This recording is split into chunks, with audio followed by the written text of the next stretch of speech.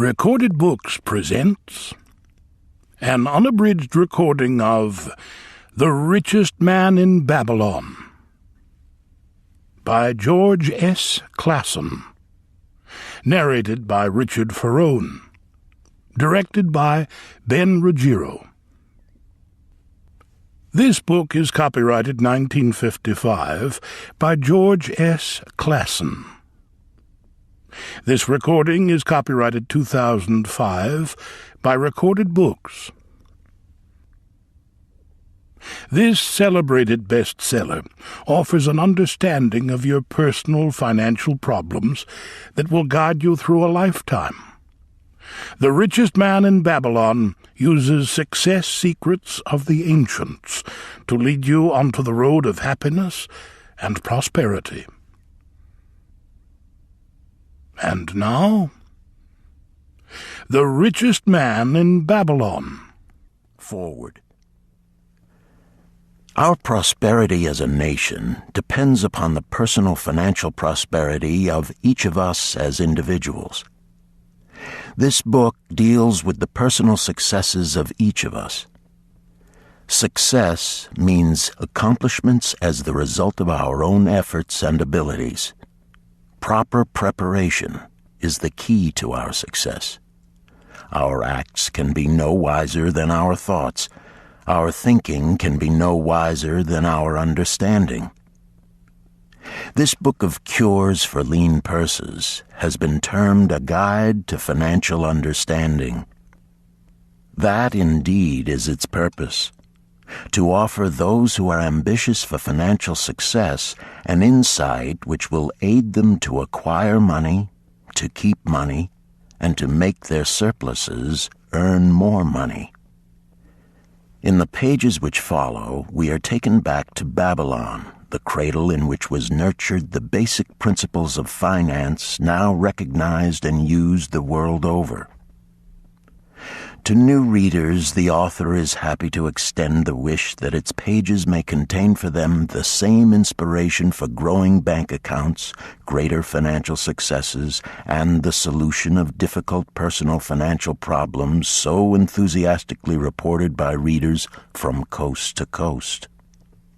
To the business executives who have distributed these tales in such generous quantities to friends, relatives, employees, and associates, the author takes this opportunity to express his gratitude. No endorsement could be higher than that of practical men who appreciate its teachings because they themselves have worked up to important successes by applying the very principles it advocates.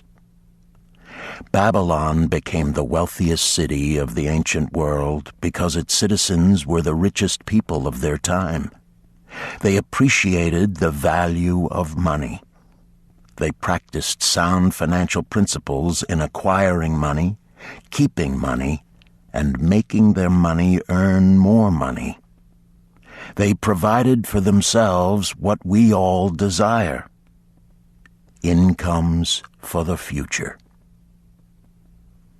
GSC. Chapter 1. The Man Who Desired Gold. Banseer, the chariot builder of Babylon, was thoroughly discouraged. From his seat upon the low wall surrounding his property, he gazed sadly at his simple home and the open workshop in which stood a partially completed chariot. His wife frequently appeared at the open door. Her furtive glances in his direction reminded him that the meal bag was almost empty and he should be at work finishing the chariot, hammering and hewing, polishing and painting, stretching taut the leather over the wheel rims, preparing it for delivery so he could collect from his wealthy customer. Nevertheless, his fat, muscular body sat stolidly upon the wall. His slow mind was struggling patiently with a problem for which he could find no answer. The hot tropical sun, so typical of this valley of the Euphrates, beat down upon him mercilessly. Beads of perspiration formed upon his brow and trickled down unnoticed to lose themselves in the hairy jungle on his chest. Beyond his home towered the high terraced walls surrounding the king's palace.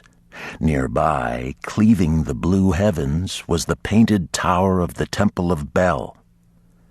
In the shadow of such grandeur was his simple home and many others far less neat and well cared for. Babylon was like this, a mixture of grandeur and squalor, of dazzling wealth and direst poverty, crowded together without plan or system within the protecting walls of the city. Behind him, had he cared to turn and look, the noisy chariots of the rich jostled and crowded aside the sandaled tradesmen as well as the barefooted beggars. Even the rich were forced to turn into the gutters to clear the way for the long lines of slave water carriers on the king's business, each bearing a heavy goatskin of water to be poured upon the hanging gardens. Bansir was too engrossed in his own problem to hear or heed the confused hubbub of the busy city. It was the unexpected twanging of the strings from a familiar lyre that aroused him from his reverie. He turned and looked into the sensitive, smiling face of his best friend, Kabai, the musician. "May the gods bless thee with great liberality, my good friend," began Kabai with an elaborate salute. "Yet it does appear they have already been so generous thou needst not to labor.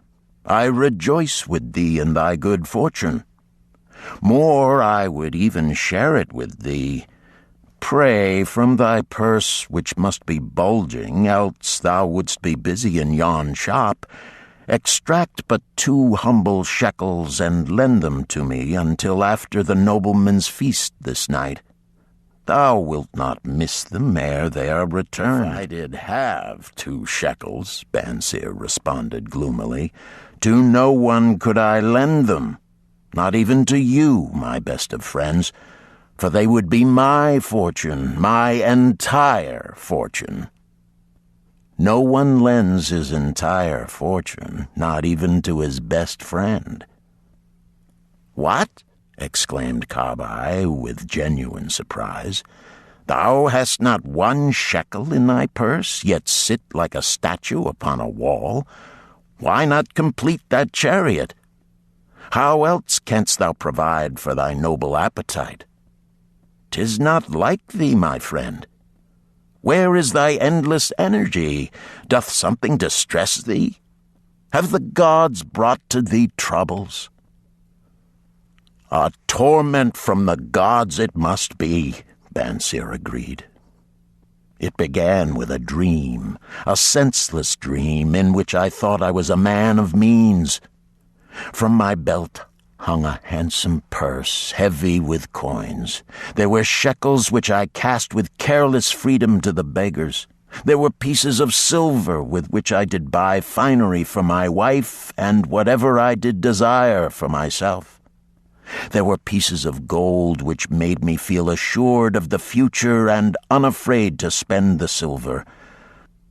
A glorious feeling of contentment was within me. You would not have known me for thy hard-working friend, nor wouldst have known my wife, so free from wrinkles was her face and shining with happiness. She was again the smiling maiden of our early married days." "A pleasant dream indeed," commented Kabai. "But why should such pleasant feelings as it aroused turn thee into a glum statue upon the wall?" "Why, indeed? Because when I awoke and remembered how empty was my purse, a feeling of rebellion swept over me. Let us talk it over together, for, as the sailors do say, we ride in the same boat, we two. As youngsters we went together to the priests to learn wisdom. As young men we shared each other's pleasures. As grown men we have always been close friends. We have been contented subjects of our kind. We have been satisfied to work long hours and spend our earnings freely. We have earned much coin in the years that have passed, yet to know the joys that come from wealth, we must dream about them. Bah! Are we more than dumb sheep? We live in the richest city in all the world. The travelers do say none equals it in wealth. About us is much display of wealth, but of it we ourselves have not. After half a lifetime of hard labor, thou, my best of friends, hast an empty purse, and sayest to me, may I borrow such a trifle as 2 shekels until after the nobleman's feast this night? Then what do I reply? Do I say, here is my purse, its contents will I gladly share? No, I admit that my purse is as empty as thine. What is the matter? Why cannot we acquire silver and gold, more than enough for food and robes? Consider also our sons, Bansir continued. Are they not following in the footsteps of their fathers? Need they and their families, and their sons' families, live all their lives in the midst of such treasures of gold, and yet, like us, be content to banquet upon sour goat's milk and porridge? Never in all the years of our friendship didst thou talk like this before, Bansir. Kabai was puzzled. Never in all those years did I think like this before. From early dawn until darkness stopped me, I have labored to build the finest chariots any man could make, soft-heartedly hoping some day the gods would recognize my worthy deeds and bestow upon me great prosperity. This they have never done. At last I realize this they will never do. Therefore my heart is sad. I wish to be a man of means. I wish to own lands and cattle, to have fine robes and coins in my purse. I am willing to work for these things with all the strength in my back, with all the skill in my hands, with all the cunning in my mind. But I wish my labors to be fairly rewarded. What is the matter with us? Again, I ask you, why cannot we have our just share of the good things so plentiful for those who have the gold with which to buy them? Would I knew the answer, Kabai replied. No better than thou am I satisfied. My earnings from my lyre are quickly gone. Often must I plan and scheme that my family be not hungry. Also within my breast is a deep longing for a lyre large enough that it may truly sing the strains of music that do surge through my mind. With such an instrument could I make music finer than even the king has ever heard before. Such a lyre thou shouldst have. No man in all Babylon could make it sing more sweetly. Could make it sing so sweetly not only the king, but the gods themselves would be delighted. But how mayest thou secure it while we both of us are as poor as the king's slaves? Listen to the bell. Here they come. He pointed to the long column of half-naked, sweating water-bearers plodding laboriously up the narrow street from the river. 5 abreast they marched, each bent under a heavy goatskin of water. A fine figure of a man he who doth lead them, Kabai indicated the wearer of the bell who marched in front without a load. A prominent man in his own country, 'tis easy to see. There are many good figures in the line, Bansir agreed, as good men as we. Tall blond men from the north, laughing black men from the south, little brown men from the nearer countries, all marching together from the river to the gardens, back and forth, day after day, year after year, naught of happiness to look forward to, beds of straw upon which to sleep, hard grain porridge to eat. Pity the poor brutes, Kabai. Pity them I do, yet thou dost make me see how little better off are we, free men though we call ourselves. That is truth, Kabai. unpleasant thought though it may be. We do not wish to go on year after year living slavish lives, working, getting nowhere. Might we not find out how others acquire gold and do as they do? Kabai inquired. Perhaps there is some secret we might learn if we but sought from those who knew, replied Bansir thoughtfully. This very day, suggested Kabai, I did pass our old friend Arcad, riding in his golden chariot. This I will say, he did not look over my humble head as many in his station might consider his right. Instead, he did wave his hand that all onlookers might see him pay greetings and bestow his smile of friendship upon Kabai, the musician. He is claimed to be the richest man in all Babylon, Bansir mused. So rich, the king is said to seek his golden aid in affairs of the treasury, Kabai replied. So rich, Bansir interrupted. I fear if I should meet him in the darkness of the night, I should lay my hands upon his fat wallet. Nonsense, reproved Kabai. A man's wealth is not in the purse he carries. A fat purse quickly empties if there be no golden stream to refill it. Arcad has an income that constantly keeps his purse full, no matter how liberally he spends. That is the thing, ejaculated Bansir. I wish an income that will keep flowing into my purse whether I sit upon the wall or travel to far lands. Arcad must know how a man can make an income for himself. Dost suppose it is something he could make clear to a mind as slow as mine? Methinks he did teach his knowledge to his son, Nomasir, Kabai responded. Did he not go to Nineveh and, so it is told at the inn, become, without aid from his father, one of the richest men in that city? Kabai, thou bringest to me a rare thought. A new light gleamed in Bansir's eyes. It costs nothing to ask wise advice from a good friend, and Arcad was always that.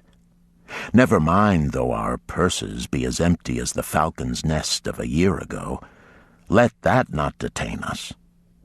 We are weary of being without gold in the midst of plenty. We wish to become men of means. Come, let us go to Arcad and ask how we also may acquire incomes for ourselves. Thou speakest with true inspiration, Bansir. Thou bringest to my mind a new understanding. Thou makest me to realize the reason why we have never found any measure of wealth. We never sought it.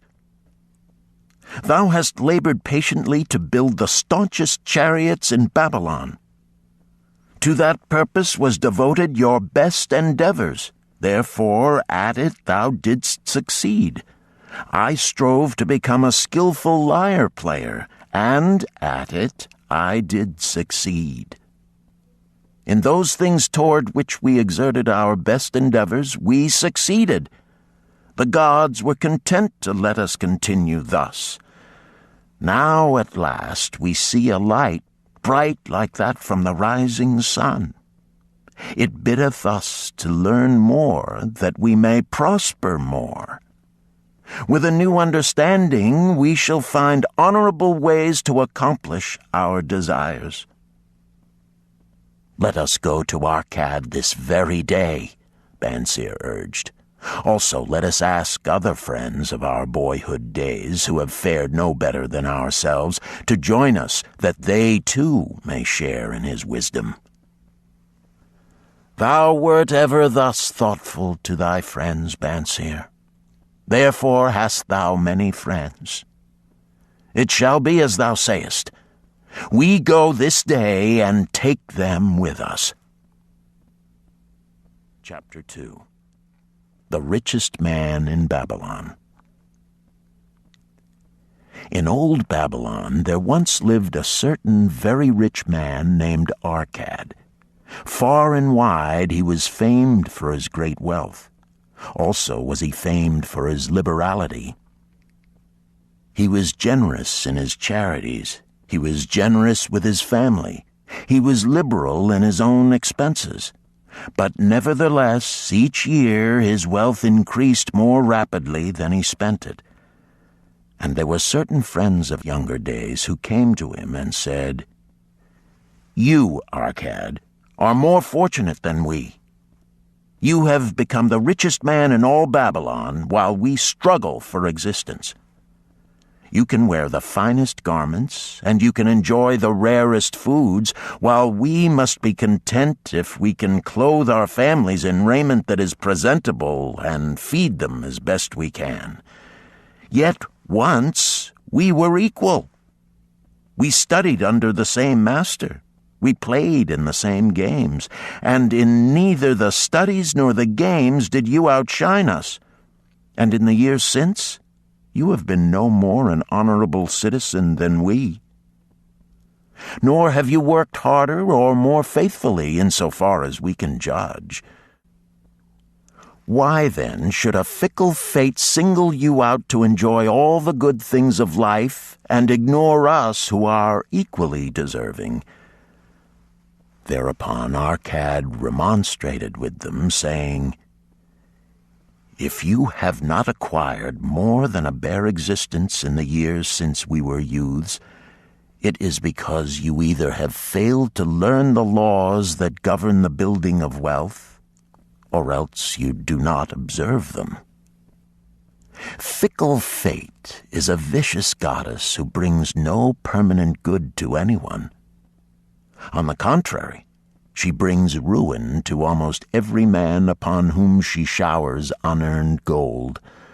She makes wanton spenders who soon dissipate all they receive and are left beset by overwhelming appetites and desires they have not the ability to gratify.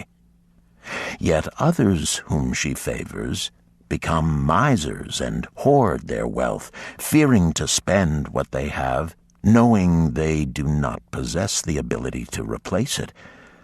They further are beset by fear of robbers and doom themselves to lives of emptiness and secret misery. Others there probably are who can take unearned gold and add to it and continue to be happy and contented citizens. But so few are they, I know of them but by hearsay, of the men who have inherited sudden wealth, and see if these things are not so."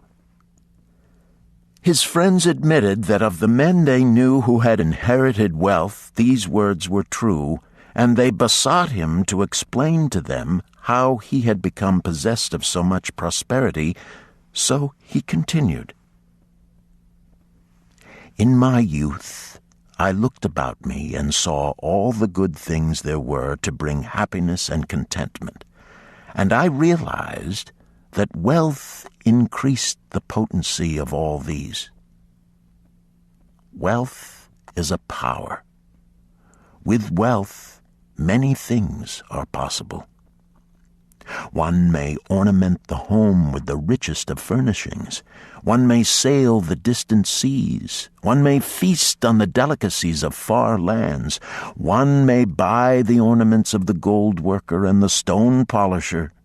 One may even build mighty temples for the gods. One may do all these things and many others in which there is delight for the senses and gratification for the soul. And when I realized all this, I decided to myself that I would claim my share of the good things of life. I would not be one of those who stand afar off, enviously watching others enjoy. I would not be content to clothe myself in the cheapest raiment that looked respectable.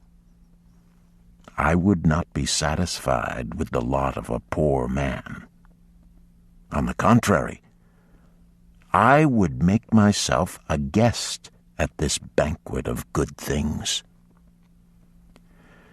Being, as you know, the son of a humble merchant, one of a large family with no hope of an inheritance, and not being endowed, as you have so frankly said, with superior powers or wisdom, I decided that if I was to achieve what I desired, time and study would be required. As for time, all men have it in abundance. You, each of you, have let slip by sufficient time to have made yourselves wealthy, yet you admit you have nothing to show except your good families, of which you can be justly proud.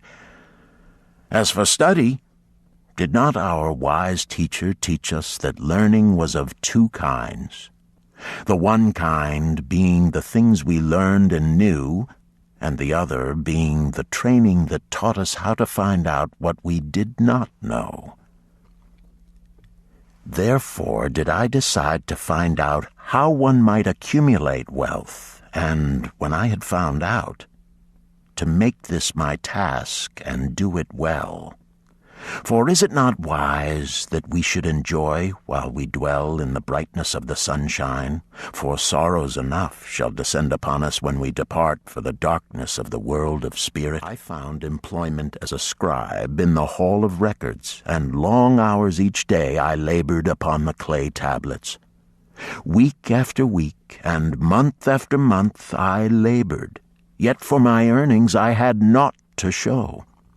Food and clothing and penance to the gods, and other things of which I could remember not what, absorbed all my earnings, but my determination did not leave me. And one day Algamish, the moneylender, came to the house of the city master and ordered a copy of the 9th law, and he said to me, I must have this in 2 days, and if the task is done by that time, 2 coppers will I give to thee. So I labored hard, but the law was long, and when Algamish returned, the task was unfinished. He was angry, and had I been his slave, he would have beaten me.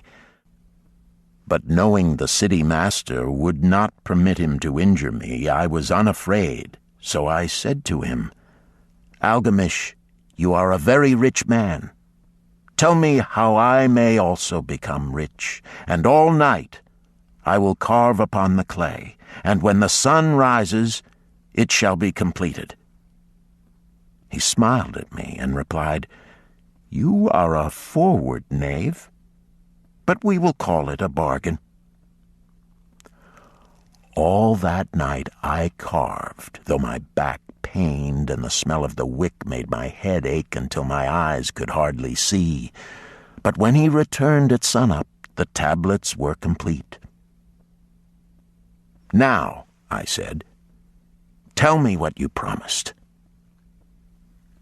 You have fulfilled your part of our bargain, my son, he said to me kindly, and I am ready to fulfill mine. I will tell you these things you wish to know, because I am becoming an old man, and an old tongue loves to wag. And when youth comes to age for advice, he receives the wisdom of years. But too often does youth think that age knows only the wisdom of days that are gone, and therefore profits not. But remember this, the sun that shines today is the sun that shone when thy father was born, and will still be shining when thy last grandchild shall pass into the darkness. The thoughts of youth, he continued, are bright lights that shine forth like the meteors that oft make brilliant the sky. But the wisdom of age is like the fixed stars that shine so unchanged that the sailor may depend upon them to steer his course. Mark you well my words, for if you do not, you will fail to grasp the truth that I will tell you, and you will think that your night's work has been in vain. Then he looked at me shrewdly from under his shaggy brows and said in a low, forceful tone, I've found the road to wealth when I decided that a part of all I earned was mine to keep. and so will you." Then he continued to look at me with a glance that I could feel pierce me, but said no more. "Is that all?" I asked. "That was sufficient to change the heart of a sheep-herder into the heart of a money-lender," he replied. "But all I earn is mine to keep, is it not?" I demanded. "Far from it," he replied. "Do you not pay the garment maker? Do you not pay the sandal maker? Do you not pay for the things you eat? Can you live in Babylon without spending? What have you to show for your earnings of the past month? What for the past year? Fool! You pay to everyone but yourself. Dullard! You labor for others. As well be a slave and work for what your master gives you to eat and wear. If you did keep for yourself 1/10 of all you earn, how much would you have in 10 years?" If the numbers did not forsake me, and I answered, "As much as I earn in 1 year." "You speak but half the truth," he retorted. "Every gold piece you save is a slave to work for you. Every copper it earns is its child that also can earn for you. If you would become wealthy, then what you save must earn, and its children must earn, that all may help to give to you the abundance you crave. You think I cheat you for your long night's work," he continued. "But I am paying you 1,000 times over if you have the intelligence to grasp the truth I offer you. A part of all you earn is yours to keep.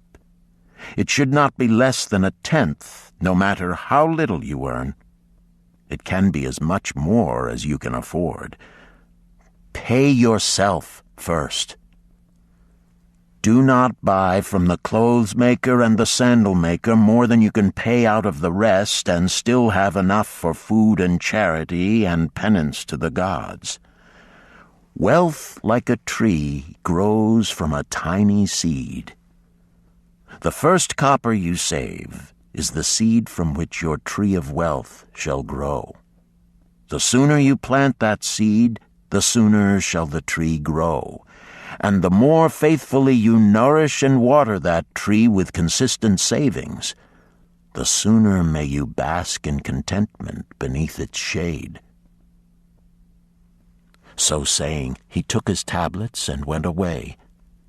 I thought much about what he had said to me, and it seemed reasonable, so I decided that I would try it. Each time I was paid, I took 1 from each 10 pieces of copper and hid it away.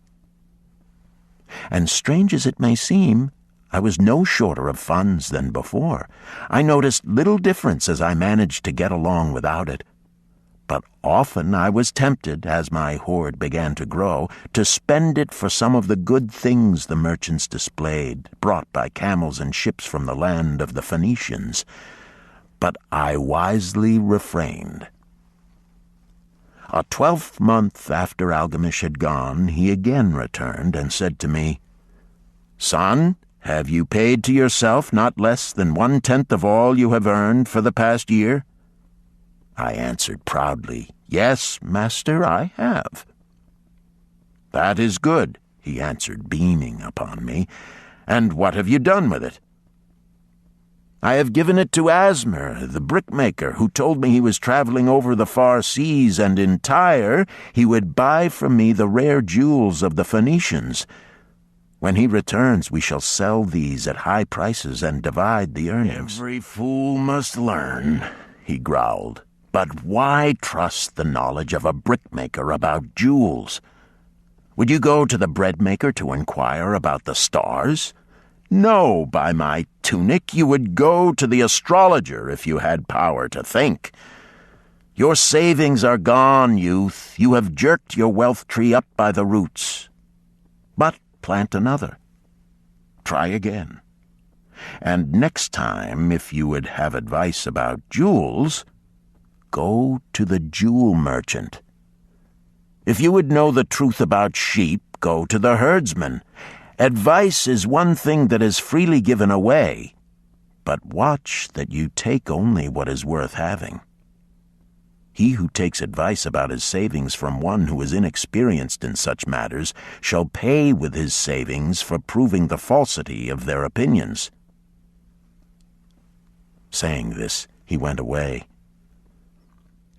And it was as he said, for the Phoenicians are scoundrels and sold to Asmer worthless bits of glass that looked like gems. But as Algamish had bid me, I again saved each 10th copper, for I now had formed the habit, and it was no longer difficult. Again, 12 months later, Algamish came to the room of the scribes and addressed me. "What progress have you made since last I saw you?" "I have paid myself faithfully," I replied, "and my savings I have entrusted to Agar, the shield-maker, to buy bronze, and each 4th month he does pay me the rental." "That is good. And what do you do with the rental?" "I do have a great feast with honey and fine wine and spiced cake. Also I have bought me a scarlet tunic, and some day I shall buy me a young ass upon which to ride." To which Algamish laughed, "You do eat the children of your savings. Then how do you expect them to work for you? And how can they have children that will also work for you? First get thee an army of golden slaves, and then many a rich banquet may you enjoy without regret." So saying, he again went away. Nor did I again see him for 2 years, when he once more returned, and his face was full of deep lines, and his eyes drooped, for he was becoming a very old man. And he said to me, "Arcad, hast thou yet achieved the wealth thou dreamed of?"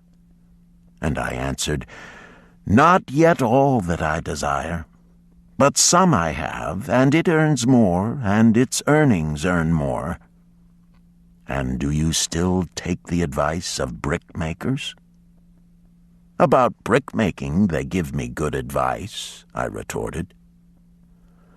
"Arcad," he continued, "you have learned your lessons well. You first learned to live upon less than you could earn. Next, you learned to seek advice from those who were competent through their own experiences to give it.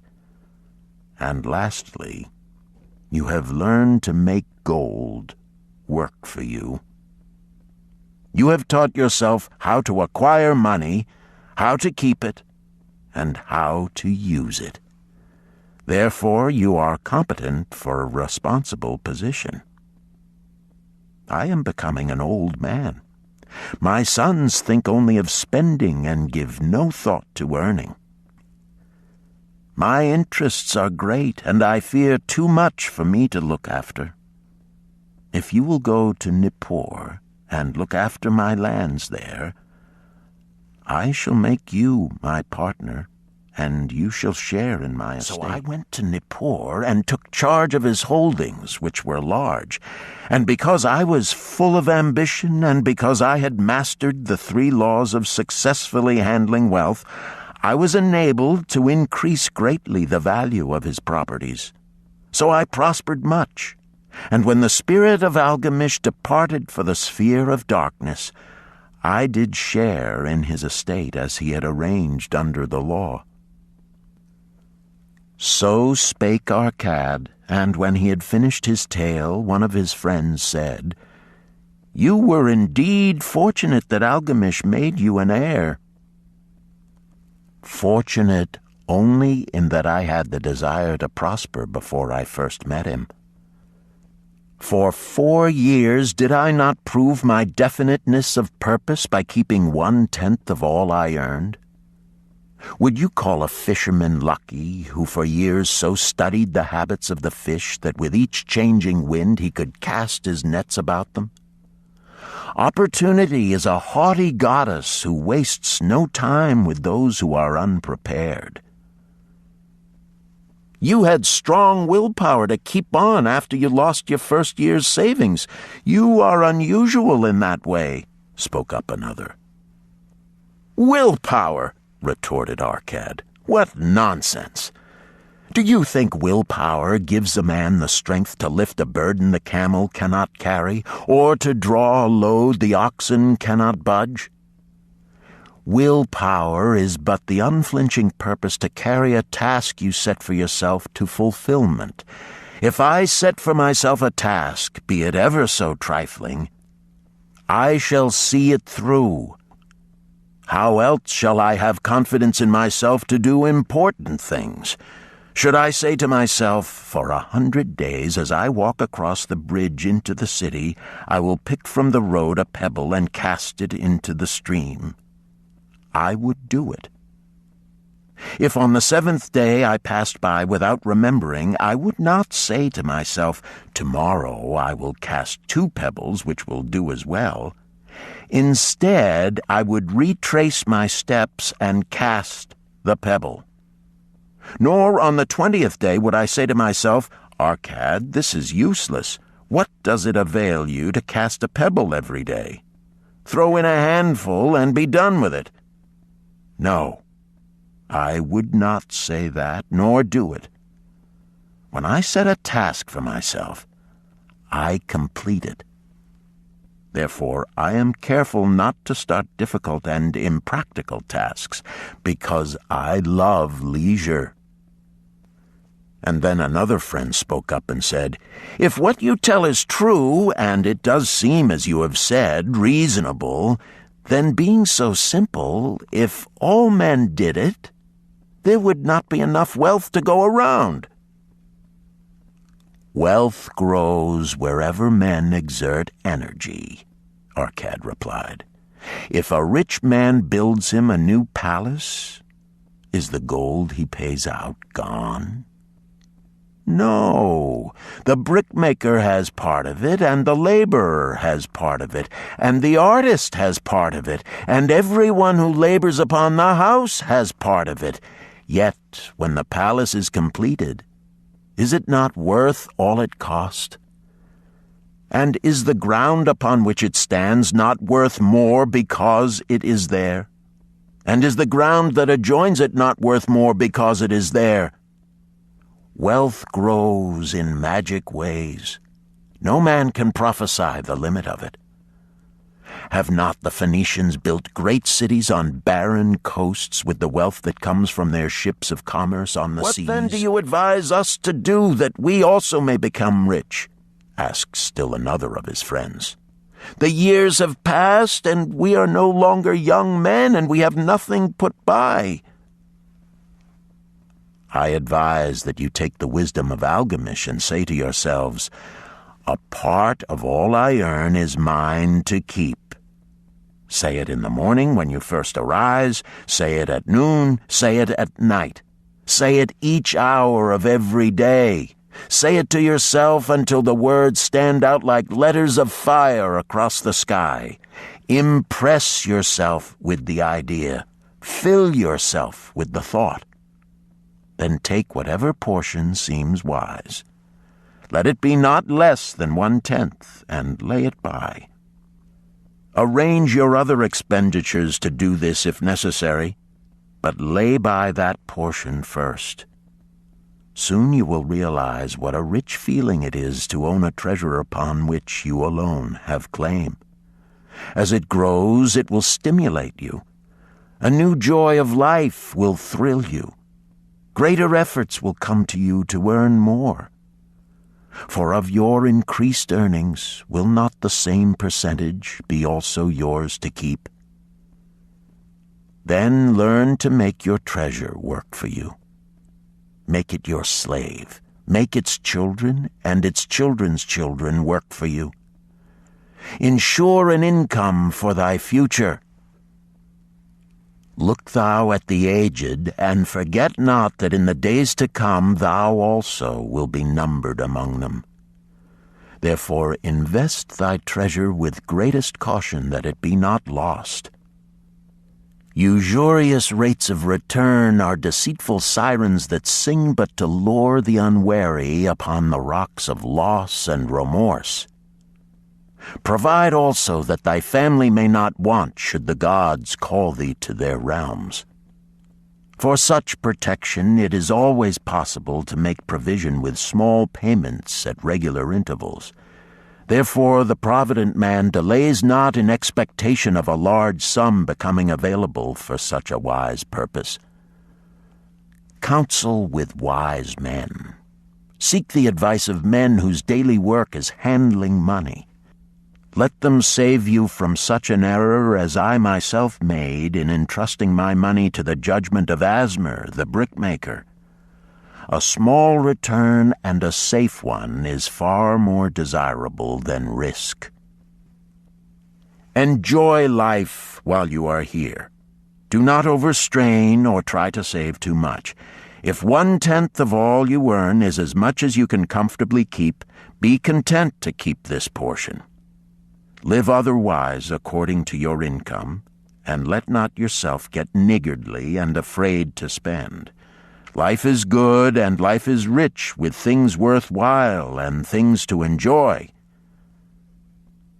His friends thanked him and went away.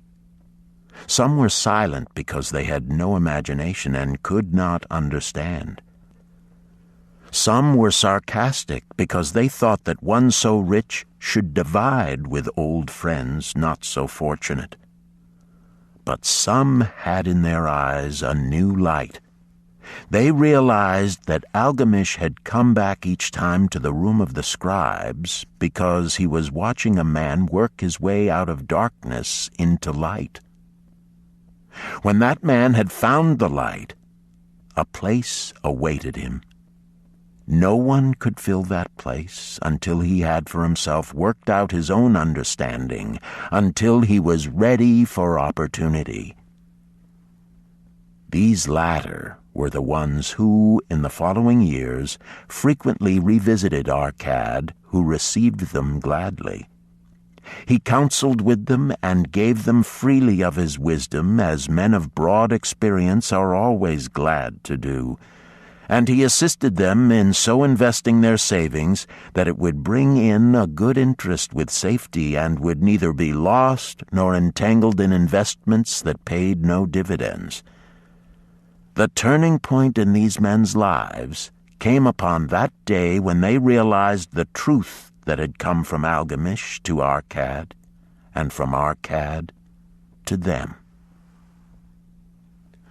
A part of all you earn is yours to keep. Chapter 3. 7 Cures for a Lean Purse. The glory of Babylon endures. Down through the ages, its reputation comes to us as the richest of cities, its treasures as fabulous. Yet it was not always so. The riches of Babylon were the results of the wisdom of its people. They first had to learn how to become wealthy. When the good King Sargon returned to Babylon after defeating his enemies, the Elamites, he was confronted with a serious situation. The royal chancellor explained it to the king thus: "After many years of great prosperity brought to our people because your majesty built the great irrigation canals and the mighty temples of the gods, now that these works are completed, the people seem unable to support themselves. The laborers are without employment. The merchants have few customers. The farmers are unable to sell their produce. The people have not enough gold to buy food."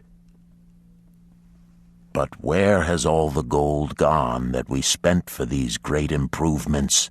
demanded the king. "It has found its way, I fear," responded the chancellor, "into the possession of a few very rich men of our city. It filtered through the fingers of most of our people as quickly as the goat's milk goes through the strainer. Now that the stream of gold has ceased to flow, most of our people have nothing to show for their earnings." The king was thoughtful for some time. Then he asked, "Why should so few men be able to acquire all the gold?" "Because they know how," replied the chancellor. "One may not condemn a man for succeeding because he knows how. Neither may one with justice take away from a man what he has fairly earned to give to men of less ability." "But why," demanded the king, "should not all the people learn how to accumulate gold and therefore become themselves rich and prosperous?" "Quite possible, Your Excellency. But who can teach them? Certainly not the priests, because they know naught of money-making." "Who knows best in all our city how to become wealthy, Chancellor?" asked the king. "Thy question answers itself, Your Majesty. Who has amassed the greatest wealth in Babylon?" "Well said, my able Chancellor. It is Arcad. He is the richest man in Babylon.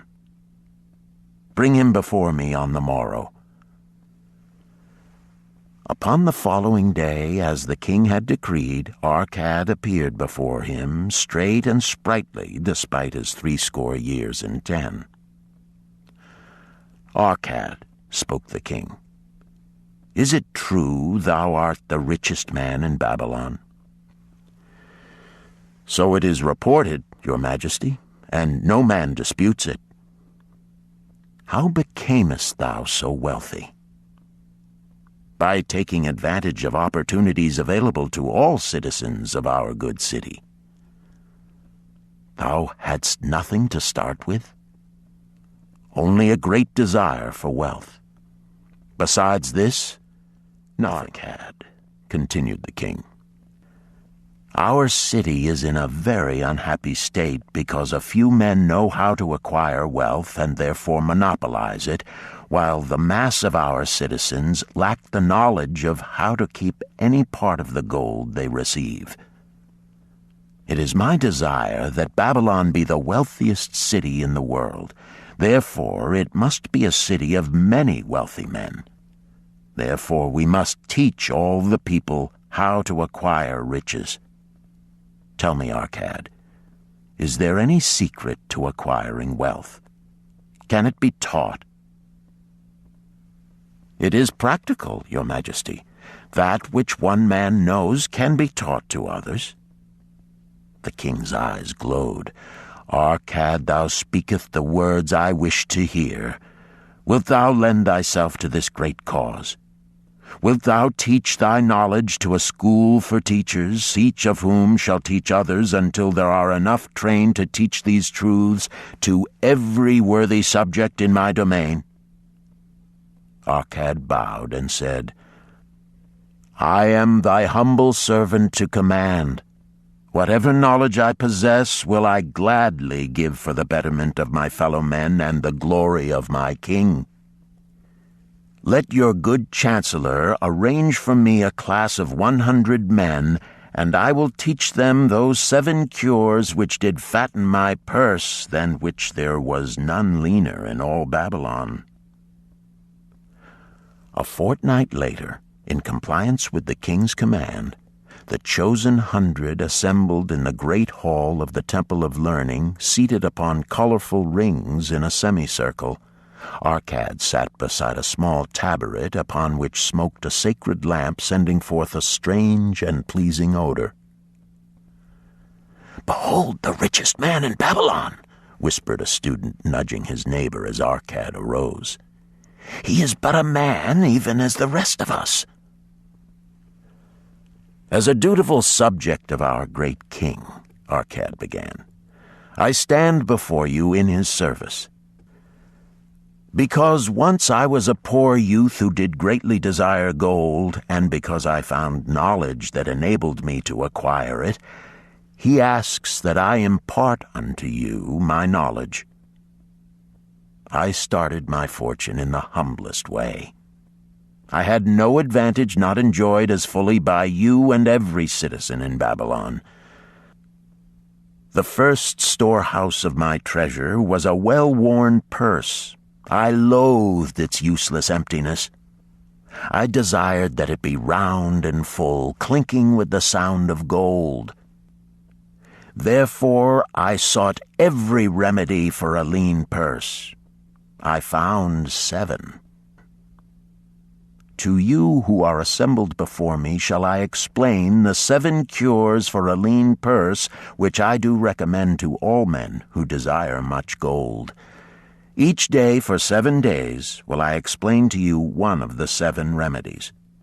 Listen attentively to the knowledge that I will impart. Debate it with me. Discuss it among yourselves. Learn these lessons thoroughly, that ye may also plant in your own purse the seed of wealth. First must each of you start wisely to build a fortune of his own. Then wilt thou be competent, and only then, to teach these truths to others. I shall teach to you in simple ways how to fatten your purses.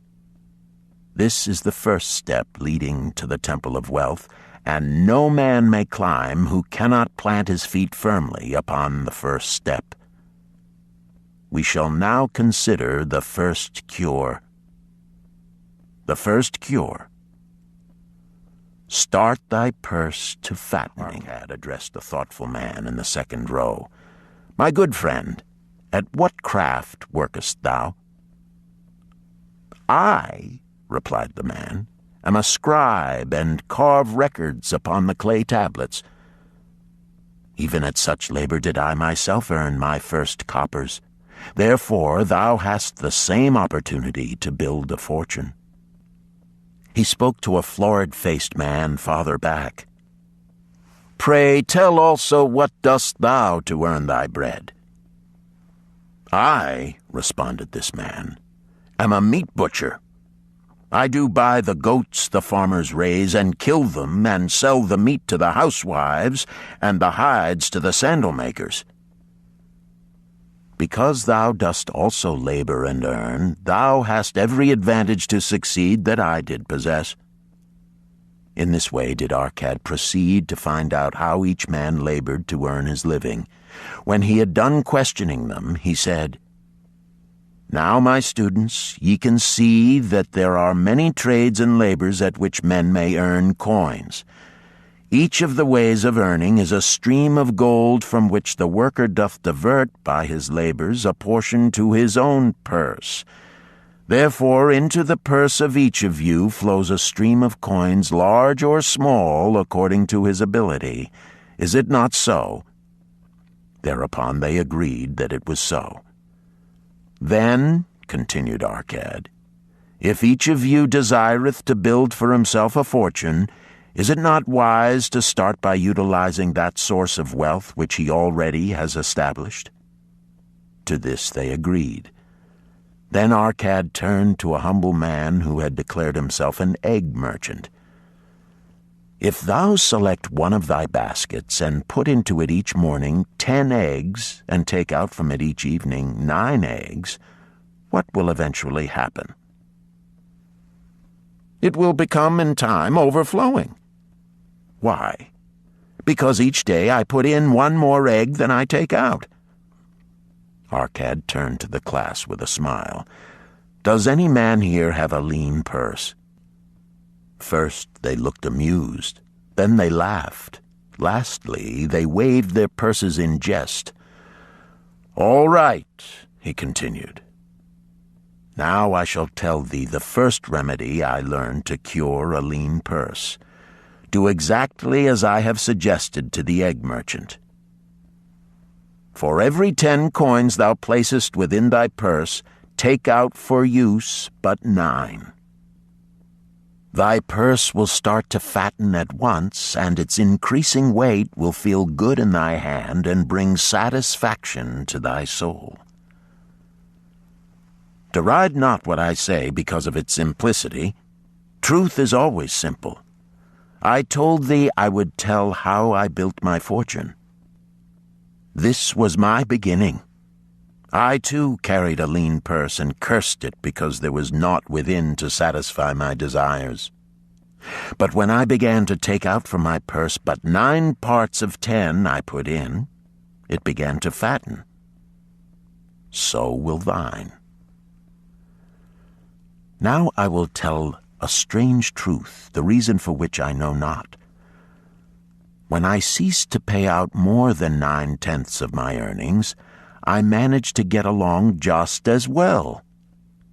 I was not shorter than before. Also, ere long did coins come to me more easily than before. Surely it is a law of the gods that unto him who keepeth and spendeth not a certain part of all his earnings shall gold come more easily. Likewise him whose purse is empty does gold avoid. Which desirest thou the most? Is it the gratification of thy desires of each day, a jewel, a bit of finery, better raiment, more food, things quickly gone and forgotten? Or is it substantial belongings, gold, lands, herds, merchandise, income-bringing investments? The coins thou takest from thy purse bring the first. The coins thou leavest within it will bring the latter. This, my students, was the first cure I did discover for my lean purse. For each 10 coins I put in, to spend but 9. Debate this among yourselves. If any man proves it untrue, tell me upon the morrow when we shall meet again. The second cure. Control thy expenditures. Some of your members, my students, have asked me this: how can a man keep 1/10 of all he earns in his purse when all the coins he earns are not enough for his necessary expenses? So did Arcad address his students upon the second day. Yesterday, how many of thee carried lean purses? All of us, answered the class. Yet thou do not all earn the same. Some earn much more than others. Some have much larger families to support. Yet all purses were equally lean. Now I will tell thee an unusual truth about men and sons of men. It is this: that what each of us calls our necessary expenses will always grow to equal our incomes unless we protest to the contrary. Confuse not the necessary expenses with thy desires. Each of you, together with your good families, have more desires than your earnings can gratify. Therefore are thy earnings spent to gratify these desires in so far as they will go. Still thou retainest many ungratified desires. All men are burdened with more desires than they can gratify. Because of my wealth, thinkest thou I may gratify every desire? 'Tis a false idea. There are limits to my time. There are limits to my strength. There are limits to the distance I may travel. There are limits to what I may eat. There are limits to the zest with which I may enjoy. I say to you that just as weeds grow in a field wherever the farmer leaves space for their roots, even so freely do desires grow in men whenever there is a possibility of their being gratified.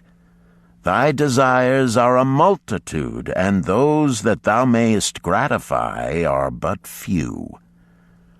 Study thoughtfully thy accustomed habits of living.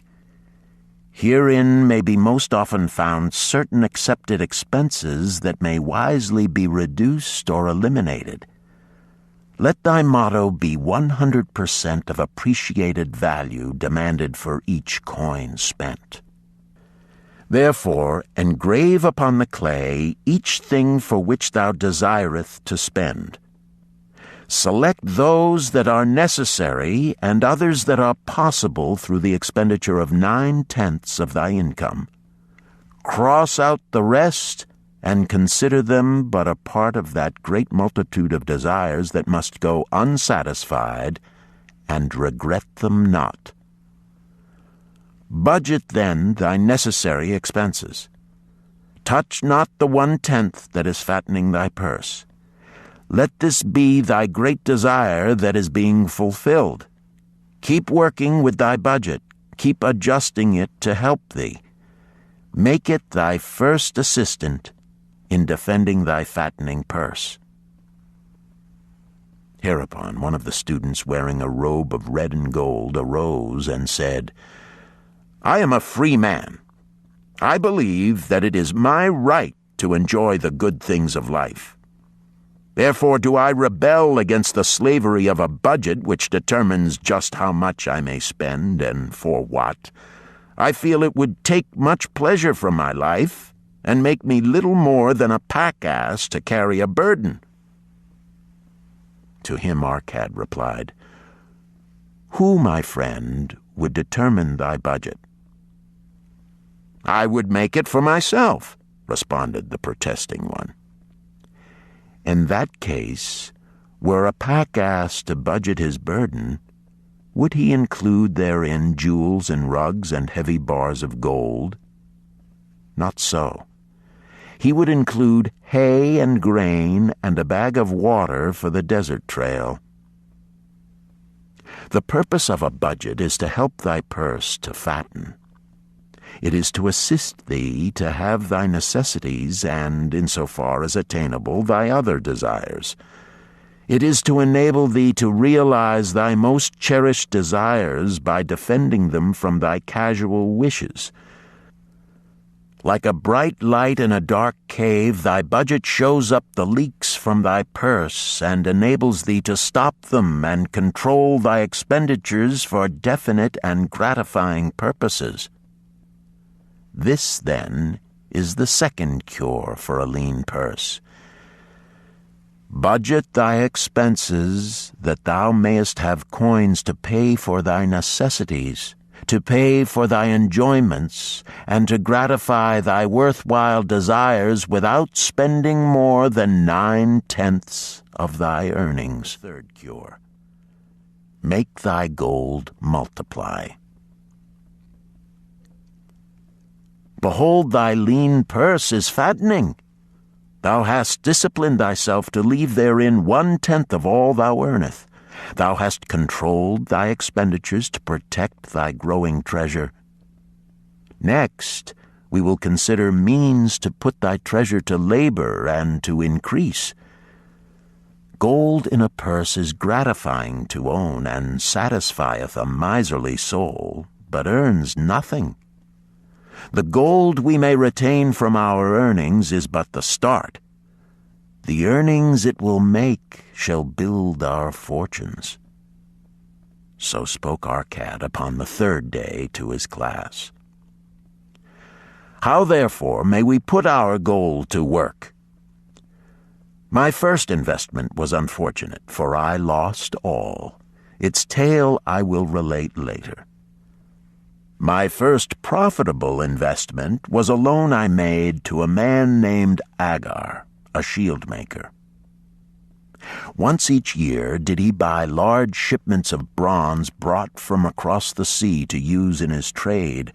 Lacking sufficient capital to pay the merchants, he would borrow from those who had extra coins. He was an honorable man. His borrowing he would repay, together with a liberal rental as he sold his shields. Each time I loaned to him, I loaned back also the rental he had paid to me. Therefore not only did my capital increase, but its earnings likewise increased. Most gratifying was it to have these sums returned to my purse. I tell you, my students, a man's wealth is not in the coins he carries in his purse. It is the income he buildeth, the golden stream that continually floweth into his purse and keepeth it always bulging.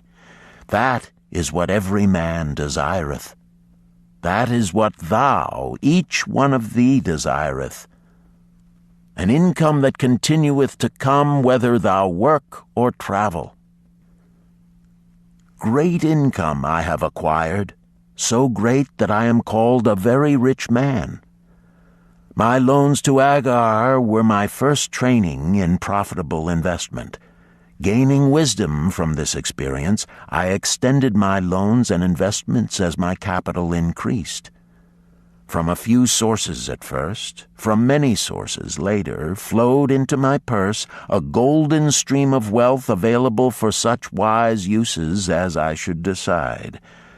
Behold, from my humble earnings, I had begotten a horde of golden slaves, each laboring and earning more gold. As they labored for me, so their children also labored, and their children's children, until great was the income from their combined efforts. Gold increaseth rapidly when making reasonable earnings, as thou wilt see from the following. A farmer, when his first son was born, took 10 pieces of silver to a moneylender and asked him to keep it on rental for his son until he became 20 years of age. This the moneylender did, and agreed the rental should be 1/4 of its value each 4 years. The farmer asked, because this sum he had set aside as belonging to his son, that the rental be added to the principal. When the boy had reached the age of 20 years, the farmer again went to the moneylender to inquire about the silver. The moneylender explained that because this sum had been increased by compound interest, the original 10 pieces of silver had now grown to 30½ pieces. The farmer was well pleased, and because the son did not need the coins, he left them with the moneylender. When the son became 50 years of age, the father meantime having passed to the other world, the moneylender paid the son in settlement 167 pieces of silver. Thus, in 50 years, had the investment multiplied itself at rental almost 17 times.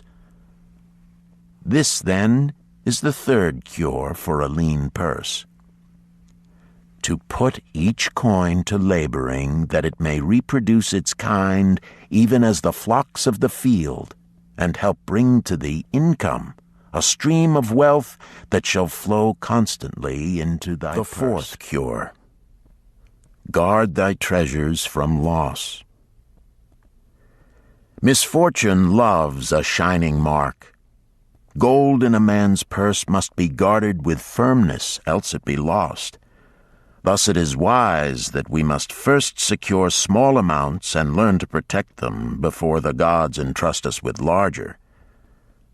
So spoke our cad upon the 4th day to his class. Every owner of gold is tempted by opportunities whereby it would seem that he could make large sums by its investment in most plausible projects. Often friends and relatives are eagerly entering such investment and urge him to follow. The first sound principle of investment is security for thy principal. Is it wise to be intrigued by larger earnings when thy principal may be lost? I say not. The penalty of risk is probable loss. Study carefully, before parting with thy treasure, each assurance that it may be safely reclaimed. Be not misled by thine own romantic desires to make wealth rapidly. Before thou loan it to any man, assure thyself of his ability to repay and his reputation for doing so, that thou mayest not unwittingly be making him a present of thy hard-earned treasure. Before thou entrust it as an investment in any field, acquaint thyself with the dangers which may beset it. My own first investment was a tragedy to me at the time. The guarded savings of a year I did entrust to a brickmaker named Asmer, who was traveling over the far seas, and in Tyre agreed to buy for me the rare jewels of the Phoenicians. These we would sell upon his return and divide the profits. The Phoenicians were scoundrels and sold him bits of glass, my treasure was lost. Today, my training would show to me at once the folly of entrusting a brickmaker to buy jewels. Therefore do I advise thee from the wisdom of my experiences, be not too confident of thine own wisdom in entrusting thy treasures to the possible pitfalls of investments. Better by far to consult the wisdom of those experienced in handling money for profit. Such advice is freely given for the asking, and may readily possess a value equal in gold to the sum thou considerest investing. In truth, such is its actual value if it save thee from loss. This, then, is the fourth cure for a lean purse, and of great importance if it prevent thy purse from being emptied once it has become well filled.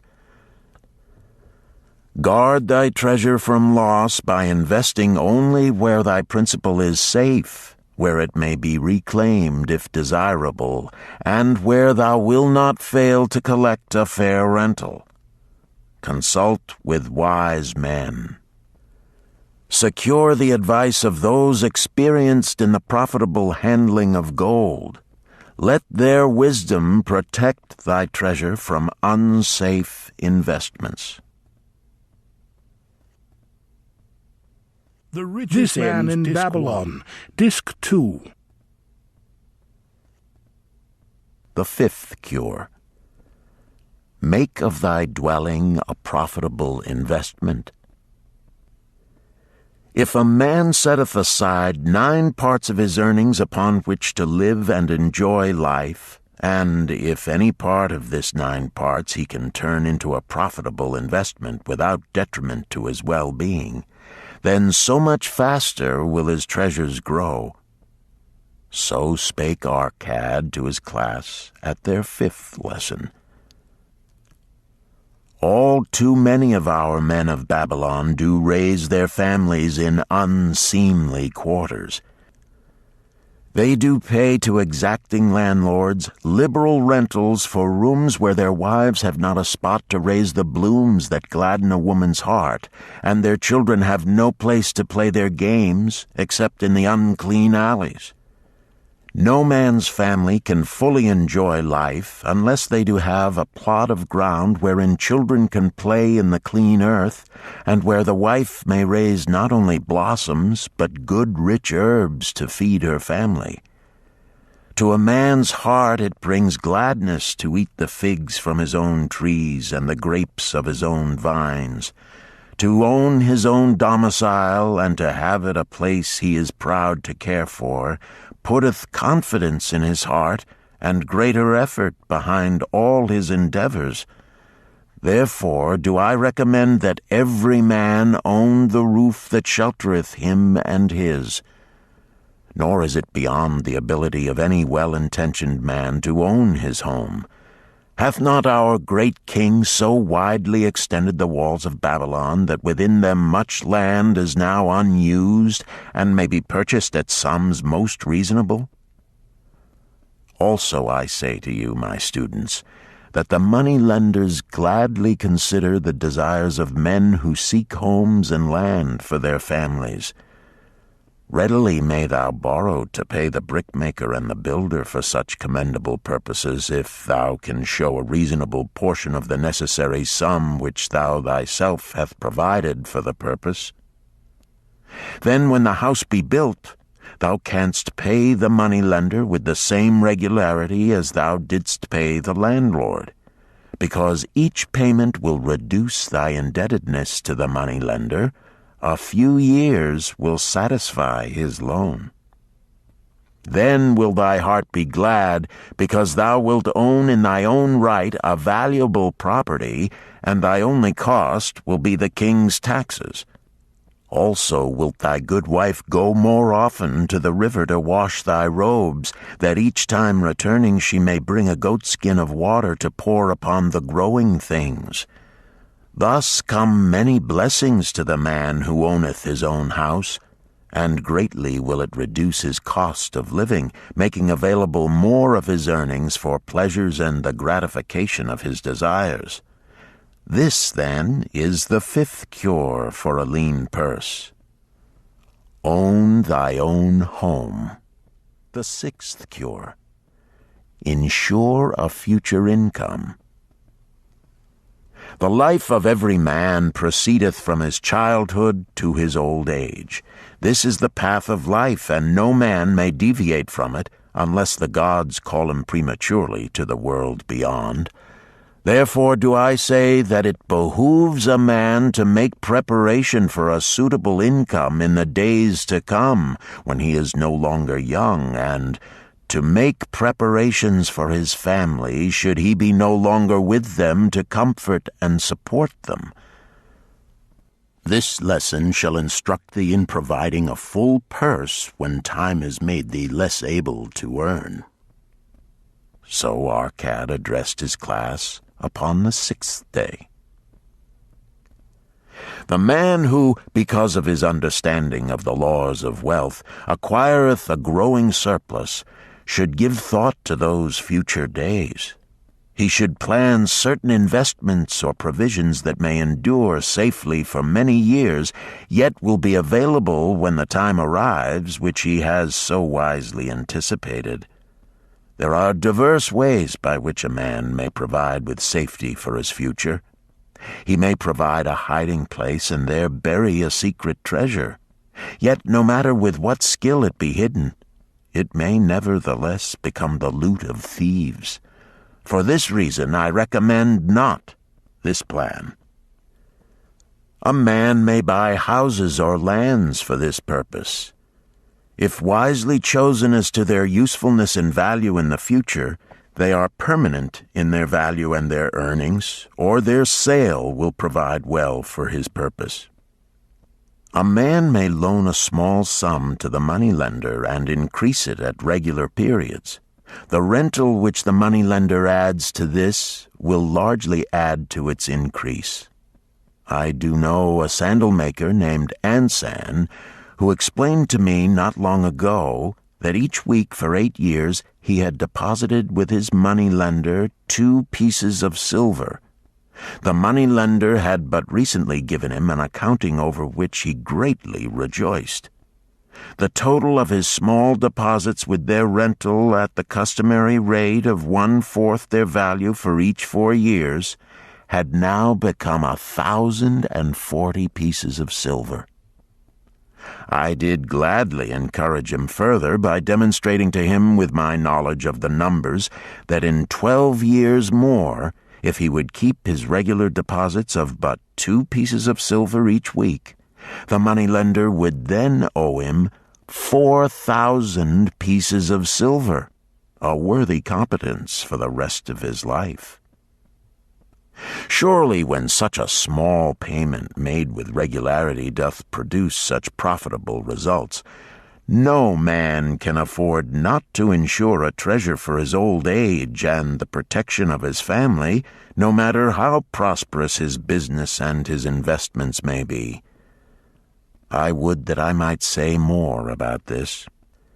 In my mind rests a belief that someday wise-thinking men will devise a plan to insure against death, whereby many men pay in but a trifling sum regularly, the aggregate making a handsome sum for the family of each member who passeth to the beyond. This do I see as something desirable and which I could highly recommend. But today it is not possible, because it must reach beyond the life of any man or any partnership to operate. It must be as stable as the king's throne. Some day do I feel that such a plan shall come to pass, and be a great blessing to many men, because even the first small payment will make available a snug fortune for the family of a member, should he pass on. But because we live in our own day, and not in the days which are to come, must we take advantage of those means and ways of accomplishing our purposes. Therefore do I recommend to all men that they, by wise and well-thought-out methods, do provide against a lean purse in their mature years. For a lean purse to a man no longer able to earn, or to a family without its head, is a sore tragedy. This, then, is the sixth cure for a lean purse.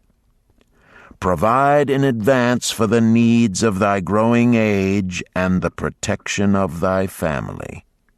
The seventh cure. Increase thy ability to earn. This day do I speak to thee, my students, of one of the most vital remedies for a lean purse. Yet I will not talk of gold, but of yourselves, of the men beneath the robes of many colors who do sit before me. I will talk to you of those things within the minds and lives of men which do work for or against their success. So did Arcad address his class upon the seventh day. Not long ago came to me a young man seeking to borrow. When I questioned him the cause of his necessity, he complained that his earnings were insufficient to pay his expenses. Thereupon I explained to him, this being the case, he was a poor customer for the moneylender, as he possessed no surplus earning capacity to repay the loan. What you need, young man, I told him, is to earn more coins. What dost thou to increase thy capacity to earn? All that I can do, he replied. 6 times within 2 moons have I approached my master to request my pay be increased, but without success. No man can go oftener than that. We may smile at his simplicity, yet he did possess one of the vital requirements to increase his earnings. Within him was a strong desire to earn more, a proper and commendable desire. Preceding accomplishment must be desire. Thy desires must be strong and definite. General desires are but weak longings. For a man to wish to be rich is of little purpose. For a man to desire 5 pieces of gold is a tangible desire which he can press to fulfillment. After he has backed his desire for 5 pieces of gold with strength of purpose to secure it, next he can find similar ways to obtain 10 pieces, and then 20 pieces, and later 1,000 pieces, and, behold, he has become wealthy. In learning to secure his one definite small desire, he hath trained himself to secure a larger one. This is the process by which wealth is accumulated, first in small sums, then in larger ones as a man learns and becomes more capable. Desires must be simple and definite. They defeat their own purpose should they be too many, too confusing, or beyond a man's training to accomplish. As a man perfecteth himself in his calling, even so doth his ability to earn increase. In those days when I was a humble scribe carving upon the clay for a few coppers each day, I observed that other workers did more than I, and were paid more. Therefore did I determine that I would be exceeded by none. Nor did it take long for me to discover the reason for their greater success. More interest in my work, more concentration upon my task, more persistence in my effort, and, behold, few men could carve more tablets in a day than I. With reasonable promptness my increased skill was rewarded, nor was it necessary for me to go 6 times to my master to request recognition. The more of wisdom we know, the more we may earn. That man who seeks to learn more of his craft shall be richly rewarded. If he is an artisan, he may seek to learn the methods and the tools of those most skillful in the same line. If he laboreth at the law or at healing, he may consult and exchange knowledge with others of his calling. If he be a merchant, he may continually seek better goods that can be purchased at lower prices.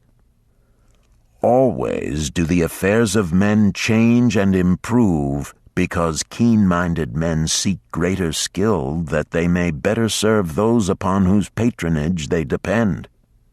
Therefore, I urge all men to be in the front rank of progress and not to stand still, lest they be left behind. Many things come to make a man's life rich with gainful experiences. Such things as the following a man must do if he respects himself. He must pay his debts with all the promptness within his power, not purchasing that for which he is unable to pay. He must take care of his family that they may think and speak well of him. He must make a will of record that, in case the gods call him, proper and honorable division of his property be accomplished. He must have compassion upon those who are injured and smitten by misfortune, and aid them within reasonable limits. He must do deeds of thoughtfulness to those dear to him. Thus, the seventh and last remedy for a lean purse is to cultivate thy own powers, to study and become wiser, to become more skillful, to so act as to respect thyself. Thereby shalt thou acquire confidence in thyself to achieve thy carefully considered desires. These, then, are the 7 cures for a lean purse, which, out of the experience of a long and successful life, I do urge for all men who desire wealth. There is more gold in Babylon, my students, than thou dreamest of. There is abundance for all. Go thou forth and practice these truths, that thou mayest prosper and grow wealthy, as is thy right. Go thou forth and teach these truths, that every honorable subject of his majesty may also share liberally in the ample wealth of our beloved city. Chapter 4. Meet the Goddess of Good Luck. Babylonian Proverb. If a man be lucky, there is no foretelling the possible extent of his good fortune. Pitch him into the Euphrates, and, like as not, he will swim out with a pearl in his hand. The desire to be lucky is universal. It was just as strong in the breasts of men 4,000 years ago in ancient Babylon as it is in the hearts of men today. We all hope to be favored by the whimsical goddess of good luck. Is there some way we can meet her and attract not only her favorable attention, but her generous favors? Is there a way to attract good luck? That is just what the men of ancient Babylon wished to know. It is exactly what they decided to find out. They were shrewd men and keen thinkers. That explains why their city became the richest and most powerful city of their time. In that distant past, they had no schools or colleges. Nevertheless, they had a center of learning, and a very practical one it was. Among the towered buildings in Babylon was one that ranked in importance with the palace of the king, the hanging gardens, and the temples of the gods. You will find scant mention of it in the history books, more likely no mention at all, yet it exerted a powerful influence upon the thought of that time. This building was the temple of learning, where the wisdom of the past was expounded by voluntary teachers, and where subjects of popular interest were discussed in open forums. Within its walls, all men met as equals. The humblest of slaves could dispute with impunity the opinions of a prince of the royal house. Among the many who frequented the Temple of Learning was a wise rich man named Arcad, called the richest man in Babylon. He had his own special hall where almost any evening a large group of men, some old, some very young, but mostly middle-aged, gathered to discuss and argue interesting subjects. Suppose we listen in to see whether they knew how to attract good luck. The sun had just set like a great red ball of fire shining through the haze of desert dust when Arcad strolled to his accustomed platform. Already full 80 men were awaiting his arrival, reclining on their small rugs spread upon the floor. More were still arriving. "What shall we discuss this night?" Arcad inquired. After a brief hesitation, a tall cloth weaver addressed him, arising as was the custom. "I have a subject I would like to hear discussed, yet hesitate to offer, lest it seem ridiculous to you, Arcad, and my good friends urged to offer it, both by Arcad and by calls from the others, he continued. "This day I have been lucky, for I have found a purse in which there are pieces of gold. To continue to be lucky is my great desire. Feeling that all men share with me this desire, I do suggest we debate how to attract good luck, that we may discover ways it can be enticed to one." "A most interesting subject has been offered," Arcad commented. "One most worthy of our discussion. To some men, good luck bespeaks but a chance happening that, like an accident, may befall one without purpose or reason. Others do believe that the instigator of all good fortune is our most bounteous goddess Ashtar, ever anxious to reward with generous gifts those who please her. Speak up, my friends, what say you? Shall we seek to find if there be means by which good luck may be enticed to visit each and all of us?" "Yea, and much of it," responded the growing group of eager listeners. Thereupon Arcad continued, "To start our discussion, let us first hear from those among us who have enjoyed experiences similar to that of the cloth weaver in finding or receiving, without effort upon their part, valuable treasures or jewels." There was a pause in which all looked about, expecting someone to reply, but no one did. "What? No one?" Arcad asked. "Then rare indeed must be this kind of good luck. Who now will offer a suggestion as to where we shall continue our search?" "That I will do," spoke a well-robed young man, arising. "When a man speaketh of luck, is it not natural that his thoughts turn to the gaming tables? Is it not there we find many men courting the favor of the goddess in hope she will bless them with rich winnings?" As he resumed his seat, a voice called, "Do not stop! Continue thy story. Tell us, didst thou find favor with the goddess at the gaming tables? Did she turn the cubes with red side up so thou filled thy purse at the dealer's expense? Or did she permit the blue sides to come up so the dealer raked in thy hard-earned pieces of silver?" The young man joined the good-natured laughter, then replied, "I am not averse to admitting she seemed not to know I was even there. But how about the rest of you?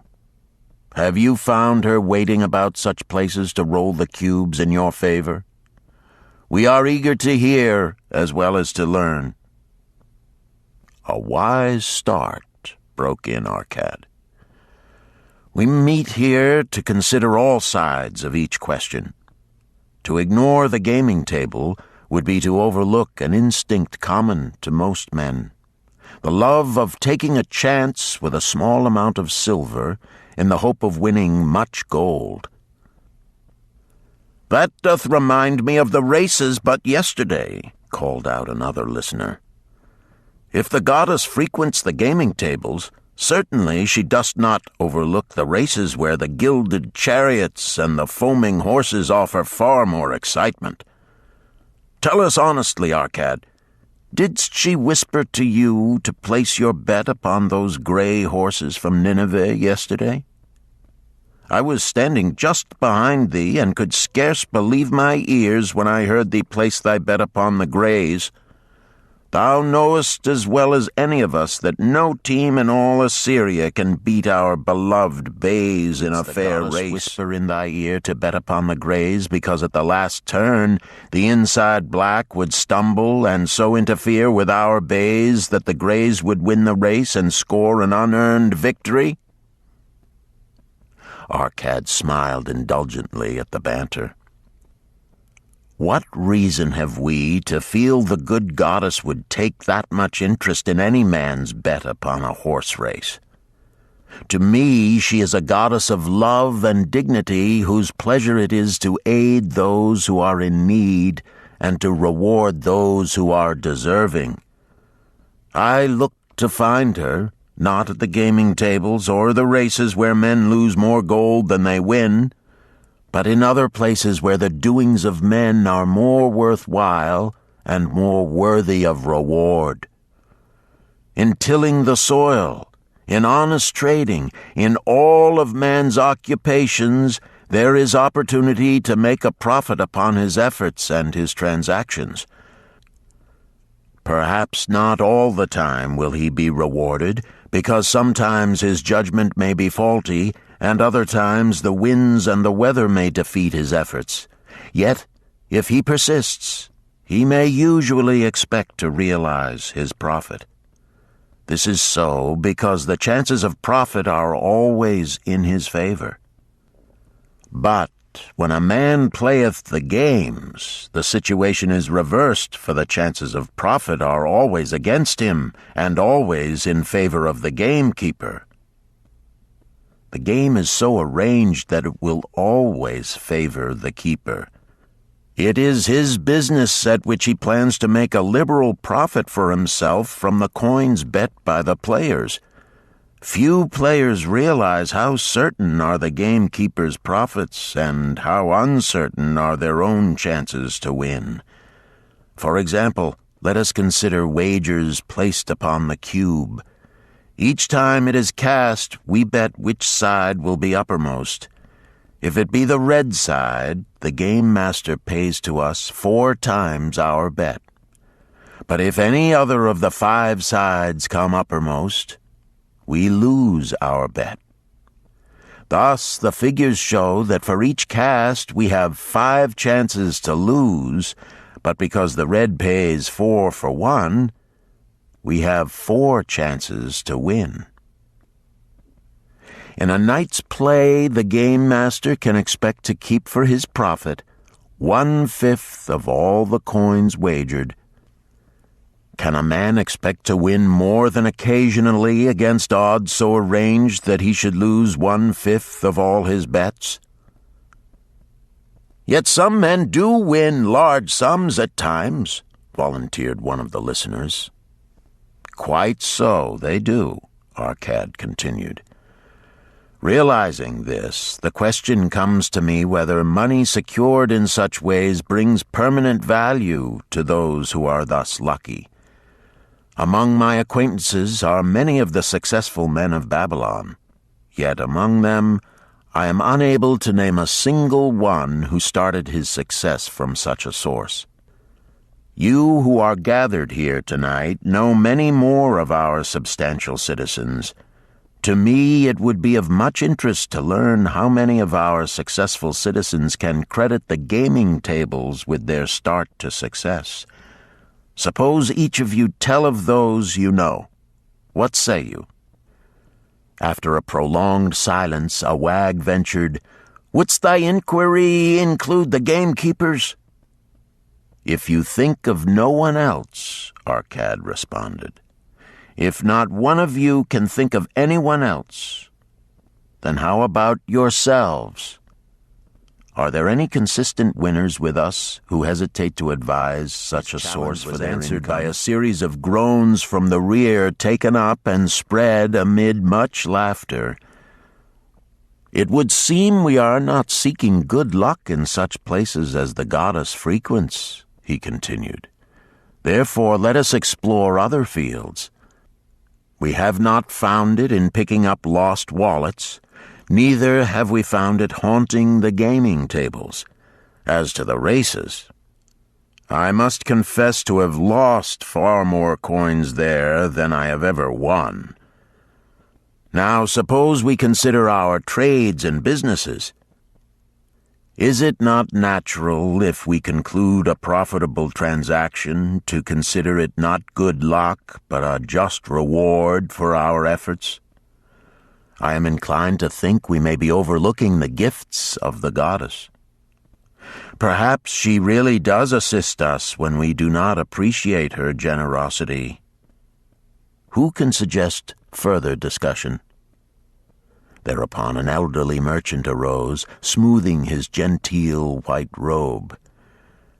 "With thy permission, most honorable Arcad and my friends, I offer a suggestion.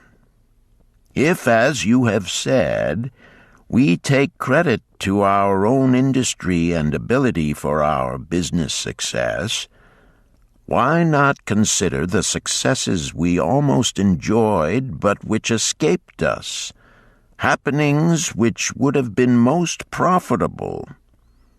They would have been rare examples of good luck if they had actually happened. Because they were not brought to fulfillment, we cannot consider them as our just rewards. Surely many men here have such experiences to relate." "Here is a wise approach," Arcad approved. "Who among you have had good luck within your grasp only to see it escape?" Many hands were raised, among them that of the merchant. Arcad motioned to him to speak. "As you suggested this approach, we should like to hear first from you." "I will gladly relate a tale," he resumed, "that doth illustrate how closely unto a man good luck may approach, and how blindly he may permit it to escape, much to his loss and later regret. Many years ago, when I was a young man, just married and well started to earning, my father did come one day and urge most strongly that I enter upon an investment. The son of one of his good friends had taken notice of a barren tract of land not far beyond the outer walls of our city. It lay high above the canal where no water could reach it. The son of my father's friend devised a plan to purchase this land, build 3 large water wheels that could be operated by oxen, and thereby raise the life-giving waters to the fertile soil. This accomplished, he planned to divide it into small tracts and sell to the residents of the city for herb patches. The son of my father's friend did not possess sufficient gold to complete such an undertaking. Like myself, he was a young man earning a fair sum. His father, like mine, was a man of large family and small means.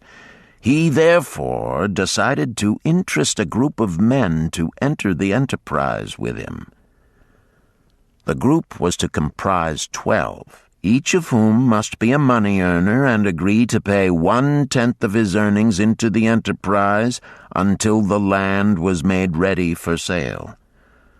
All would then share justly in the profits in proportion to their investment. "My son," bespoke my father unto me, "art now in thy young manhood. It is my deep desire that thou begin the building of a valuable estate for thyself, that thou mayest become respected among men. I desire to see thou profit from a knowledge of the thoughtless mistakes of thy father." "This do I most ardently desire, my father," I replied. "Then this do I advise. Do what I should have done at thy age.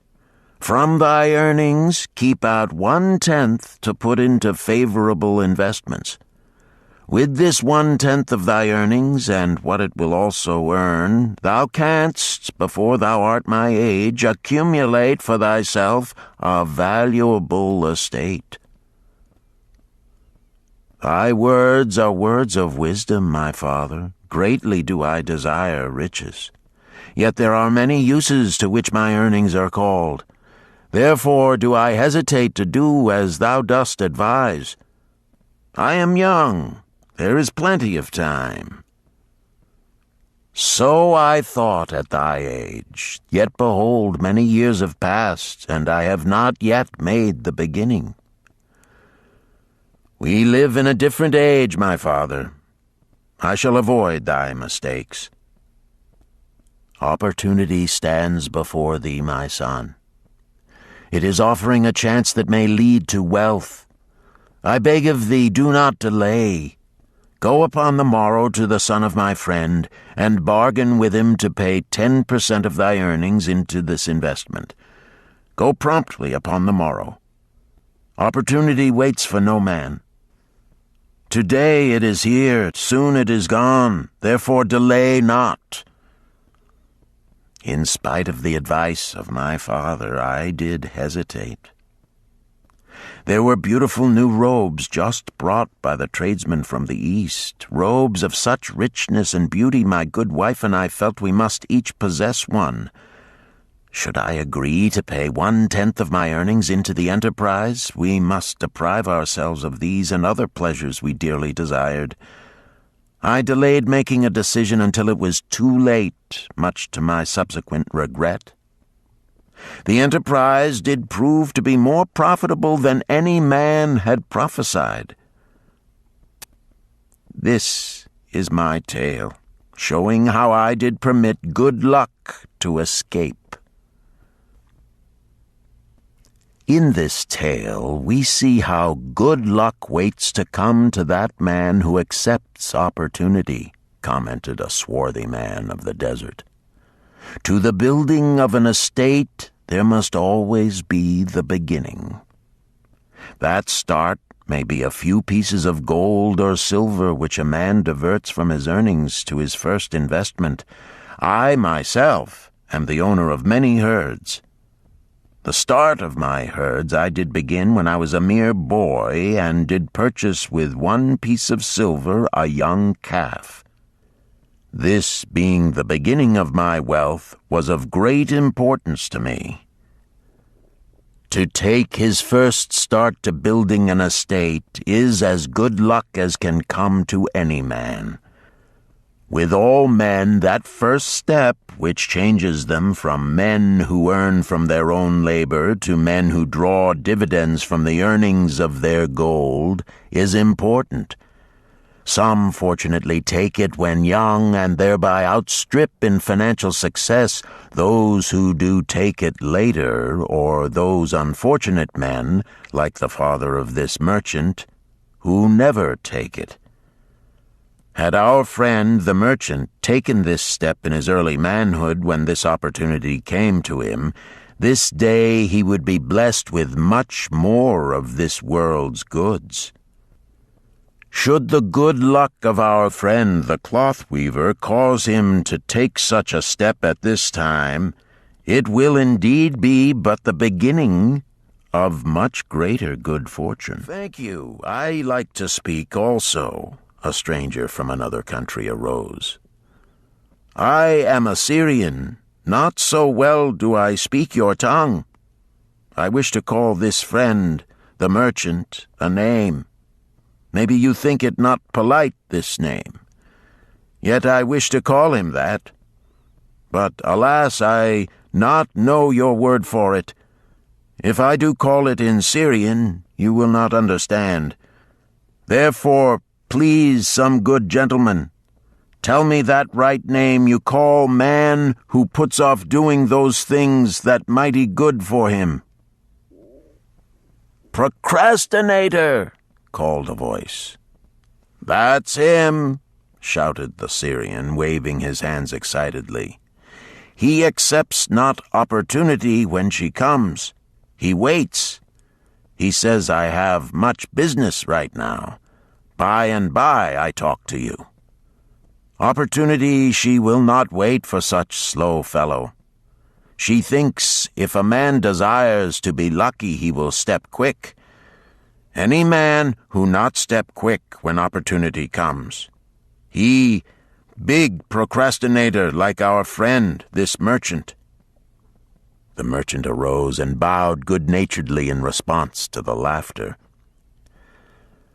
"My admiration to thee, stranger within our gates, who hesitates not to speak the truth." And now let us hear another tale of opportunity. "Who has for us another experience?" demanded Arcad. "I have," responded a red-robed man of middle age. "I am a buyer of animals, mostly camels and horses. Sometimes I do also buy the sheep and goats. The tale I am about to relate will tell truthfully how opportunity came one night when I did least expect it.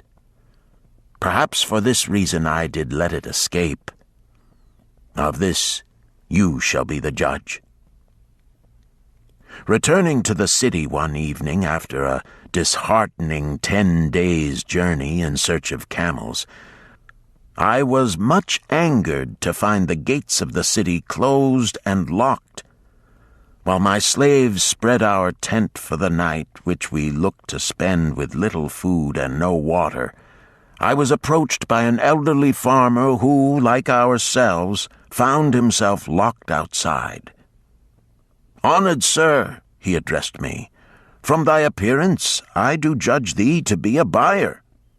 If this be so, much would I like to sell to thee the most excellent flock of sheep just driven up.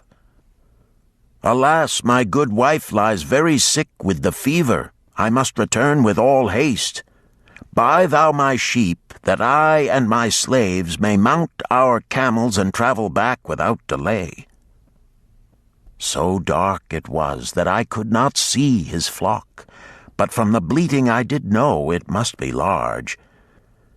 Having wasted 10 days searching for camels I could not find, I was glad to bargain with him. In his anxiety, he did set a most reasonable price. I accepted, well knowing my slaves could drive the flock through the city gates in the morning and sell at a substantial profit. The bargain concluded, I called my slaves to bring torches that we might count the flock which the farmer declared to contain 900. I shall not burden you, my friends, with a description of our difficulty in attempting to count so many thirsty, restless, milling sheep. It proved to be an impossible task. Therefore, I bluntly informed the farmer I would count them at daylight and pay him then. "Please, most honorable sir," he pleaded, "pay me but 2/3 of the price tonight, that I may be on my way. I will leave my most intelligent and educated slave to assist to make the count in the morning. He is trustworthy, and to him thou canst pay the balance." But I was stubborn and refused to make payment that night. Next morning, before I awoke, the city gates opened and 4 buyers rushed out in search of flocks. They were most eager and willing to pay high prices because the city was threatened with siege and food was not plentiful. Nearly 3 times the price at which he had offered the flock to me did the old farmer receive for it. Thus was rare good luck allowed to escape. "Here is a tale most unusual," commented Arcad. "What wisdom doth it suggest?" "The wisdom of making a payment immediately when we are convinced our bargain is wise," suggested a venerable saddle-maker. "If the bargain be good, then dost thou need protection against thy own weaknesses as much as against any other man. We mortals are changeable. Alas, I must say more apt to change our minds when right than wrong. Wrong, we are stubborn indeed. Right, we are prone to vacillate and let opportunity escape. My first judgment is my best. Yet always have I found it difficult to compel myself to proceed with a good bargain when made. Therefore, as a protection against my own weaknesses, I do make a prompt deposit thereon. This doth save me from later regrets for the good luck that should have been mine. Thank you. Again I like to speak. The Syrian was upon his feet once more. These tales much alike. Each time opportunity fly away for same reason. Each time she come to procrastinator, bringing good plan. Each time they hesitate, not say, right now, best time, I do it quick. How can men succeed that way? Wise are thy words, my friend, responded the buyer. Good luck fled from procrastination in both these tales. Yet this is not unusual.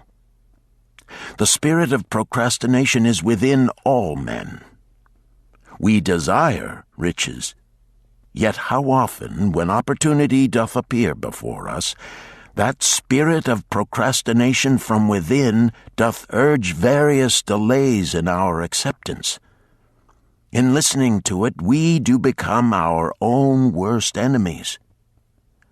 In my younger days, I did not know it by this long word our friend from Syria doth enjoy. I did think at first it was my own poor judgment that did cause me loss at many profitable trades. Later I did credit it to my stubborn disposition. At last I did recognize it for what it was, a habit of needless delaying where action was required, action prompt and decisive. How I did hate it when its true character stood revealed. With the bitterness of a wild ass hitched to a chariot, I did break loose from this enemy to my success. Thank you. I like ask question from Mr. Merchant, the Syrian was speaking. You wear fine robes, not like those of poor man. You speak like successful man.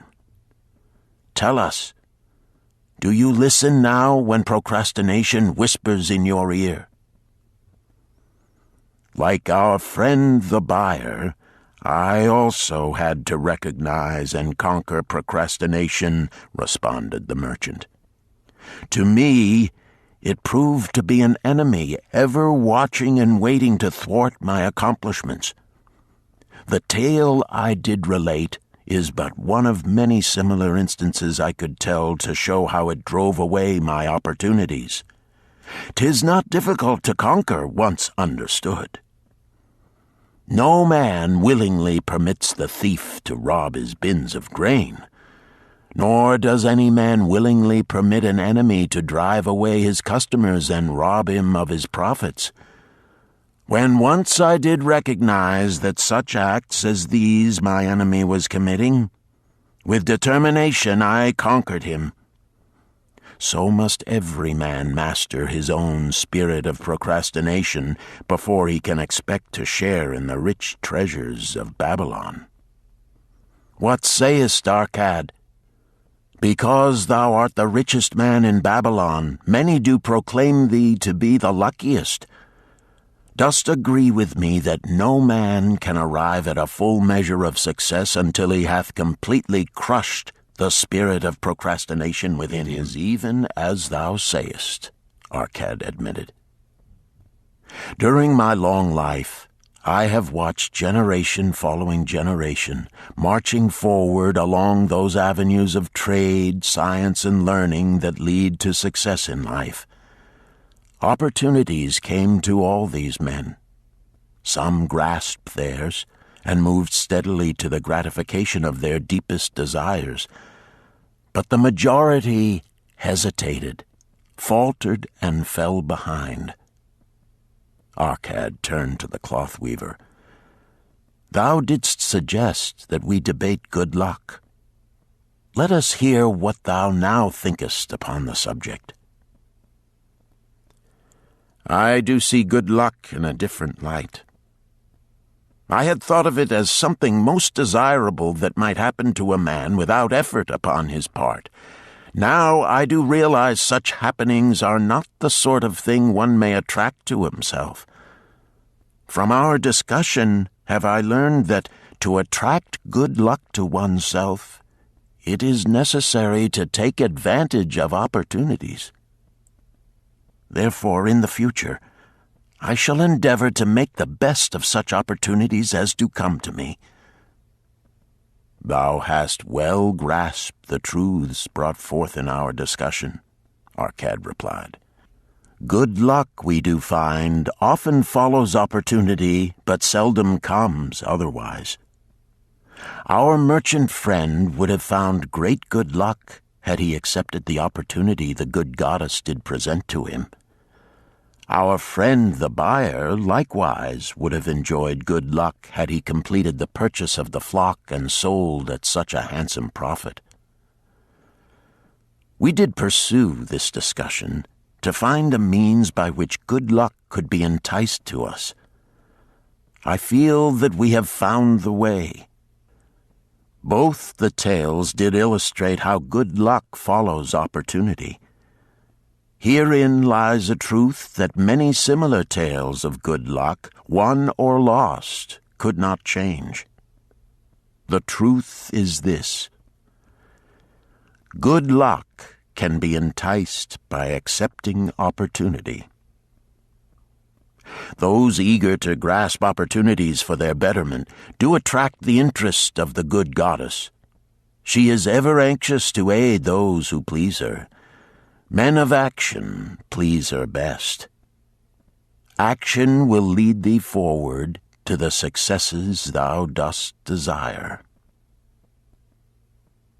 Men of action are favored by the goddess of good luck. Chapter 5. The 5 Laws of Gold.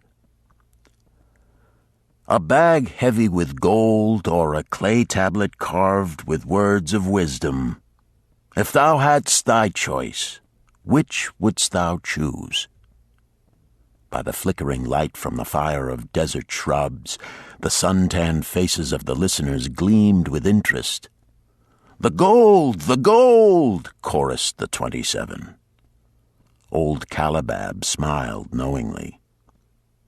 "Hark!" he resumed, raising his hand. "Hear the wild dogs out there in the night? They howl and wail because they are lean with hunger. Yet feed them, and what do they? Fight and strut. Then fight and strut some more, giving no thought to the morrow that will surely come. Just so it is with the sons of men. Give them a choice of gold and wisdom. What do? Ignore the wisdom and waste the gold. On the morrow they wail because they have no more gold. Gold is reserved for those who know its laws and abide by them." Calabab drew his white robe close about his lean legs, for a cool night wind was blowing. "Because thou hast served me faithfully upon our long journey, because thou cared well for my camels, because thou toiled uncomplainingly across the hot sands of the desert, because thou fought bravely the robbers that sought to despoil my merchandise, I will tell thee this night the tale of the 5 laws of gold, such a tale as thou never hast heard before. Hark ye with deep attention to the words I speak, for if you grasp their meaning and heed them, in the days that come thou shalt have much gold." He paused impressively. Above, in a canopy of blue, the stars shone brightly in the crystal-clear skies of Babylonia. Behind the group loomed their faded tents tightly staked against possible desert storms.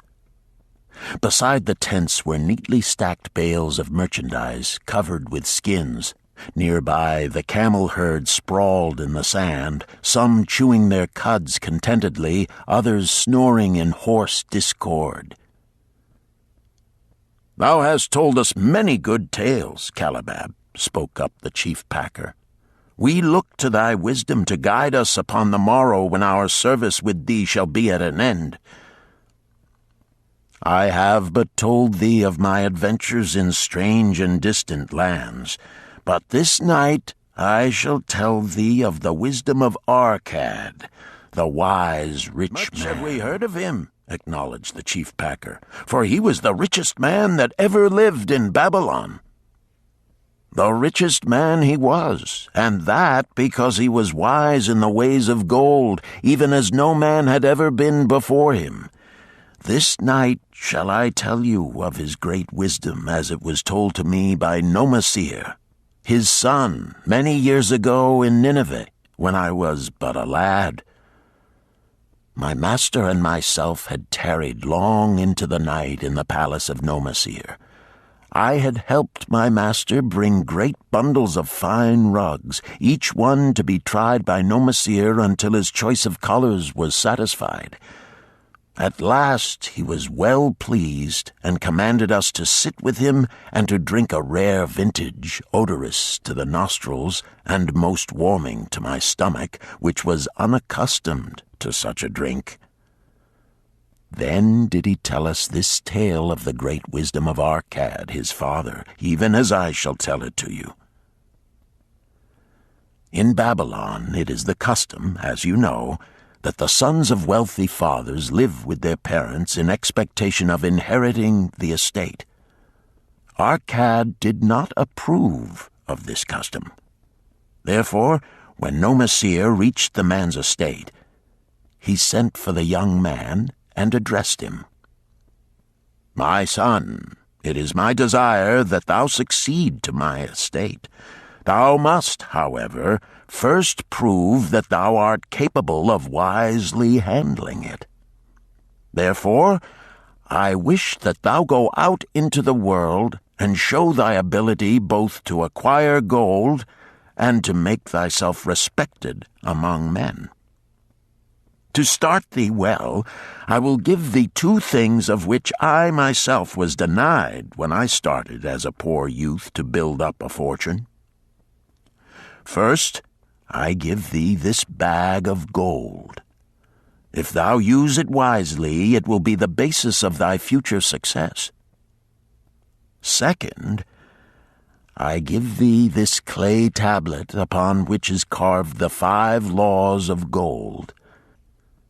If thou dost but interpret them in thy own acts, they shall bring thee competence and security. 10 years from this day come thou back to the house of thy father and give account of thyself. If thou prove worthy, I will then make thee the heir to my estate. Otherwise I will give it to the priests that they may barter for my soul the kind consideration of the gods." So Nomasir went forth to make his own way, taking his bag of gold, the clay tablet carefully wrapped in silken cloth, his slave, and the horses upon which they rode. And Nomasir, as he had agreed, returned to the house of his father, who provided a great feast in his honor, to which he invited many friends and relatives. After the feast was over, the father and mother mounted their throne-like seats at one side of the great hall, and Nomasir stood before them to give an account of himself as he had promised his father. It was evening. The room was hazy with smoke from the wicks of the oil lamps that but dimly lighted it. Slaves in white woven jackets and tunics fanned the humid air rhythmically with long-stemmed palm leaves.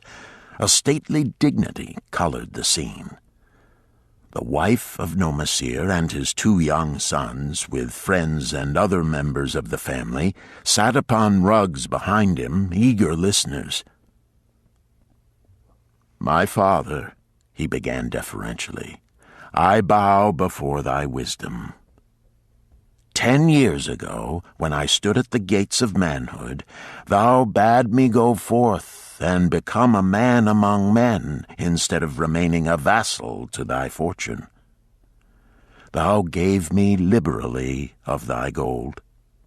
Thou gave me liberally of thy wisdom.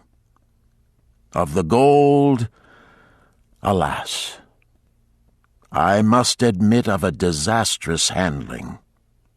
It fled indeed from my inexperienced hands, even as a wild hare flees at the first opportunity from the youth who captures it. The father smiled indulgently. Continue, my son. Thy tale interests me in all its details. I decided to go to Nineveh, as it was a growing city, believing that I might find there opportunities. I joined a caravan, and among its members made numerous friends. 2 well-spoken men who had a most beautiful white horse, as fleet as the wind, were among these. As we journeyed, they told me in confidence that in Nineveh was a wealthy man who owned a horse so swift that it had never been beaten. Its owner believed that no horse living could run with greater speed. Therefore would he wager any sum, however large, that his horse could outspeed any horse in all Babylonia. Compared to their horse, so my friend said, it was but a lumbering ass that could be beaten with ease. They offered, as a great favor, to permit me to join them in a wager. I was quite carried away with the plan. Our horse was badly beaten, and I lost much of my gold. The father laughed. Later, I discovered that this was a deceitful plan of these men, and they constantly journeyed with caravans seeking victims. You see, the man in Nineveh was their partner and shared with them the bets he won. This shrewd deceit taught me my first lesson in looking out for myself. I was soon to learn another, equally bitter. In the caravan was another young man with whom I became quite friendly. He was the son of wealthy parents and, like myself, journeying to Nineveh to find a suitable location. Not long after our arrival, he told me merchant had died, and his shop with its merchandise and painted could be secured at all price. Saying that we would he must return to Babylon to secure his gold, he prevailed upon me to purchase the stock with my gold, agreeing that his would be used later to carry on our venture. He long delayed the trip to Babylon, proving in the meantime to be an unwise buyer and a foolish spender. I finally put him out, but not before the business had deteriorated to where we had only unsaleable goods and no gold to buy other goods. I sacrificed what was left to an Israelite for a pitiful sum. Soon there followed, I tell you, my father, bitter days. I sought employment and found it not, for I was without trade or training that would enable me to earn. I sold my horses, I sold my slave, I sold my extra robes that I might have food and a place to sleep, but each day grim want crouched closer. But in those bitter days, I remembered thy confidence in me, my father.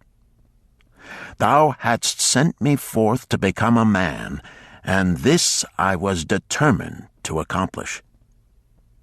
The mother buried her face and wept softly. At this time I bethought me of the table thou had given to me, upon which thou had carved the 5 laws of gold. Thereupon I read most carefully thy words of wisdom, and realized that had I but sought wisdom first, my gold would not have been lost to me. I learned by heart each law, and determined that when once more the goddess of good fortune smiled upon me, I would be guided by the wisdom of age, and not by the inexperience of youth. For the benefit of you who are seated here this night, I will read the wisdom of my father as engraved upon the clay tablet which he gave to me 10 years ago. The 5 Laws of Gold. 1. Gold cometh gladly and in increasing quantity to any man who will put by not less than 1/10 of his earnings to create an estate for his future and that of his family. 2. Gold laboreth diligently and contentedly for the wise owner who finds for it profitable employment, multiplying even as the flocks of the field. 3. Gold clingeth to the protection of the cautious owner who invests it under the advice of men wise in its handling. 4. Gold slippeth away from the man who invests it in businesses or purposes with which he is not familiar or which are not approved by those skilled in its keep. 5. Gold flees the man who would force it to impossible earnings, or who followeth the alluring advice of tricksters and schemers, or who trusts it to his own inexperience and romantic desires in investment. These are the 5 laws of gold as written by my father. I do proclaim them as of greater value than gold itself, as I will show by the continuance of my tale. He again faced his father.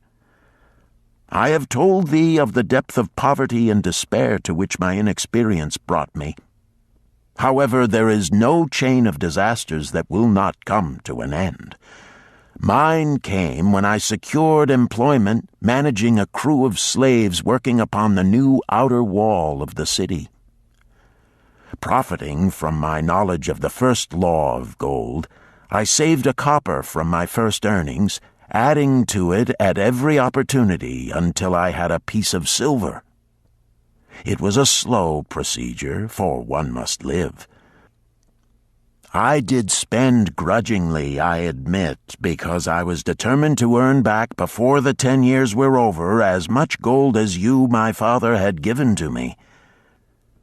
One day the slave-master with whom I had become quite friendly said to me, "Thou art a thrifty youth who spends not wantonly what he earns. Hast thou gold put by that is not earning?" "Yes," I replied. "It is my greatest desire to accumulate gold, to replace that which my father gave to me and which I have lost. 'Tis a worthy ambition, I will grant. And do you know that the gold which you have saved can work for you and earn much more gold?" "Alas, my experience has been bitter, for my father's gold has fled from me, and I am in much fear lest my own do the same." "If thou hast confidence in me, I will give thee a lesson in the profitable handling of gold," he replied.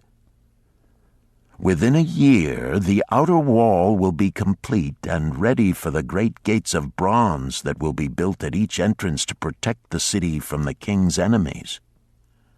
In all Nineveh there is not enough metal to make these gates, and the king has not thought to provide it. Here is my plan.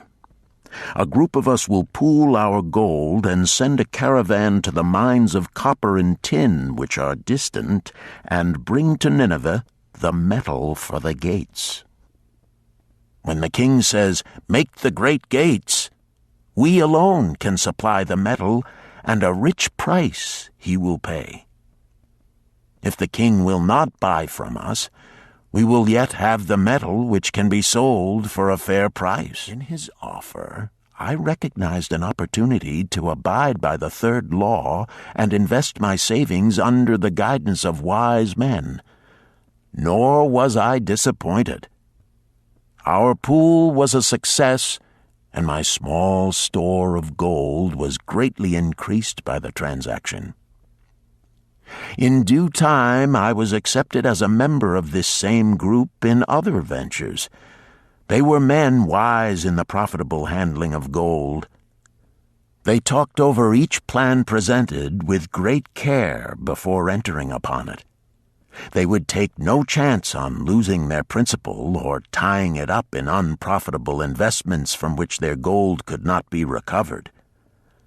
Such foolish things as the horse race and the partnership into which I had entered with my inexperience would have had scant consideration with them. They would have immediately pointed out their weaknesses. Through my association with these men, I learned to safely invest gold to bring profitable returns. As the years went on, my treasure increased more and more rapidly. I not only made back as much as I lost, but much more. Through my misfortunes, my trials, and my success, I have tested time and again the wisdom of the 5 laws of gold, my father, and have proven them true in every test. To him who is without knowledge of the 5 laws, gold comes not often, and goeth away quickly. But to him who abide by the 5 laws, gold comes and works as his dutiful slave. Nomasir ceased speaking and motioned to a slave in the back of the room. The slave brought forward one at a time 3 heavy leather bags. One of these Nomasir took and placed upon the floor before his father, addressing him again. "Thou didst give to me a bag of gold, Babylon gold. Behold, in its place I do return to thee a bag of Nineveh gold of equal weight, an equal exchange, as all will agree. Thou didst give to me a clay tablet inscribed with wisdom. Behold, in its stead I do return 2 bags of gold." So saying, he took from the slave the other 2 bags, and likewise placed them upon the floor before his father. "This I do to prove to thee, my father, of how much greater value I consider thy wisdom than thy gold. Yet who can measure in bags of gold the value of wisdom? Without wisdom, gold is quickly lost by those who have it. But with wisdom, gold can be secured by those who have it not, as these 3 bags of gold do prove. It does indeed give to me the deepest satisfaction, my father, to stand before thee and say that, because of thy wisdom, I have been able to become rich and respected before men." The father placed his hand fondly upon the head of Nomasir. "Thou hast learned well thy lessons, and I am indeed fortunate to have a son to whom I may entrust my wealth." Kalabab ceased his tale and looked critically at his listeners. "What means this to thee, this tale of Nomasir?" he continued. "Who among thee can go to thy father or to the father of thy wife and give an account of wise handling of his earnings? What would these venerable men think were you to say, 'I have traveled much and learned much and labored much and earned much. Alas, of gold have little. Some spent wisely, some I spent foolishly, and much I lost in unwise ways.' Dost still think it but an inconsistency of fate that some men have much gold and others have naught? Then you err. Men have much gold when they know the 5 laws of gold and abide thereby. Because I learned these 5 laws in my youth and abided by them, I have become a wealthy merchant. Not by some strange magic did I accumulate my wealth. Wealth that comes quickly goeth the same way. Wealth that stayeth to give enjoyment and satisfaction to its owner comes gradually, because it is a child born of knowledge and persistent purpose. To earn wealth is but a slight burden upon the thoughtful man. Bearing the burden consistently from year to year accomplishes the final purpose. The 5 laws of gold offer to thee a rich reward for their observance. Each of these 5 laws is rich with meaning, and lest thou overlook this in the briefness of my tale, I will now repeat them. I do know them each by heart, because in my youth I could see their value and would not be content until I knew them word for word. The first law of gold. Gold cometh gladly and in increasing quantity to any man who will put by not less than 1/10 of his earnings to create an estate for his future and that of his family. Any man who will put by 1/10 of his earnings consistently and invest it wisely will surely create a valuable estate that will provide an income for him in the future and further guarantee safety for his family in case the gods call him to the world of darkness. This law always saith that gold cometh gladly to such a man. I can truly certify this in my own life. The more gold I accumulate, the more readily it comes to me, and in increased quantities. The gold which I save earns more, even as yours will, and its earnings earn more, and this is the working out of the first law.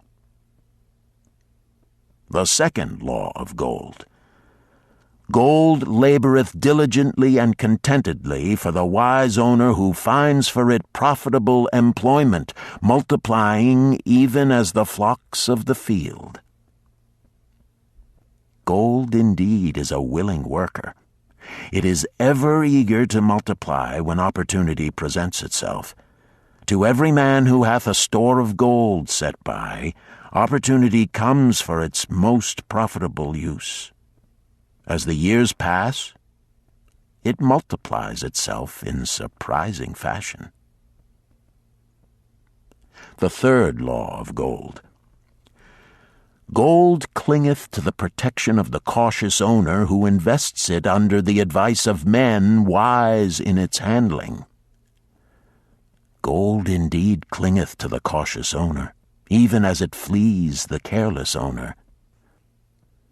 The man who seeks the advice of men wise in handling gold soon learneth not to jeopardize his treasure, but to preserve in safety and to enjoy in contentment its consistent increase.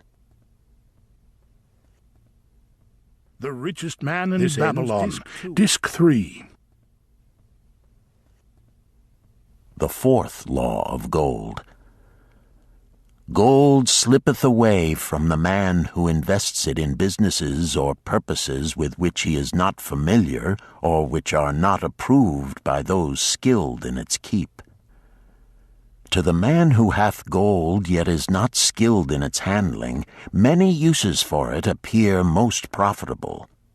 Too often these are fraught with danger of loss, and if properly analyzed by wise men, show small possibility of profit. Therefore, the inexperienced owner of gold who trusts to his own judgment and invests it in businesses or purposes with which he is not familiar, too often finds his judgment imperfect and pays with his treasure for his inexperience. Wise indeed is he who investeth his treasures under the advice of men skilled in the ways of gold. The fifth law of gold. Gold flees the man who would force it to impossible earnings, or who followeth the alluring advice of tricksters and schemers, or who trusts it to his own inexperience and romantic desires in investment.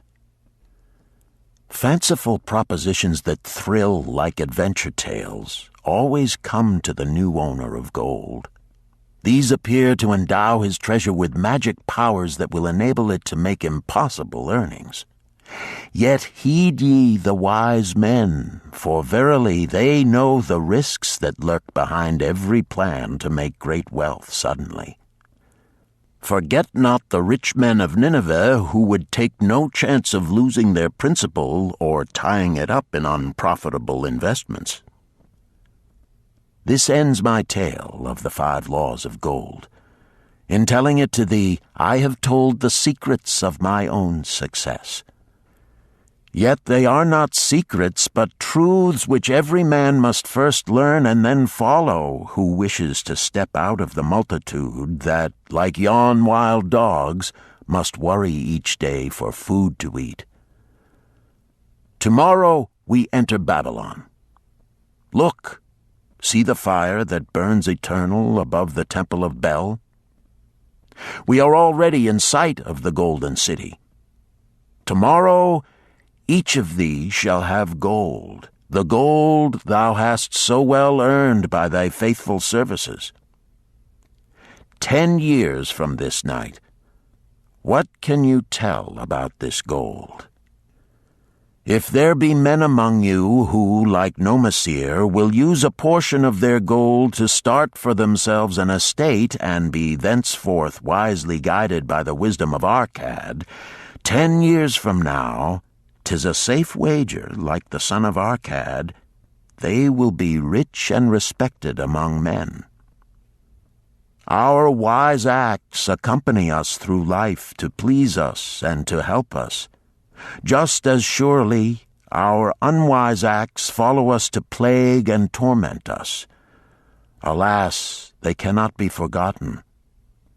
In the front rank of the torments that do follow us are the memories of the things we should have done, of the opportunities which came to us, and we took not. Rich are the treasures of Babylon, so rich no man can count their value in pieces of gold. Each year they grow richer and more valuable. Like the treasures of every land, they are a reward, a rich reward, awaiting those men of purpose who determine to secure their just share. In the strength of thine own desires is a magic power. Guide this power with thy knowledge of the 5 laws of gold, and thou shalt share the treasures of Babylon. Chapter 6. The Gold Lender of Babylon. 50 pieces of gold. Never before had Rodan, the spearmaker of old Babylon, carried so much gold in his leather wallet. Happily down the king's highway from the palace of his most liberal majesty he strode. Cheerfully the gold clinked as the wallet at his belt swayed with each step, the sweetest music he had ever heard. 50 pieces of gold, all his. He could hardly realize his good fortune.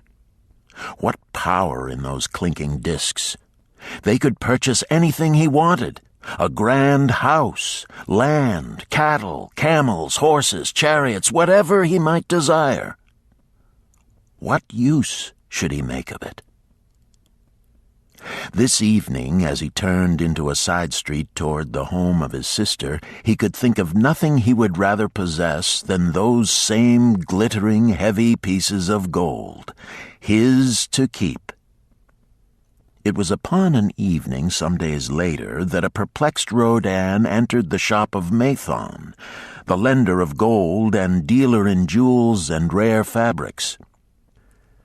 Glancing neither to the right nor the left at the colorful articles artfully displayed, he passed through to the living quarters at the rear. Here he found the genteel Mathon lounging upon a rug partaking of a meal served by a black slave. "I would counsel with thee, for I know not what to do." Rodan stood stolidly, feet apart, hairy breast exposed by the gaping front of his leather jacket. Mathon's narrow, sallow face smiled a friendly greeting. "What indiscretions hast thou done that thou shouldst seek the lender of gold?" Hast been unlucky at the gaming table? Or hath some plump dame entangled thee? For many years have I known thee, yet never hast thou sought me to aid thee in thy troubles. No, not such as that. I seek no gold. Instead, I crave thy wise advice. Hear, what this man doth say. No one comes to the lender of gold for advice. My ears must play me false. They listen true. Can this be so? Rodan, the spear-maker, doth display more cunning than all the rest, for he comes to Mathon not for gold, but for advice. Many men come to me for gold to pay for their follies, but as for advice, they want it not. Yet who is more able to advise than the lender of gold to whom many men come in trouble? Thou shalt eat with me, Rodan, he continued. Thou shalt be my guest for the evening. Ando, he commanded of the black slave, draw up a rug for my friend Rodan, the spear-maker, who comes for advice. He shall be mine honored guest. Bring to him much food, and get for him my largest cup. Choose well of the best wine, that he may have satisfaction in the drinking. Tell me, what troubles thee? It is the king's gift. The king's gift? The king did make thee a gift, and it gives thee trouble? What manner of gift? Because he was much pleased with the design I did submit to him for a new point on the spears of the royal guard, he did present me with 50 pieces of gold, and now I am much perplexed. I am beseeched each hour the sun doth travel across the sky by those who would share it with me. That is natural. More men want gold than have it, and would wish one who comes by it easily to divide. But can you not say no? Is thy will not as strong as thy fist? To many I can say no, yet sometimes it would be easier to say yes. Can one refuse to share with one's sister to whom he is deeply devoted? Surely thy own sister would not wish to deprive thee of enjoying thy reward? But it is for the sake of Araman, her husband, whom she wishes to see a rich merchant. She does feel that he has never had a chance, and she beseeches me to loan to him this gold, that he may become a prosperous merchant and repay me from his profits. My friend, resumed Mathon, 'tis a worthy subject thou bringest to discuss. Gold bringeth unto its possessor responsibility and a changed position with his fellow men. It bringeth fear lest he lose it, or it be tricked away from him. It bringeth a feeling of power and ability to do good. Likewise, it bringeth opportunities whereby his very good intentions may bring him into difficulties. Didst ever hear of the farmer of Nineveh who could understand the language of animals? I wot not, for 'tis not the kind of tale men like to tell over the bronze-caster's forge. I will tell it to thee, for thou shouldst know that to borrowing and lending there is more than the passing of gold from the hands of one to the hands of another. This farmer, who could understand what the animals said to each other, did linger in the farmyard each evening just to listen to their words. One evening he did hear the ox bemoaning to the ass the hardness of his lot. I do labor pulling the plow from morning until night, no matter how hot the day, or how tired my legs, or how the bow doth chafe my neck, still must I work. But you are a creature of leisure. You are trapped with a colorful blanket and do nothing more than carry our master about where he wishes to go. When he goes nowhere, you do rest and eat the green grass all the day." Now the ass, in spite of his vicious heels, was a goodly fellow and sympathized with the ox. "My good friend," he replied, "you do work very hard, and I would help ease your lot. Therefore will I tell you how you may have a day of rest. In the morning, when the slave comes to fetch you to the plough, lie upon the ground and bellow much, that he may say you are sick and cannot work." Ox took the advice of the ass, and the next morning the slave returned to the farmer and told him the ox was sick and could not pull the plough. "Then," said the farmer, "hitch the ass to the plough, for the ploughing must go on." All that day, the ass, who had only intended to help his friend, found himself compelled to do the ox's task. When night came and he was released from the plough, his heart was bitter, and his legs were weary, and his neck was sore where the bow had chafed it. The farmer lingered in the barnyard to listen. The ox began first. "You are my good friend. Because of your wise advice, I have enjoyed a day of rest." "And I," retorted the ass, "am like many another simple-hearted one who starts to help a friend and ends up by doing his task for him. Hereafter you draw your own plough, for I did hear the master tell the slave to send for the butcher were you sick again. I wish he would, for you are a lazy fellow." Thereafter they spoke to each other no more. This ended their friendship. Canst thou tell the moral to this tale, Rodan? "'Tis a good tale," responded Rodan, "but I see not the moral." "I thought not that you would, but it is there, and simple too. Just this: if you desire to help thy friend, do so in a way that will not bring thy friend's burdens upon thyself." I had not thought of that. It is a wise moral. I wish not to assume the burdens of my sister's husband.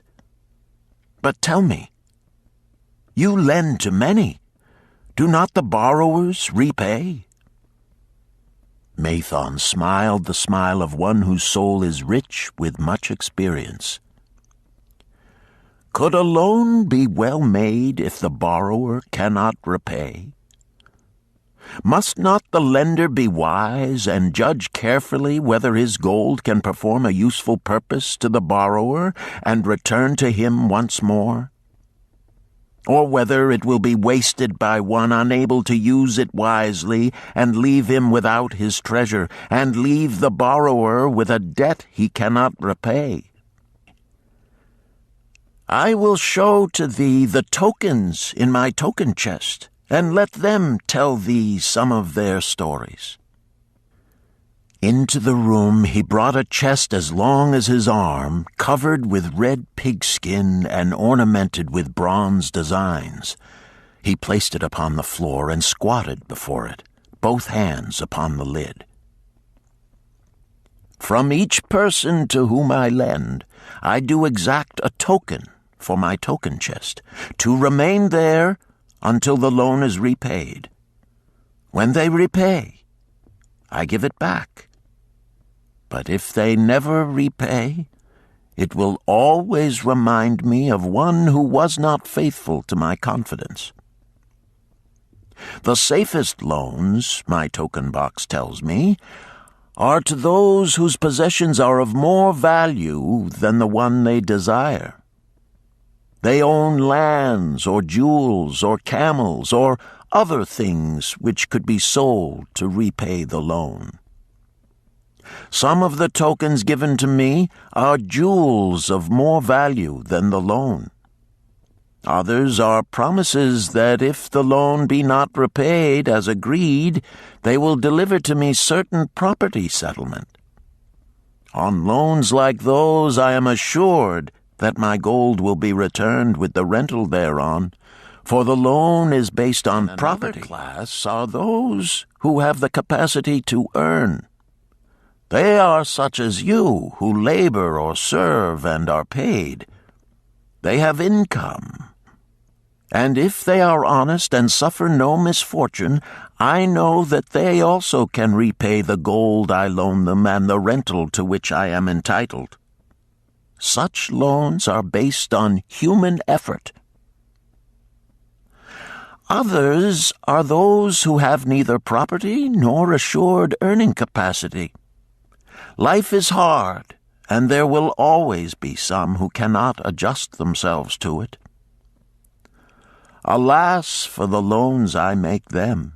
Even though they be no larger than a pence, my token box may censure me in the years to come unless they be guaranteed by good friends of the borrower who know him honorable. Mathon released the clasp and opened the lid. Rodan leaned forward eagerly. At the top of the chest, a bronze neckpiece lay upon a scarlet cloth. Mathon picked up the piece and patted it affectionately.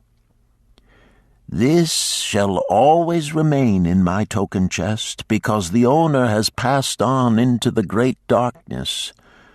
I treasure it, his token, and I treasure his memory, for he was my good friend. We traded together with much success until out of the East he brought a woman to wed, beautiful but not like our women, a dazzling creature. He spent his gold lavishly to gratify her desires. He came to me in distress when his gold was gone. I counseled with him. I told him I would help him to once more master his own affairs. He swore by the sign of the great bull that he would. But it was not to be. In a quarrel, she thrust a knife into the heart he dared her to pierce. "And she?" questioned Rodan. "Yes, of course. This was hers." He picked up the scarlet cloth. In bitter remorse, she threw herself into the Euphrates. These 2 loans will never be repaid. The chest tells you, Rodan, that humans in the throes of great emotions are not safe risks for the gold lender. Here, now, this is different. He reached for a ring carved of oxbone. This belongs to a farmer. I buy the rugs of his women. The locusts came, and they had not food. I helped him, and when the new crop came, he repaid me. Later he came again and told of strange goats in a distant land, as described by a traveler. They had long hair so fine and soft it would weave into rugs more beautiful than any ever seen in Babylon. But he had no money. So I did lend him gold to make the journey and bring back goats. Now his herd is begun, and next year I shall surprise the lords of Babylon with the most expensive rugs it has been their good fortune to buy. Soon I must return his ring. He doth insist on repaying promptly." "Some borrowers do that?" queried Rodan. "If they borrow for purposes that bring money back to them, I find it so. But if they borrow because of their indiscretions, I warn thee to be cautious if thou wouldst ever have thy gold back in hand again." "Tell me about this," requested Rodan, picking up a heavy gold bracelet inset with jewels in rare designs. "The women do appeal to my good friend," bantered Mathon. "I am still much younger than you," retorted Rodan. "I grant that, but this time thou doth suspicion romance where it is not. The owner of this is fat and wrinkled, and doth talk so much and say so little, she drives me mad. Once they had much money and were good customers, but ill times came upon them. She has a son of whom she would make a merchant. So she came to me and borrowed gold that he might become a partner of a caravan owner who travels with his camels, bartering in one city what he buys in another. This man proved a rascal, for he left the poor boy in a distant city without money and without friends, pulling out early while the youth slept. Perhaps when this youth has grown to manhood he will repay. Until then I get no rental for the loan, only much talk. But I do admit the jewels are worthy of the loan. Did this lady ask thy advice as to the wisdom of the loan? Quite otherwise. She had pictured to herself this son of hers as a wealthy and powerful man of Babylon. To suggest the contrary was to infuriate her. A fair rebuke I had. I knew the risk for this inexperienced boy, but as she offered security, I could not refuse her. This, continued Maython, waving a bit of pack rope tied into a knot, belongs to Nebator, the camel trader. When he would buy a herd larger than his funds, he brings to me this knot, and I lend to him according to his needs. He is a wise trader. I have confidence in his good judgment and can lend him freely. Many other merchants of Babylon have my confidence because of their honorable behavior. Their tokens come and go frequently in my token box. Good merchants are an asset to our city, and it profits me to aid them to keep trade moving that Babylon may prosperous. Picked out a beetle carved in turquoise and tossed it contemptuously on the floor. A bug from Egypt. The lad who owns this does not care whether I ever receive back my gold. When I reproach him, he replies, "How can I repay when ill fate pursues me? You have plenty more. What can I do?" The token is his father's, a worthy man of small means who did pledge his land and herd to back his son's enterprises. The youth found success at first, and then was overzealous to gain great wealth. His knowledge was immature. His enterprises collapsed. Youth is ambitious. Youth would take shortcuts to wealth and the desirable things for which it stands. To secure wealth quickly, youth often borrows unwisely. Youth, never having had experience, cannot realize that hopeless debt is like a deep pit into which one may descend quickly and where one may struggle vainly for many days.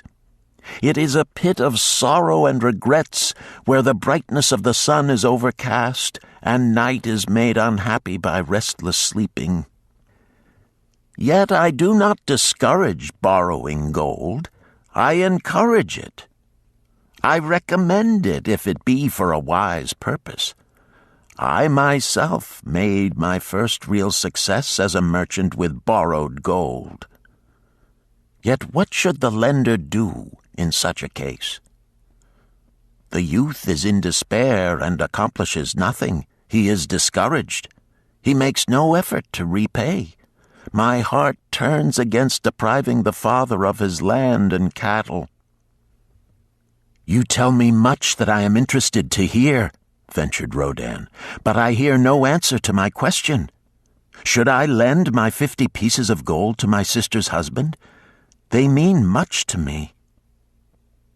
"Thy sister is a sterling woman whom I do much esteem. Should her husband come to me and ask to borrow 50 pieces of gold, I should ask him for what purpose he would use it. If he answered that he desired to become a merchant like myself and deal in jewels and rich furnishings, I would say, 'What knowledge have you of the ways of trade? Do you know where you can buy at lowest cost? Do you know where you can sell at a fair price?' could he say yes to these questions? No, he could not, Rodin admitted. He has helped me much in making spears, and he has helped some in the shops. Then would I say to him that his purpose was not wise. Merchants must learn their trade. His ambition, though worthy, is not practical, and I would not lend him any gold. But supposing he could say, yes, I have helped merchants much. I know how to travel to Smyrna and to buy at low cost the rugs the housewives weave. I also know many of the rich people of Babylon to whom I can sell these at a large profit. Then I would say, your purpose is wise and your ambition honorable. I shall be glad to lend you the 50 pieces of gold if you can give me security that they will be returned.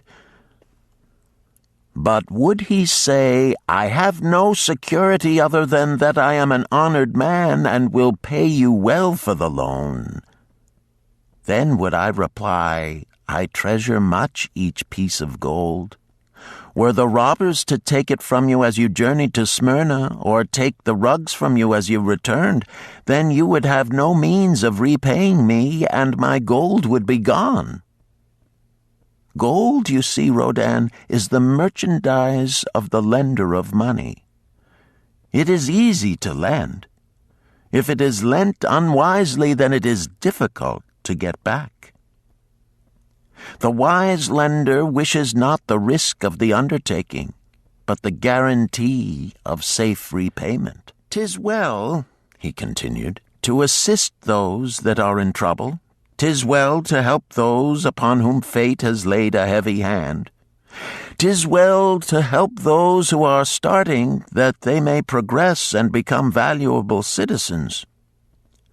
But help must be given wisely, lest, like the farmer's ass, in our desire to help, we but take upon ourselves the burden that belongs to another. Again I wandered from thy question, Rodin, but hear my answer. Keep thy 50 pieces of gold. What thy labor earns for thee and what is given thee for reward is thine own, and no man can put an obligation upon thee to part with it unless it do be thy wish. If thee wouldst lend it so that it may earn thee more gold, then lend with caution and in many places.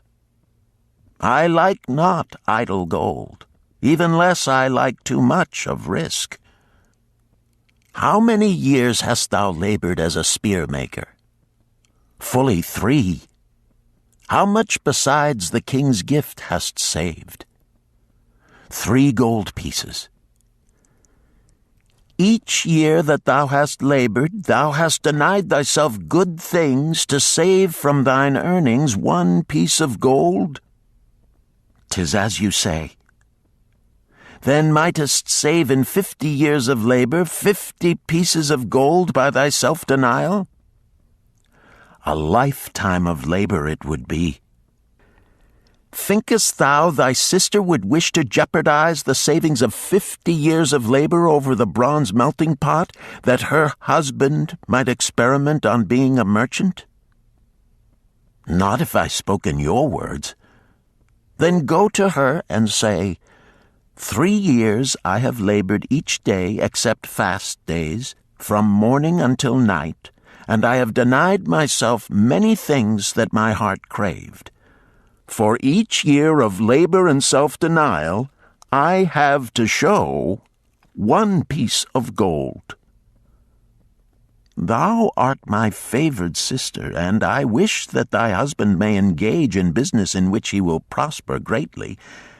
If he will submit to me a plan that seems wise and possible to my friend Mathon, then will I gladly lend to him my savings of an entire year, that he may have an opportunity to prove that he can succeed.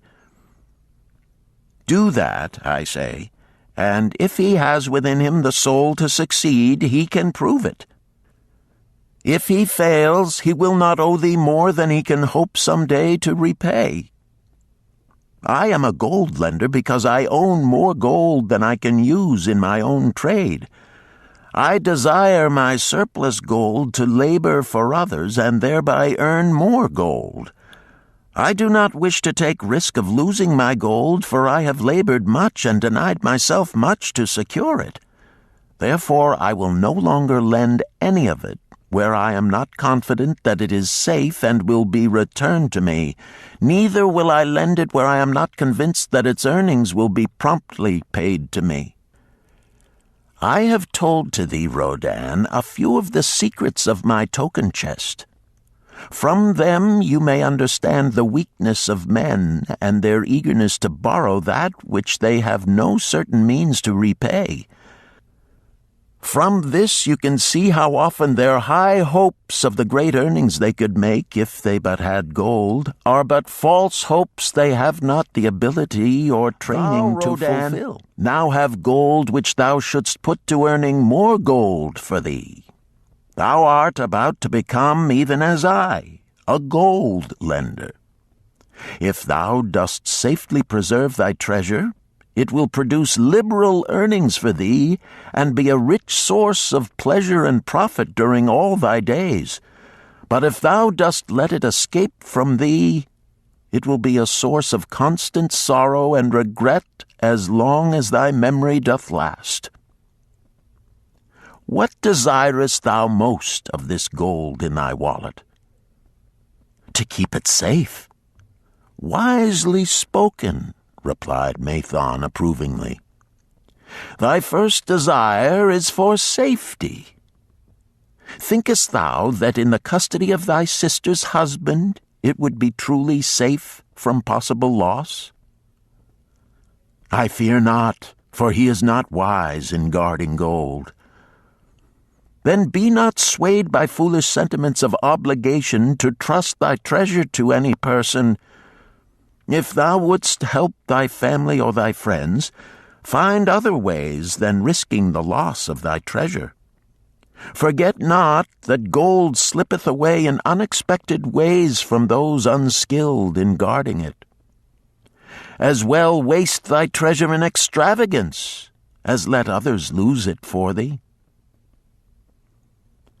What next after safety dost desire of this treasure of thine? That it earn more gold.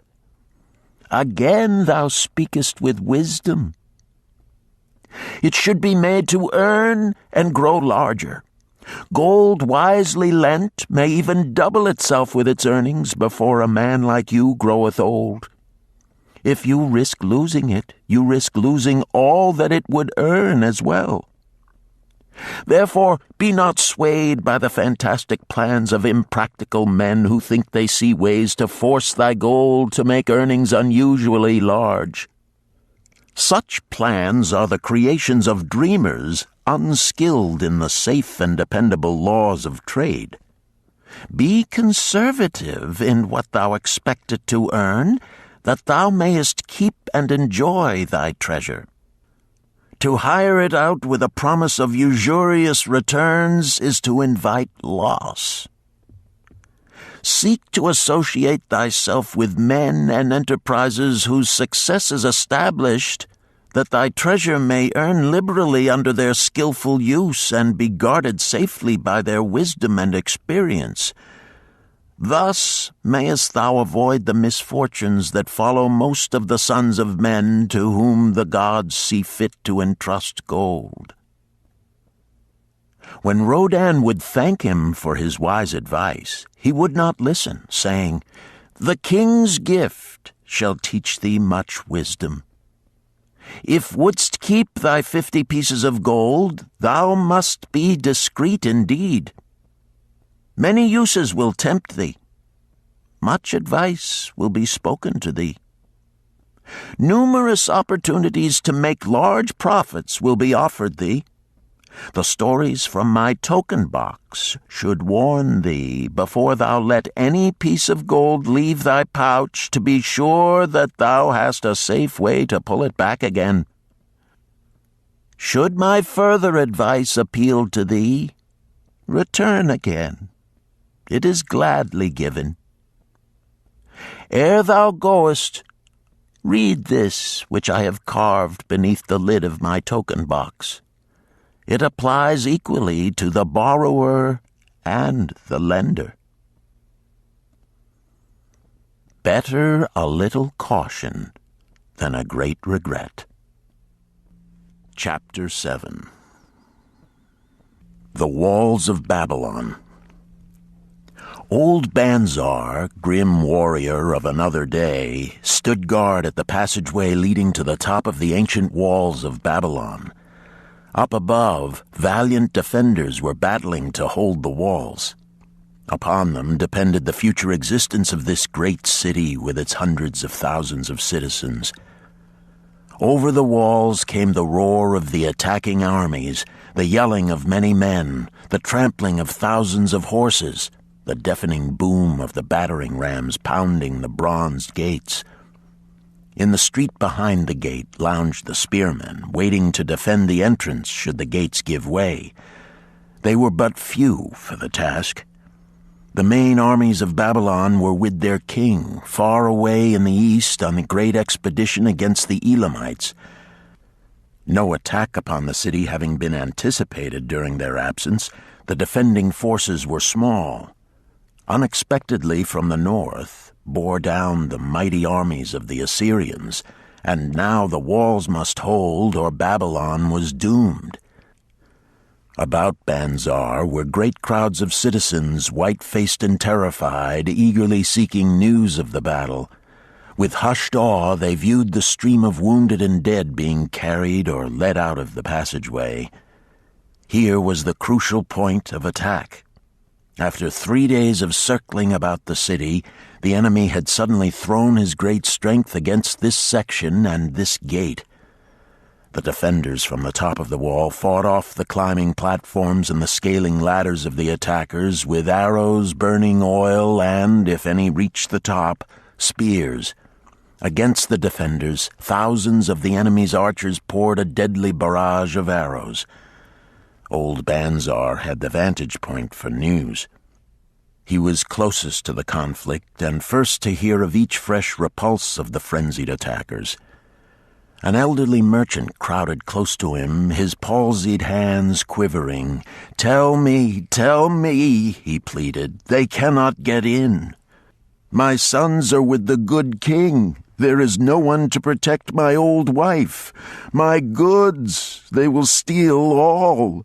My food, they will leave nothing. We are old, too old to defend ourselves, too old for slaves. We shall starve, we shall die. Tell me they cannot get in. Calm thyself, good merchant, the guard responded. The walls of Babylon are strong. Go back to the bazaar and tell your wife that the walls will protect you and all of your possessions as safely as they protect the rich treasures of the king. Keep close to the walls, lest the arrows flying over strike you. A woman with a babe in arms took the old man's place as he withdrew. Sergeant, what news from the top? Tell me truly that I may reassure my poor husband. He lies with fever from his terrible wounds, yet insists upon his armor and his spear to protect me who am with child. Terrible, he says, will be the vengeful lust of our enemies should they break in. Be thou good of heart, thou mother that is and is again to be. The walls of Babylon will protect you and your babes. They are high and strong. Hear ye not the yells of our valiant defenders as they empty the cauldrons of burning oil upon the ladder scalers? Yes, that do I hear, and also the roar of the battering rams that do hammer at our gates. Back to thy husband. Tell him the gates are strong and withstand the rams. Also that the scalers climb the walls, but to receive the waiting spear thrust. Watch thy way and hasten behind yon building. Stepped aside to clear the passage for heavily armed reinforcements, as, with clanking bronze shields and heavy tread they tramped by, a small girl plucked at his girdle. Tell me, soldier, "Are we safe?" she pleaded. "I hear the awful noises. I see the men all bleeding. I am so frightened. What will become of our family, of my mother, little brother, and the baby?" The grim old campaigner blinked his eyes and thrust forward his chin as he beheld the child. "Be not afraid, little one," he reassured her. "The walls of Babylon will protect you and mother and little brother and the baby. It was for the safety of such as you that the good Queen Semiramis built them over 100 years ago. Never have they been broken through. Go back and tell your mother and little brother and the baby that the walls of Babylon will protect them and they need have no fear." Day after day, old Banzar stood at his post and watched the reinforcements file up the passageway, there to stay and fight until, wounded or dead, they came down once more. Around him unceasingly crowded the throngs of frightened citizens, eagerly seeking to learn if the walls would hold. To all he gave his answer with the fine dignity of an old soldier: "The walls of Babylon will protect you." For 3 weeks and 5 days the attack waged with scarcely ceasing violence. Harder and grimmer set the jaw of Banzar as the passage behind, wet with the blood of the many wounded, was churned into mud by the never-ceasing streams of men passing up and staggering down. Each day the slaughtered attackers piled up in heaps before the wall. Each night they were carried back and buried by their comrades. Upon the 5th night of the 4th week, the clamor without diminished.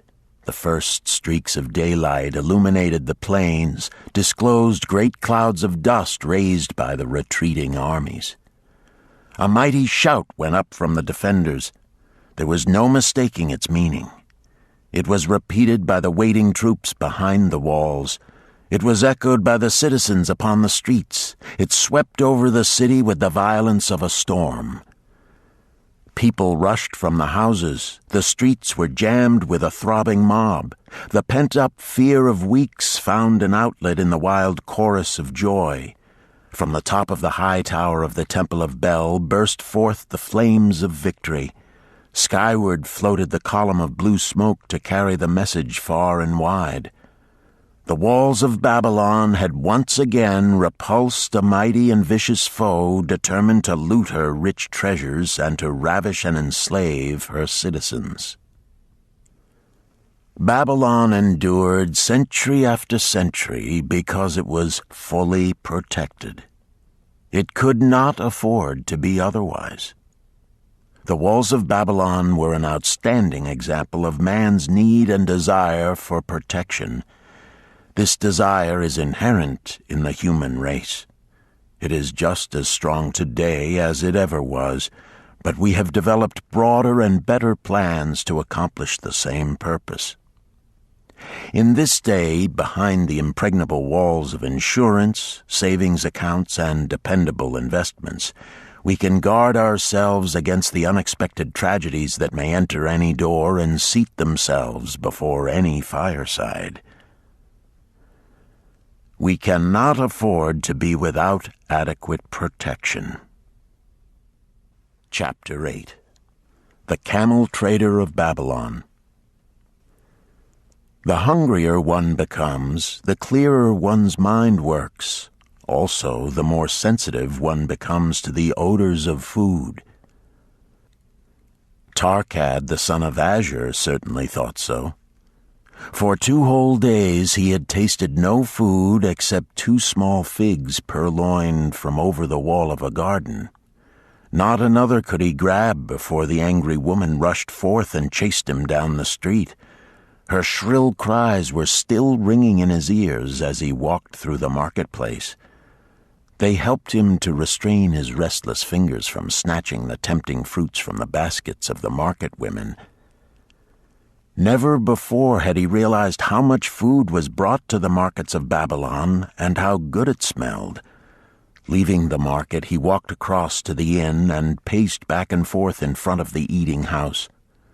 Perhaps here he might meet someone he knew, someone from whom he could borrow a copper that would gain him a smile from the unfriendly keeper of the inn and, with it, a liberal helping. Without the copper, he knew all too well how unwelcome he would be. In his abstraction, he unexpectedly found himself face to face with the one man he wished most to avoid, the tall, bony figure of Dabasir, the camel trader. Of all the friends and others from whom he had borrowed small sums, Dabasir made him feel the most uncomfortable because of his failure to keep his promises to repay promptly. Dabasir's face lighted up at the sight of him. "Ha! 'Tis Tarkad, just the one I have been seeking, that he might repay the 2 pieces of copper which I lent him a moon ago. Also the piece of silver which I lent to him before that. We are well met. I can make good use of the coins this very day. What say, boy, what say?" Tarkad stuttered, and his face flushed. He had naught in his empty stomach to nerve him to argue with the outspoken Dabasir. "I am sorry, very sorry," he mumbled weakly.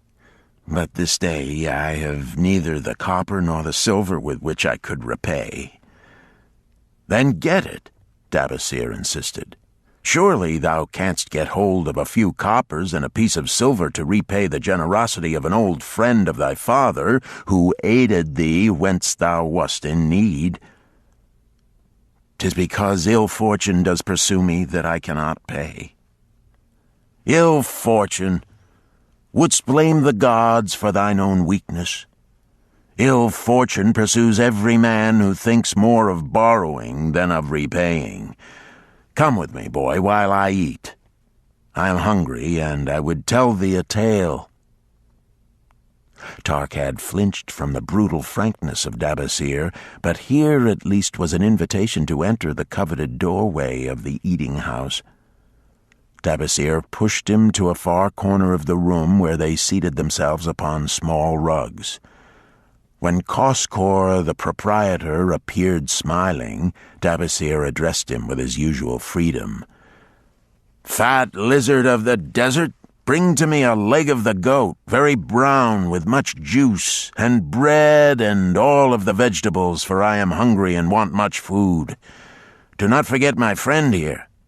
Bring to him a jug of water. Have it cooled, for the day is hot." Tarkad's heart sank. Must he sit here and drink water while he watched this man devour an entire goat leg? He said nothing.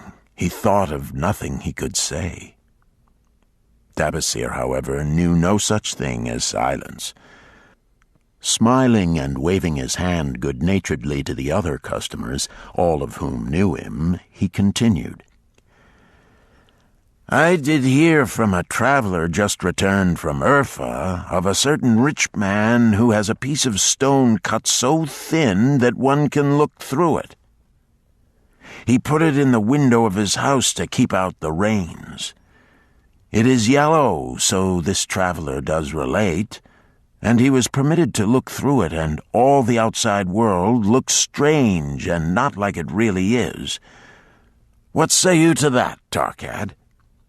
Thinkest all the world could look to a man a different color from what it is?" responded the youth, much more interested in the fat leg of goat placed before Dabasir. "Well, I know it to be true, for I, myself, have seen the world all of a different color from what it really is, and the tale I am about to tell relates how I came to see it in its right color once more." "Dabasir will tell a tale," whispered a neighboring diner to his neighbor, and dragged his rug close. Other diners brought their food and crowded in a semicircle. They crunched noisily in the ears of Tarkad and brushed him with their meaty bones. He alone was without food. Dabasir did not offer to share with him, nor even motion him to a small corner of the hard bread that was broken off and had fallen from the platter to the floor. "The tale that I am about to tell," began Dabasir, pausing to bite a goodly chunk from the goat leg, relates to my early life and how I came to be a camel trader. Didst anyone know that I once was a slave in Syria? A murmur of surprise ran through the audience, to which Dabasir listened with satisfaction. When I was a young man, continued Dabasir after another vicious onslaught on the goat leg, I learned the trade of my father, the making of saddles. I worked with him in his shop and took to myself a wife. Being young and not greatly skilled, I could earn but little, just enough to support my excellent wife in a modest way. I craved good things which I could not afford. Soon I found that the shopkeepers would trust me to pay later, even though I could not pay at the time. Being young and without experience, I did not know that he who spends more than he earns is sowing the winds of needless self-indulgence from which he is sure to reap the whirlwinds of trouble and humiliation. So I indulged my whims for fine raiment and bought luxuries for my good wife and our home beyond our means. I paid as I could, and for a while all went well. But in time I discovered I could not use my earnings both to live upon and to pay my debts. Creditors began to pursue me to pay for my extravagant purchases, and my life became miserable. I borrowed from my friends, but could not repay them either. Things went from bad to worse.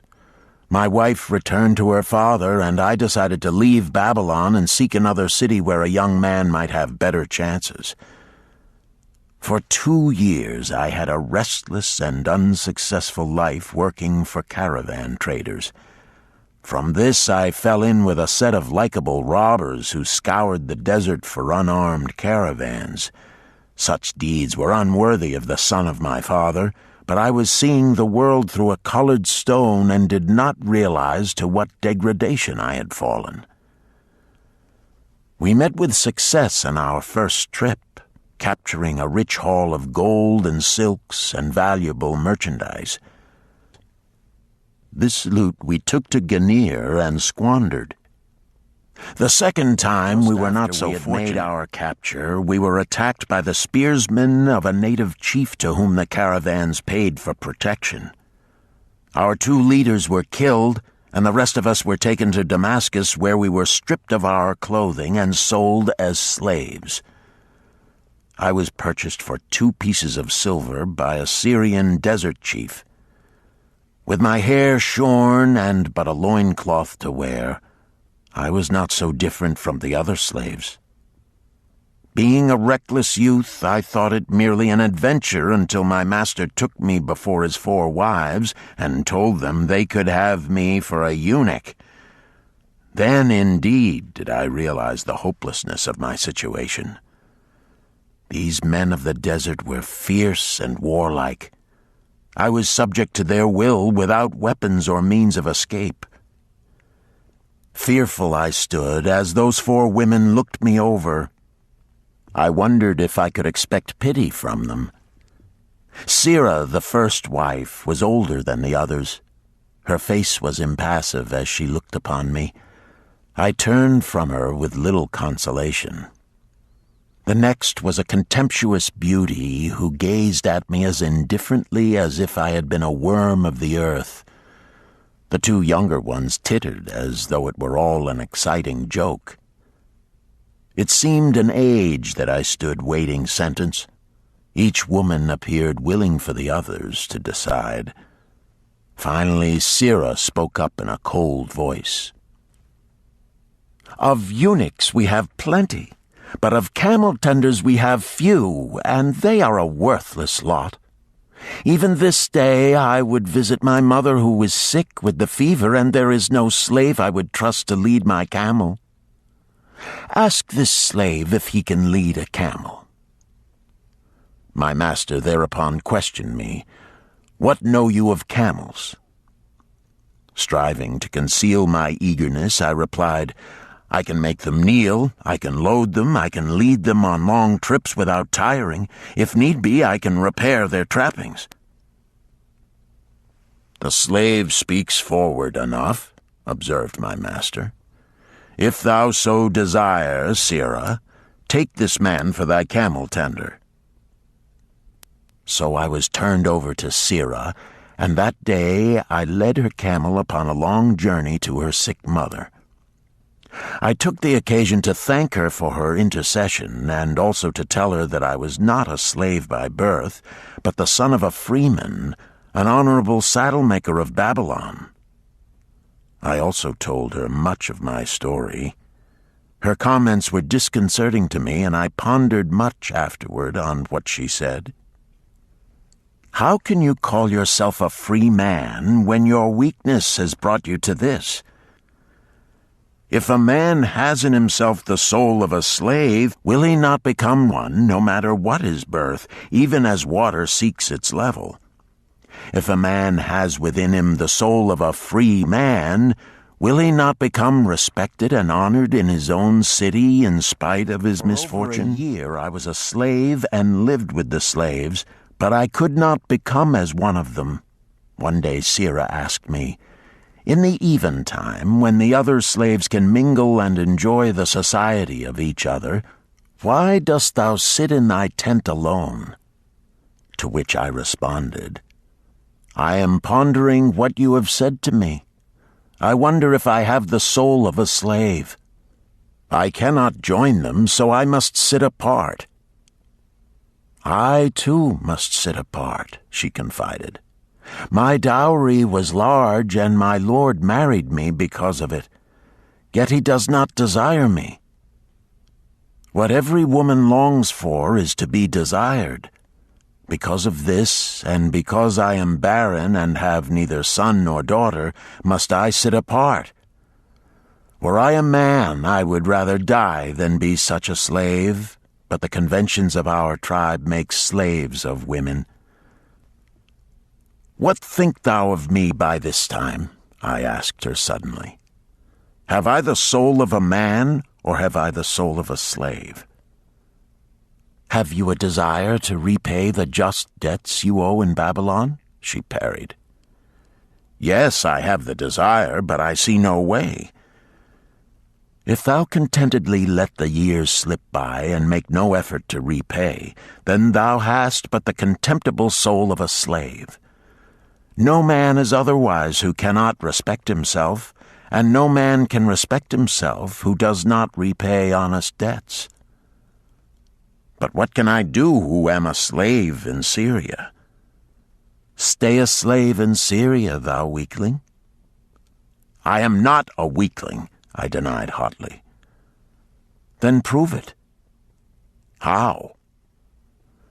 'Does not thy great king fight his enemies in every way he can and with every force he has? Thy debts are thy enemies. They ran thee out of Babylon. You left them alone, and they grew too strong for thee. Hadst fought them as a man, thou couldst have conquered them and been one honored among the townspeople. But thou had not the soul to fight them, and behold, thy pride hast gone down until thou art a slave in Syria.'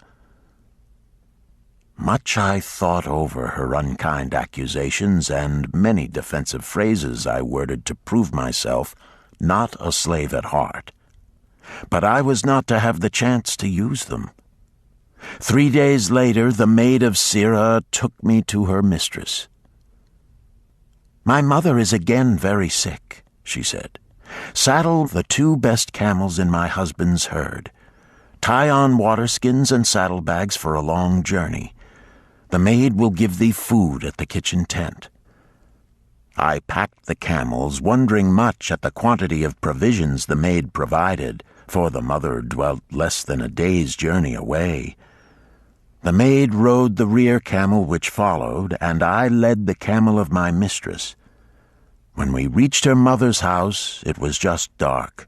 Sirrah dismissed the maid and said to me, 'Dabasir, hast thou the soul of a free man or the soul of a slave?' The soul of a free man, I insisted.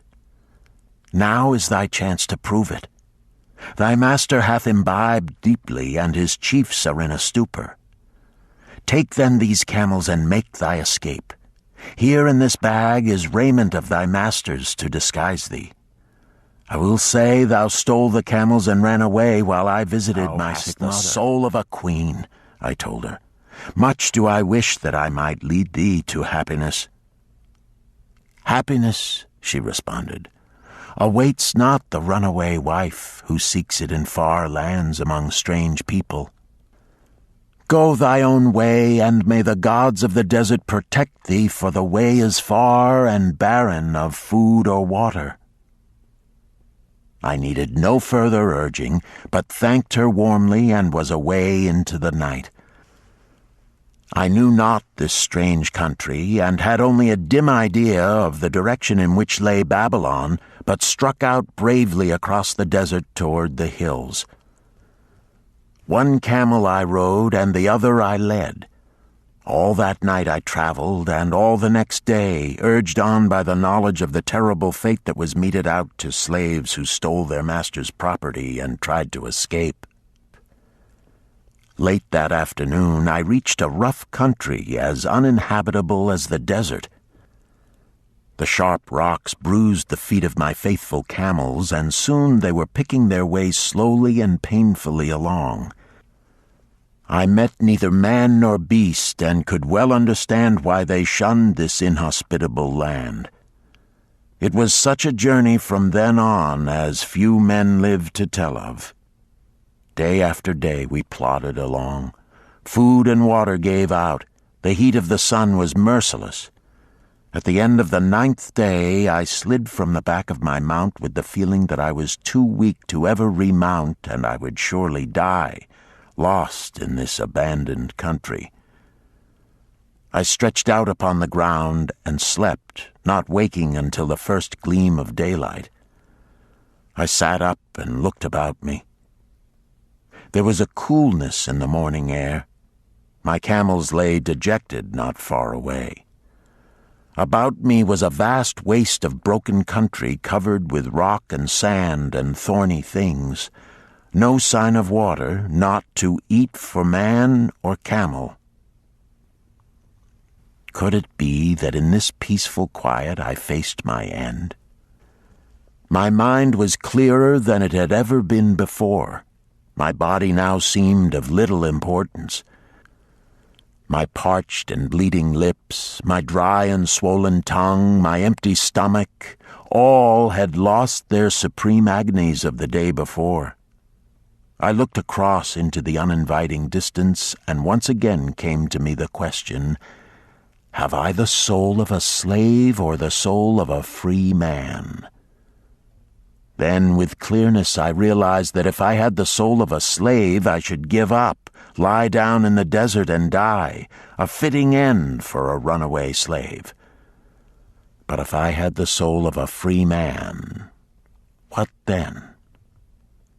Surely I would force my way back to Babylon, repay the people who had trusted me, bring happiness to my wife who truly loved me, and bring peace and contentment to my parents. Are thine enemies who have run thee out of Babylon, Sirrah had said.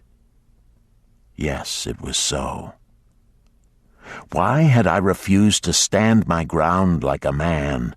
Why had I permitted my wife to go back to her father? Then a strange thing happened.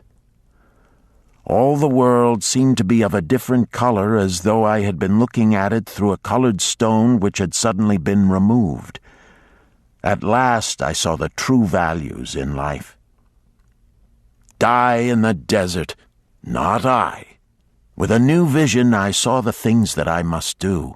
First I would go back to Babylon and face every man to whom I owed an unpaid debt. I should tell them that after years of wandering and misfortune, I had come back to pay my debts as fast as the gods would permit. Next, I should make a home for my wife and become a citizen of whom my parents should be proud. My debts were my enemies, but the men I owed were my friends, for they had trusted me and believed in me. I staggered weakly to my feet. What mattered hunger? What mattered thirst? They were but incidents on the road to Babylon. Within me surged the soul of a free man going back to conquer his enemies and reward his friends. I thrilled with the great resolve. The glazed eyes of my camels brightened at the new note in my husky voice. With great effort, after many attempts, they gained their feet. With pitiful perseverance, they pushed on toward the north, where something within me said we would find Babylon. We found water. We passed into a more fertile country where were grass and fruit. We found the trail to Babylon because the soul of a free man looks at life as a series of problems to be solved and solves them, while the soul of a slave whines, "What can I do who am but a slave?" How about thee, Tarkad? Does thy empty stomach make thy head exceedingly clear? Art ready to take the road that leads back to self-respect? Canst thou see the world in its true color? Hast thou the desire to pay thy honest debts, however many they may be, and once again be a man respected in Babylon? Moisture came to the eyes of the youth. He rose eagerly to his knees. Thou hast shown me a vision. Already I feel the soul of a free man surge within me. But how fared you upon your return? Questioned an interested listener. Where the determination is, the way can be found, Dabasir replied. I now had the determination, so I set out to find a way. First I visited every man to whom I was indebted, and begged his indulgence until I could earn that with which to repay. Most of them met me gladly. Several reviled me, but others offered to help me. One indeed did give me the very help I needed. It was Mathon, the gold lender. Learning that I had been a camel tender in Syria, he sent me to old Nebator, the camel trader, just commissioned by our good king to purchase many herds of sound camels for the great expedition. With him, my knowledge of camels I put to good use. Gradually, I was able to repay every copper and every piece of silver. Then at last I could hold up my head and feel that I was an honorable man among men. Again Dabasir turned to his food. "Kaskor, thou snail," he called loudly to be heard in the kitchen. "The food is cold. Bring me more meat fresh from the roasting. Bring thou also a very large portion for Tarkad, the son of my old friend, who is hungry and shall eat with me." So ended the tale of Dabasir, the camel trader of old Babylon. He found his own soul when he realized a great truth, a truth that had been known and used by wise men long before his time. It has led men of all ages out of difficulties and into success, and it will continue to do so for those who have the wisdom to understand its magic power. It is for any man to use who reads these lines. Where the determination is, the way can be found. Chapter 9. The Clay Tablets from Babylon. St. Swithin's College, Nottingham University, Newark-on-Trent, Nottingham. October 21st, 1934. Professor Franklin Caldwell, care of British Scientific Expedition, Hilla, Mesopotamia. My dear Professor, the 5 clay tablets from your recent excavation in the ruins of Babylon arrived on the same boat with your letter. I have been fascinated no end and have spent many pleasant hours translating their inscriptions.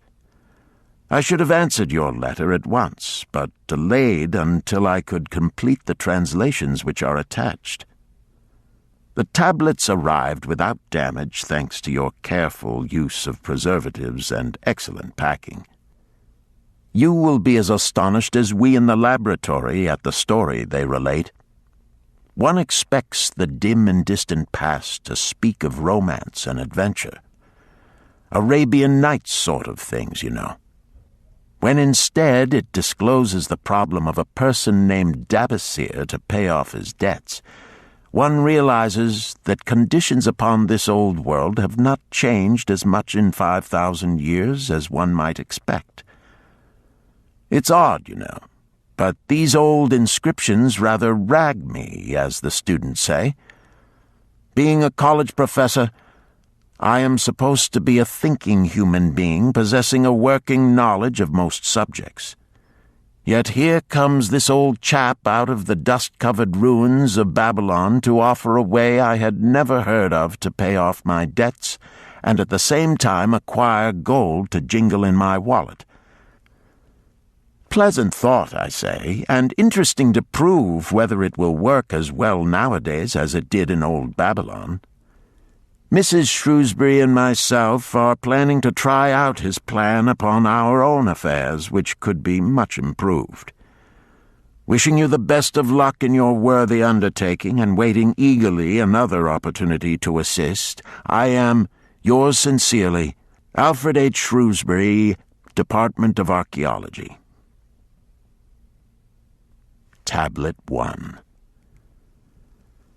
Now, when the moon becometh full, I, Dabasir, who am but recently returned from slavery in Syria, with the determination to pay my many just debts and become a man of means worthy of respect in my native city of Babylon, do here engrave upon the clay a permanent record of my affairs to guide and assist me in carrying through my high desires.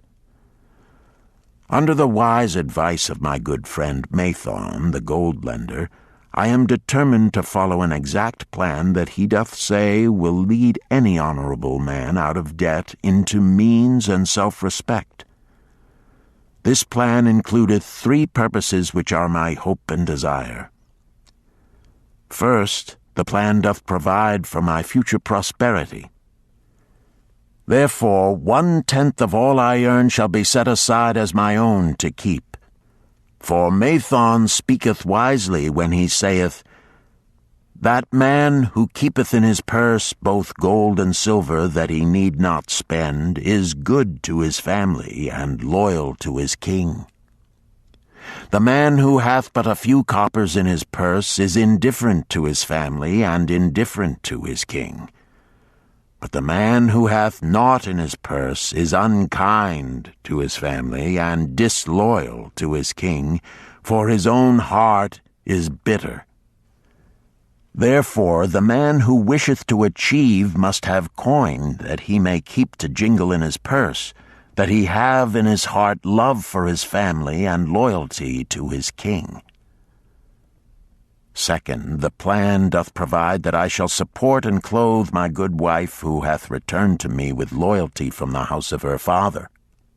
For Mathon doth say that to take good care of a faithful wife putteth self-respect into the heart of a man, and addeth strength and determination to his purposes. Therefore 7/10 of all I earn shall be used to provide a home, clothes to wear, and food to eat, with a bit extra to spend, that our lives be not lacking in pleasure and enjoyment. But he doth further enjoin the greatest care that we spend not greater than 7/10 of what I earn for these worthy purposes. Herein lieth the success of the plan. I must live upon this portion, and never use more, nor buy what I may not pay for out of this portion. The Richest Man in Babylon, Disc 4. Tablet 2. Third, the plan doth provide that out of my earnings my debts shall be paid. Therefore each time the moon is full, 2/10 of all I have earned shall be divided honorably and fairly among those who have trusted me and to whom I am indebted. Thus in due time will all my indebtedness be surely paid. Therefore do I here engrave the name of every man to whom I am indebted, and the honest amount of my debt. Faru the cloth weaver, 2 silver, 6 copper. Sinjar the couch maker, 1 silver. Amar my friend, 3 silver, 1 copper. Zantkar my friend, 4 silver, 7 copper. Askamir my friend, 1 silver, 3 copper.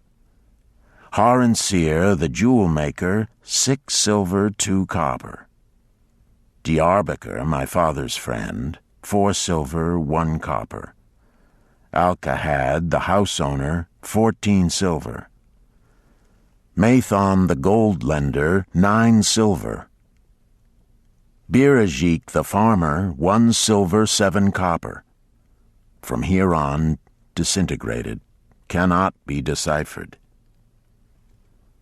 Tablet 3. To these creditors do I owe in total 119 pieces of silver and 141 pieces of copper. Because I did owe these sums and saw no way to repay, in my folly I did permit my wife to return to her father, and didst leave my native city and seek easy wealth elsewhere, only to find disaster and to see myself sold into the degradation of slavery. Now that Mathon doth show me how I can repay my debts in small sums of my earnings, do I realize the great extent of my folly in running away from the results of my extravagances. Therefore have I visited my creditors and explained to them that I have no resources with which to pay except my ability to earn, and that I intend to apply 2/10 of all I earn upon my indebtedness evenly and honestly. This much can I pay, but no more. Therefore, if they be patient, in time my obligations will be paid in full. Amar, whom I thought my best friend, reviled me bitterly, and I left him in humiliation. Birajik, the farmer, pleaded that I pay him first, as he didst badly need help. Alkahad, the house owner, was indeed disagreeable, and insisted that he would make me trouble unless I didst soon settle in full with him. All the rest willingly accepted my proposal. Therefore am I more determined than ever to carry through, being convinced that it is easier to pay one's just debts than to avoid them. Even though I cannot meet the needs and demands of a few of my creditors, I will deal impartially with all. 4. Again the moon shines full. I have worked hard with a free mind. My good wife hath supported my intentions to pay my creditors. Because of our wise determination, I have earned during the past moon, buying camels of sound wind and good legs for Nibertor, the sum of 19 pieces of silver. This I have divided according to the plan. 1/10 have I set aside to keep as my own, 7/10 have I divided with my good wife to pay for our living, 2/10 have I divided among my creditors as evenly as could be done in coppers. I did not see Amar, but left it with his wife. Birajik was so pleased that he would kiss my hand. Old Alkahad alone was grouchy and said I must pay faster. To which I replied that if I were permitted to be well fed and not worried, that alone would enable me to pay faster. All the others thanked me and spoke well of my efforts. Therefore, at the end of one moon, my indebtedness is reduced by almost 4 pieces of silver, and I possess almost 2 pieces of silver besides, upon which no man hath claim. My heart is lighter than it hath been for a long time. Again the moon shines full. I have worked hard, but with poor success. Few camels have I been able to buy. Only 11 pieces of silver have I earned. Nevertheless, my good wife and I have stood by the plan, even though we have bought no new raiment and eaten little but herbs. Again I paid ourselves 1/10 of the 11 pieces, while we lived upon 7/10. I was surprised when Amar commended my payment, even though small. So did Birajik. Alcahad flew into a rage, but when told to give back his portion if he did not wish it, he became reconciled. The others, as before, were content. Again the moon shines full, and I am greatly rejoiced. I intercepted a fine herd of camels and bought many sound ones. Therefore my earnings were 42 pieces of silver.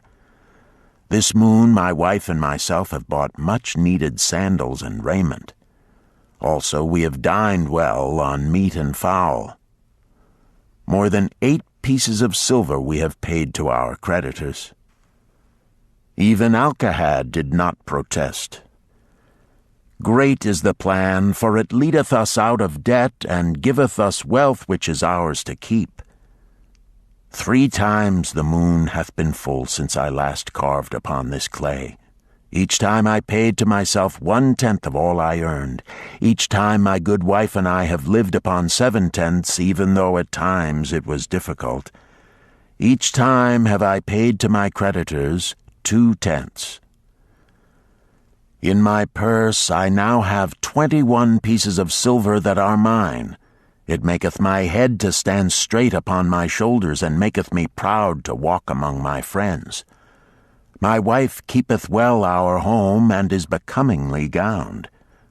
We are happy to live together. The plan is of untold value. Hath it not made an honorable man of an ex-slave? Again the moon shines full, and I remember that it is long since I carved upon the clay. 12 moons in truth have come and gone. But this day I will not neglect my record, because upon this day I have paid the last of my debts. This is the day upon which my good wife and my thankful self celebrate with great feasting that our determination hath been achieved. Many things occurred upon my final visit to my creditors that I shall long remember. Amar begged my forgiveness for his unkind words, and said that I was one of all others he most desired for a friend. Old Alcahad is not so bad after all, for he said, "Thou wert once a piece of soft clay to be pressed and molded by any hand that touched thee. But now thou art a piece of bronze, capable of holding an edge. If thou needst silver or gold at any time, come to me." Nor is he the only one who holdeth me in high regard. Many others speak deferentially to me. My good wife looketh upon me with a light in her eyes that doth make a man have confidence in himself. Yet it is the plan that hath made my success. It hath enabled me to pay all my debts, and to jingle both gold and silver in my purse. I do commend it to all who wish to get ahead. For truly, if it will enable an ex-slave to pay his debts and have gold in his purse, will it not aid any man to find independence? Nor am I, myself, finished with it, for I am convinced that if I follow it further, it will make me rich among men. St. Swithin's College, Nottingham University, Newark-on-Trent, Nottingham, November 7th, 1936. Professor Franklin Caldwell, care of British Scientific Expedition, Hilla, Mesopotamia. My dear Professor, if in your further digging into those ruins of Babylon you encounter the ghost of a former resident, an old camel trader named Dabasir, do me a favor. Tell him that his scribbling upon those clay tablets so long ago has earned for him the lifelong gratitude of a couple of college folks back here in England. You will possibly remember my writing a year ago that Mrs. Shrewsbury and myself intended to try his plan for getting out of debt and at the same time having gold to jingle. You may have guessed, even though we tried to keep it from our friends, our desperate straits. We were frightfully humiliated for years by a lot of old debts and worried sick for fear some of the tradespeople might start a scandal that would force me out of the college. We paid and paid every shilling we could squeeze out of income, but it was hardly enough to hold things even. Besides, we were forced to do all our buying where we could get further credit regardless of higher costs. It developed into one of those vicious circles that grow worse instead of better. Our struggles were getting hopeless. We could not move to less costly rooms because we owed the landlord. There did not appear to be anything we could do to improve our situation. Then here comes your acquaintance, the old camel trader from Babylon, with a plan to do just what we wished to accomplish. He jolly well stirred us up to follow his system. We made a list of all our debts, and I took it around and showed it to every one we owed. I explained how it was simply impossible for me to ever repay them the way things were going along. They could readily see this themselves from the figures. Then I explained that the only way I saw to pay in full was to set aside 20% of my income each month to be divided pro rata, which would pay them in full in a little over 2 years. That in the meantime we would go on a cash basis and give them the further benefit of our cash purchases. They were really quite decent. Our greengrocer, a wise old chap, put it in a way that helped to bring around the rest. If you pay for all you buy and then pay some on what you owe, that is better than you have done, for you ain't paid down the account none. Finally, I secured all their names to an agreement binding them not to molest us as long as the 20% of income was paid regularly. Then we began scheming on how to live upon 70%. We were determined to keep that extra 10% to jingle. The thought of silver and possibly gold was most alluring. It was like having an adventure to make the change. We enjoyed figuring this way and that to live comfortably upon that remaining 70%. We started with rent and managed to secure a fair reduction. Next, we put our favorite brands of tea and such under suspicion, and were agreeably surprised how often we could purchase superior qualities at less cost. It is too long a story for a letter, but anyhow, it did not prove difficult. We managed, and right cheerfully at that. What a relief it proved to have our affairs in such a shape we were no longer persecuted by past due accounts. I must not neglect, however, to tell you about that extra 10% we were supposed to jingle. Well, we did jingle it for some time. Now, don't laugh too soon. You see, that is the sporty part. It is the real fun to start accumulating money that you do not want to spend. There is more pleasure in running up such a surplus than there could be in spending it. After we had jingled to our heart's content, we found a more profitable use for it. We took up an investment upon which we could pay that 10% each month. This is proving to be the most satisfying part of our regeneration. It is the first thing we pay out of my check. There is a most gratifying sense of security to know our investment is growing steadily. By the time my teaching days are over, it should be a snug sum, large enough so the income will take care of us from then on. All this out of my same old check. Difficult to believe, yet absolutely true. all our debts being gradually paid and at the same time our investment increasing. Besides, we get along financially even better than before. Who would believe there could be such a difference in results between following a financial plan and just drifting along? At the end of the next year, when all our old bills shall have been paid, we will have more to pay upon our investment besides some extra for travel. We are determined never again to permit our living expenses to exceed 70% of our income. Now you can understand why we would like to extend our personal thanks to that old chap whose plan saved us from our hell on earth. He knew. He had been through it all. He wanted others to benefit from his own bitter experiences. That is why he spent tedious hours carving his message upon the clay. He had a real message for fellow sufferers, a message so important that after 5,000 years it has risen out of the ruins of Babylon just as true and just as vital as the day it was buried. Yours sincerely, Alfred H. Shrewsbury, Department of Archaeology. Chapter 10.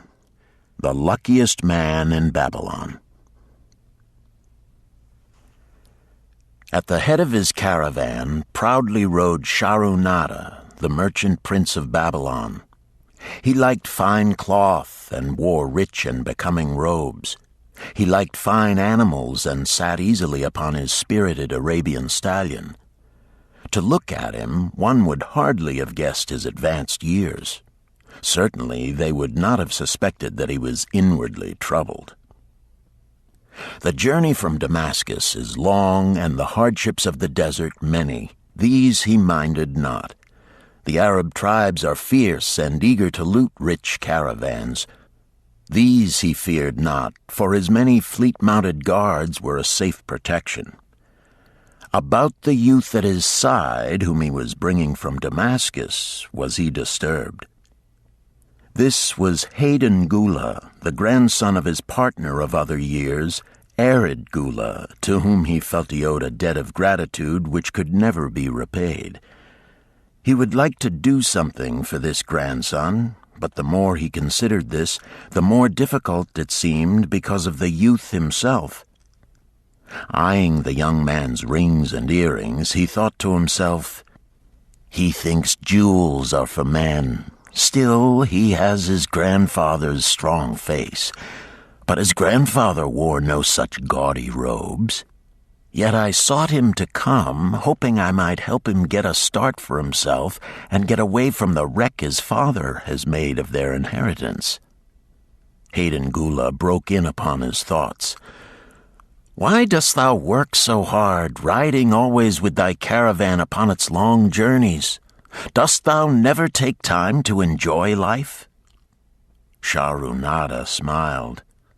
"To enjoy life?" he repeated. "What wouldst thou do to enjoy life if thou wert Sharu-Nada?" "If I had wealth equal to thine, I would live like a prince. Never across the hot desert would I ride. I would spend the shekels as fast as they came to my purse. I would wear the richest of robes and the rarest of jewels. That would be a life to my liking, a life worth living." Both men laughed. "Thy grandfather wore no jewels," Sharu-Nada spoke before he thought, then continued jokingly, "Wouldst thou leave no time for work?" "Work was made for slaves," Hayden Gula responded. Sharu-Nada bit his lip but made no reply, riding in silence until the trail led them to the slope. Here he reined his mount, and pointing to the green valley far away, "See, there is the valley. Look far down, and thou canst faintly see the walls of Babylon. The tower is the temple of Bel. If thine eyes are sharp, thou mayest even see the smoke from the eternal fire upon its crest." "So that is Babylon?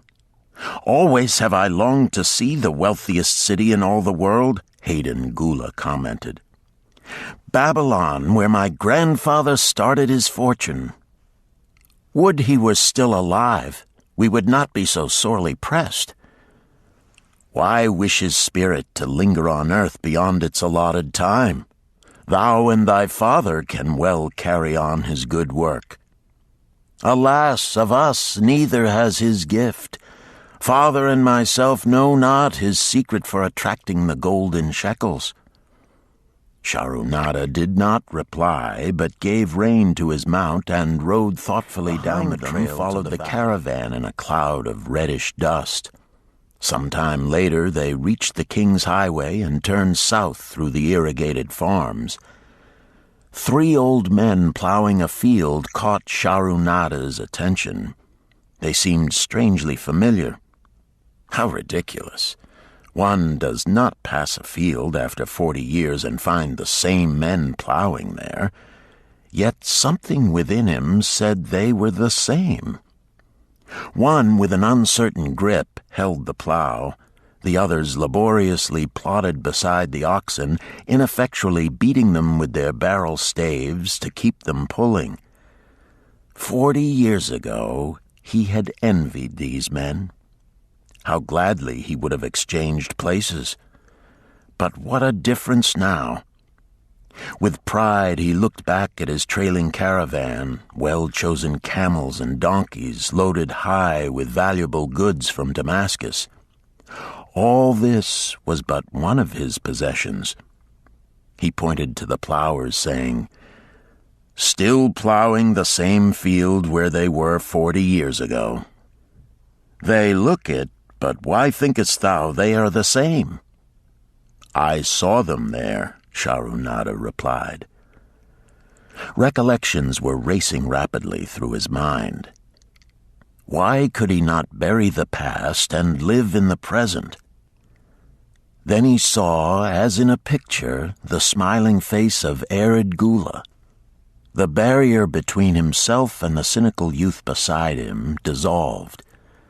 But how could he help such a superior youth with his spendthrift ideas and bejeweled hands? Work he could offer in plenty to willing workers, but not for men who considered themselves too good for work.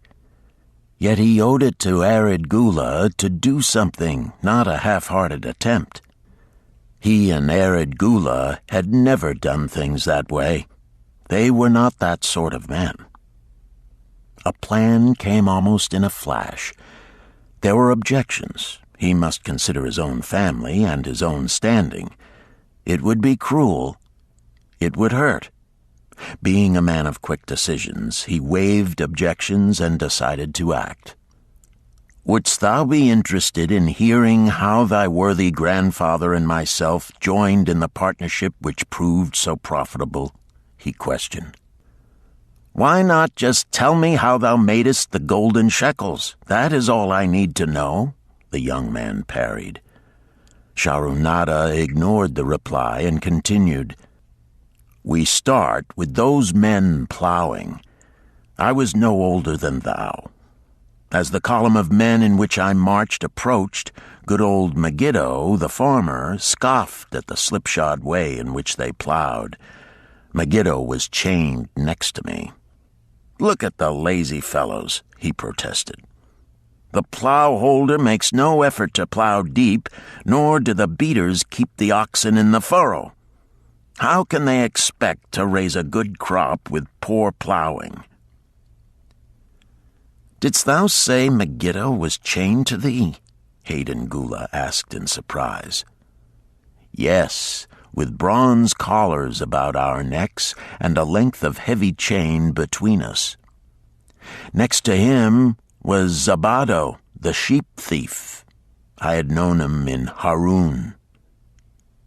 At the end was a man we called Pirate because he told us not his name. We judged him as a sailor as he had entwined serpents tattooed upon his chest in sailor fashion. The column was made up thus, so the men could walk in fours." "Thou wert chained as a slave?" Hayden Gula asked incredulously. "Did not thy grandfather tell thee I was once a slave?" He often spoke of thee, but never hinted of this. He was a man thou couldst trust with innermost secrets. Thou, too, are a man I may trust, am I not right?" Sharunada looked him squarely in the eye. "Thou mayest rely upon my silence, but I am amazed. Tell me, how didst thou come to be a slave?" Shrugged his shoulders. "Any man may find himself a slave. It was a gaming house and barley beer that brought me disaster. I was the victim of my brother's indiscretions. In a brawl he killed his friend. I was bonded to the widow by my father, desperate to keep my brother from being prosecuted under the law. When my father could not raise the silver to free me, she in anger sold me to the slave dealer." "What a shame and injustice," Hayden Gula protested. "But tell me, how didst thou regain freedom?" "We shall come to that, but not yet. Let us continue my tale. As we passed, the plowers jeered at us. One did doff his ragged hat and bow low, calling out, 'Welcome to Babylon, guests of the king. He waits for thee on the city walls where the banquet is spread, mud bricks and onion soup.' With that, they laughed uproariously. Pirate flew into a rage and cursed them roundly. "What do those men mean by the king awaiting us on the walls?" I asked him. "To the city walls ye march to carry bricks until the back breaks. Maybe they beat thee to death before it breaks. They won't beat me. I'll kill 'em." Then Megiddo spoke up. "It doesn't make sense to me to talk of masters beating willing, hard-working slaves to death. Masters like good slaves and treat them well." "Who wants to work hard?" commented Zabato. "Those plowers are wise fellows. They're not breaking their backs, just letting on as if they be." "Thou can't get ahead by shirking," Megiddo protested. "If thou plow a hectare, that's a good day's work, and any master knows it. But when thou plow only a half, that's shirking. I don't shirk. I like to work, and I like to do good work, for work is the best friend I've ever known. It has brought me all the good things I've had, my farm and cows and crops, everything." "Yea, and where be these things now?" scoffed Zabato. "I figure it pays better to be smart and get by without working. You watch Zabato. If we're sold to the walls, he'll be carrying the water bag or some easy job, when thou, who like to work, will be breaking thy back carrying bricks." He laughed his silly laugh. Terror gripped me that night. I could not sleep. I crowded close to the guard rope, and when the others slept, I attracted the attention of Godoso, who was doing the first guard watch. He was one of those brigand Arabs, the sort of rogue who, if he robbed thee of thy purse, would think he must also cut thy throat. "Tell me, Godoso," I whispered, "when we get to Babylon, will we be sold to the walls?" "Why want to know?" he questioned cautiously. "Canst thou not understand?" I pleaded. "I am young. I want to live. I don't want to be worked or beaten to death on the walls. Is there any chance for me to get a good master?" He whispered back, "I tell something. Thou good fellow, give Godoso no trouble. Most times we go first to slave market. Listen now. When buyers come, tell 'em you good worker, like to work hard for good master, make 'em want to buy. You not make 'em buy, next day you carry brick. Mighty hard work." I walked away. I lay in the warm sand, looking up at the stars and thinking about work. What Megiddo had said about it being his best friend made me wonder if it would be my best friend. Certainly it would be if it helped me out of this. When Megiddo awoke, I whispered my good news to him. It was our one ray of hope as we marched toward Babylon. Late in the afternoon, we approached the walls and could see the lines of men, like black ants, climbing up and down the steep diagonal paths. As we drew closer, we were amazed at the thousands of men working. Some were digging in the moat, others mixed the dirt into mud bricks. The greatest number were carrying the bricks in large baskets up those steep trails to the masons. Overseers cursed the laggards and cracked bullock whips over the backs of those who failed to keep in line. Poor, worn-out fellows were seen to stagger and fall beneath their heavy baskets, unable to rise again. If the lash failed to bring them to their feet, they were pushed to the side of the paths and left writhing in agony. Soon they would be dragged down to join other craven bodies beside the roadway to await unsanctified graves. As I beheld the ghastly sight, I shuddered. So this was what awaited my father's son if he failed at the slave market. Godoso had been right. We were taken through the gates of the city to the slave prison, and next morning marched to the pens in the market. Here the rest of the men huddled in fear, and only the whips of our guard could keep them moving so the buyers could examine them. Megiddo and myself eagerly talked to every man who permitted us to address him. The slave dealer brought soldiers from the king's guard who shackled Pirate and brutally beat him when he protested. As they led him away, I felt sorry for him. Megiddo felt that we would soon part. When no buyers were near, he talked to me earnestly to impress upon me how valuable work would be to me in the future. Some men hate it. They make it their enemy. Better to treat it like a friend. Make thyself like it. Don't mind because it is hard. If thou thinkest about what a good house thou build, then who cares if the beams are heavy and it is far from the well to carry the water for the plaster? Promise me, boy, if thou get a master, work for him as hard as thou canst. If he does not appreciate all thou do, never mind. Remember, work well done does good to the man who does it. It makes him a better man. He stopped as a burly farmer came to the enclosure and looked at us critically. Megiddo asked about his farm and crops, soon convincing him that he would be a valuable man. After violent bargaining with the slave dealer, the farmer drew a fat purse from beneath his robe, and soon Megiddo had followed his new master out of sight. A few other men were sold during the morning. At noon, Godoso confided to me that the dealer was disgusted and would not stay over another night, but would take all who remained at sundown to the king's buyer. I was becoming desperate when a fat, good-natured man walked up to the wall and inquired if there was a baker among us. I approached him, saying, "Why should a good baker like thyself seek another baker of inferior ways? Would it not be easier to teach a willing man like myself thy skilled ways? Look at me. I am young, strong, and like to work. Give me a chance, and I will do my best to earn gold and silver for thy purse." He was impressed by my willingness and began bargaining with the dealer who had never noticed me since he had bought me, but now waxed eloquent on my abilities, good health, and good disposition.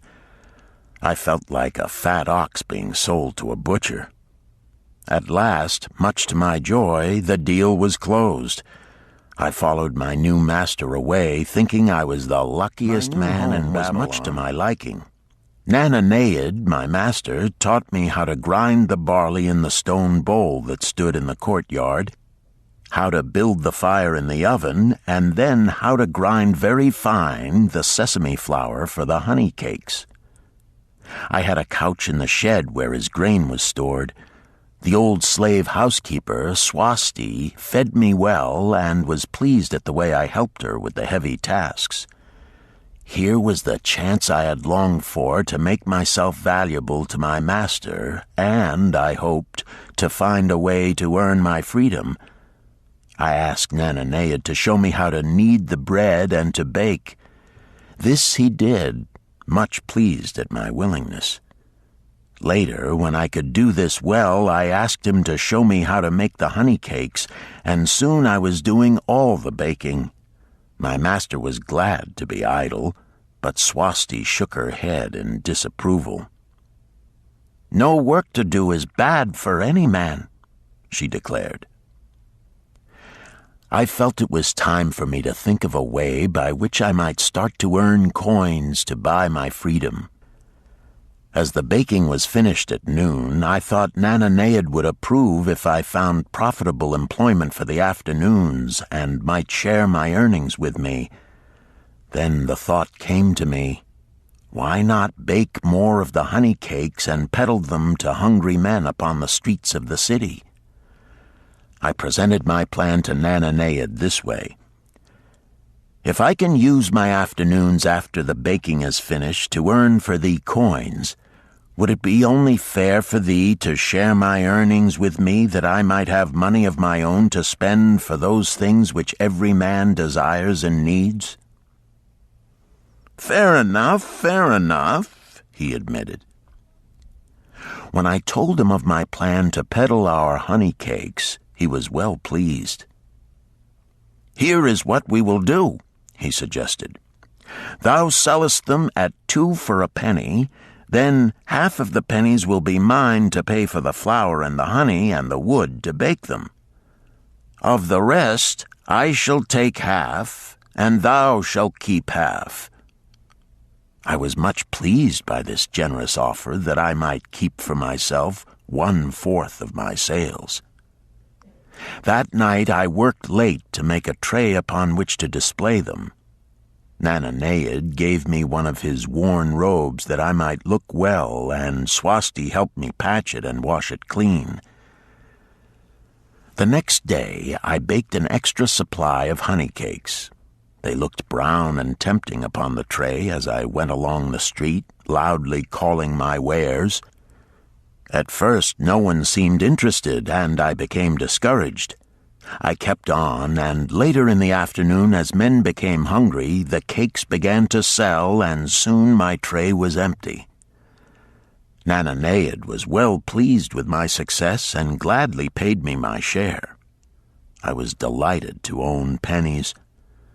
Megiddo had been right when he said a master appreciated good work from his slaves. That night I was so excited over my success I could hardly sleep, and tried to figure how much I could earn in a year and how many years would be required to buy my freedom. As I went forth with my tray of cakes every day, I soon found regular customers. One of these was none other than thy grandfather, Arid Gula. He was a rug merchant and sold to the housewives, going from one end of the city to the other, accompanied by a donkey loaded high with rugs and a black slave to tend it. He would buy 2 cakes for himself and 2 for his slave, always tarrying to talk with me while they ate them. Thy grandfather said something to me one day that I shall always remember.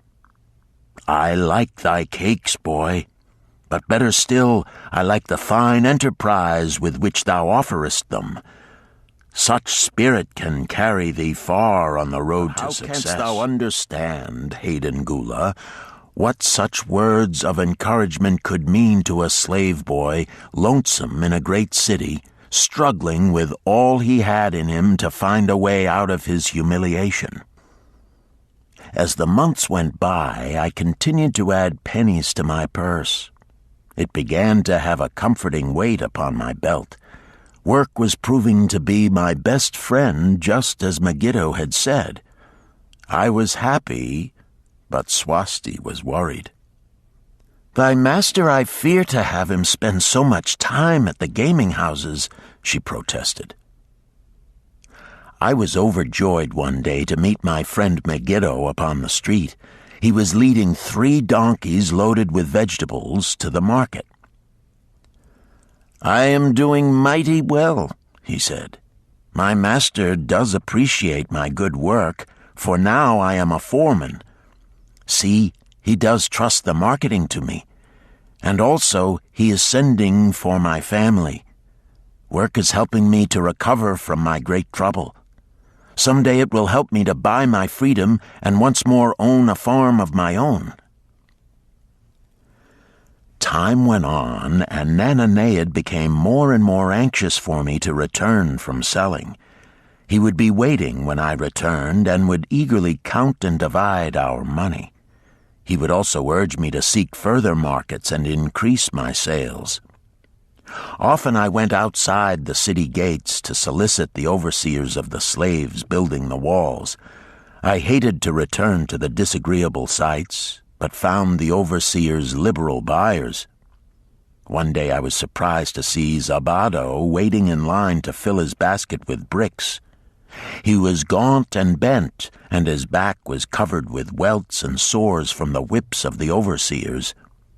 I was sorry for him and handed him a cake which he crushed into his mouth like a hungry animal. Seeing the greedy look in his eyes, I ran before he could grab my tray. "Why dost thou work so hard?" Arid Gula said to me one day. "Almost the same question thou asked of me today, dost thou remember?" I told him what Megiddo had said about work and how it was proving to be my best friend. I showed him with pride my wallet of pennies and explained how I was saving them to buy my freedom. "When thou art free, what wilt thou do?" he inquired. "Then," I answered, "I intend to become a merchant." At that he confided in me, something I had never suspected. "Thou knowest not that I also am a slave. I am in partnership with my master." "Stop," demanded Hayden Gula. "I will not listen to lies defaming my grandfather. He was no slave." His eyes blazed in anger. Sharunada remained calm. "I honor him for rising above his misfortune and becoming a leading citizen of Damascus. Art thou his grandson, cast of the same mold? Art thou man enough to face true facts, or dost thou prefer to live under false illusions?" Hayden Gula straightened in his saddle. In a voice suppressed with deep emotion, he replied, "My grandfather was beloved by all. Countless were his good deeds. When the famine came, did not his gold buy grain in Egypt, and did not his caravan bring it to Damascus and distribute it to the people so none would starve? Now thou sayest he was but a despised slave in Babylon. Had he remained a slave in Babylon, that he might well have been despised, but when, through his own efforts, he became a great man in Damascus, the gods indeed condoned his misfortunes and honored him with their respect," Sharunada replied. "After telling me that he was a slave," Sharunada continued, "he explained how anxious he had been to earn his freedom. Now that he had enough money to buy this, he was much disturbed as to what he should do. He was no longer making good sales and feared to leave the support of his master." I protested his indecision. "Cling no longer to thy master. Get once again the feeling of being a free man. Act like a free man and succeed like one. Decide what thou desirest to accomplish, and then work will aid thee to achieve it." He went on his way, saying he was glad I had shamed him for his cowardice. One day I went outside the gates again, and was surprised to find a great crowd gathering there. When I asked a man for an explanation, he replied, "Hast thou not heard? An escaped slave who murdered one of the king's guards has been brought to justice and will this day be flogged to death for his crime. Even the king himself is to be here." So dense was the crowd about the flogging post, I feared to go near lest my tray of honey cakes be upset. Therefore I climbed up the unfinished wall to see over the heads of the people. I was fortunate in having a view of Nebuchadnezzar himself as he rode by in his golden chariot. Never had I beheld such grandeur, such robes and hangings of gold cloth and velvet. I could not see the flogging, though I could hear the shrieks of the poor slave. I wondered how one so noble as our handsome king could endure to see such suffering, yet when I saw he was laughing and joking with his nobles, I knew he was cruel and understood why such inhuman tasks were demanded of the slaves building the walls.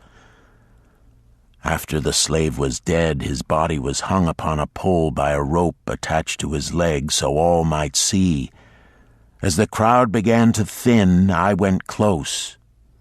On the hairy chest, I saw tattooed 2 entwined serpents. It was Pirate. The next time I met Arid Gula, he was a changed man. Full of enthusiasm, he greeted me. "Behold, the slave thou knewest is now a free man. There was magic in thy words. Already my sales and my profits are increasing. My wife is overjoyed. She was a free woman, the niece of my master. She much desires that we move to a strange city where no man shall know I was once a slave. Thus our children shall be above reproach for their father's misfortune. Work has become my best helper. It has enabled me to recapture my confidence and my skill to sell." I was overjoyed that I had been able, even in a small way, to repay him for the encouragement he had given me. One evening Swasti came to me in deep distress.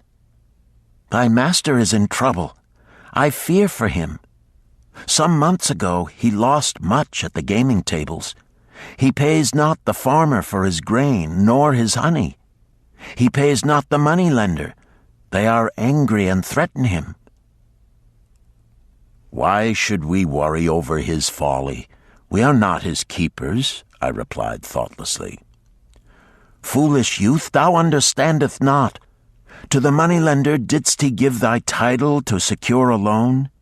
Under the law he can claim thee and sell thee. I know not what to do.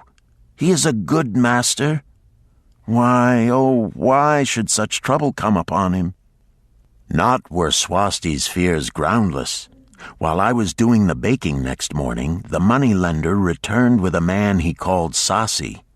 This man looked me over and said I would do. The money-lender waited not for my master to return, but told Swasti to tell him he had taken me. With only the robe on my back and the purse of pennies hanging safely from my belt, I was hurried away from the unfinished baking. I was whirled away from my dearest hopes as the hurricane snatches the tree from the forest and casts it into the surging sea. Again a gaming house and barley beer had caused me disaster. Sasi was a blunt, gruff man. As he led me across the city, I told him of the good work I had been doing for Nananeid, and said I hoped to do good work for him. His reply offered no encouragement. "I like not this work. My master likes it not. The king has told him to send me to build a section of the Grand Canal. Master tells Sasi to buy more slaves, work hard, and finish quick. Bah! How can any man finish a big job quick?" Picture a desert with not a tree, just low shrubs and a sun burning with such fury the water in our barrels became so hot we could scarcely drink it. Then picture rows of men going down into the deep excavation and lugging heavy baskets of dirt up soft, dusty trails from daylight until dark. Picture food served in open troughs from which we helped ourselves like swine. We had no tents, no straw for beds. That was the situation in which I found myself. I buried my wallet in a marked spot, wondering if I would ever dig it up again. At first I worked with good will, but as the months dragged on, I felt my spirit breaking. Then the heat fever took hold of my weary body. I lost my appetite and could scarcely eat the mutton and vegetables. At night I would toss in unhappy wakefulness. In my misery I wondered if Zabado had not the best plan, to shirk and keep his back from being broken in work. Then I recalled my last sight of him and knew his plan was not good. I thought of Pirate with his bitterness and wondered if it might be just as well to fight and kill.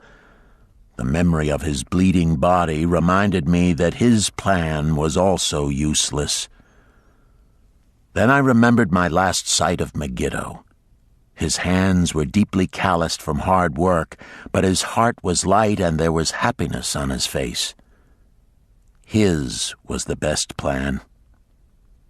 Yet I was just as willing to work as Megiddo. He could not have worked harder than I. Why did not my work bring me happiness and success? Was it work that brought Megiddo happiness, or was happiness and success merely in the laps of the gods? Was I to work the rest of my life without gaining my desires, without happiness and success? All of these questions were jumbled in my mind, and I had not an answer.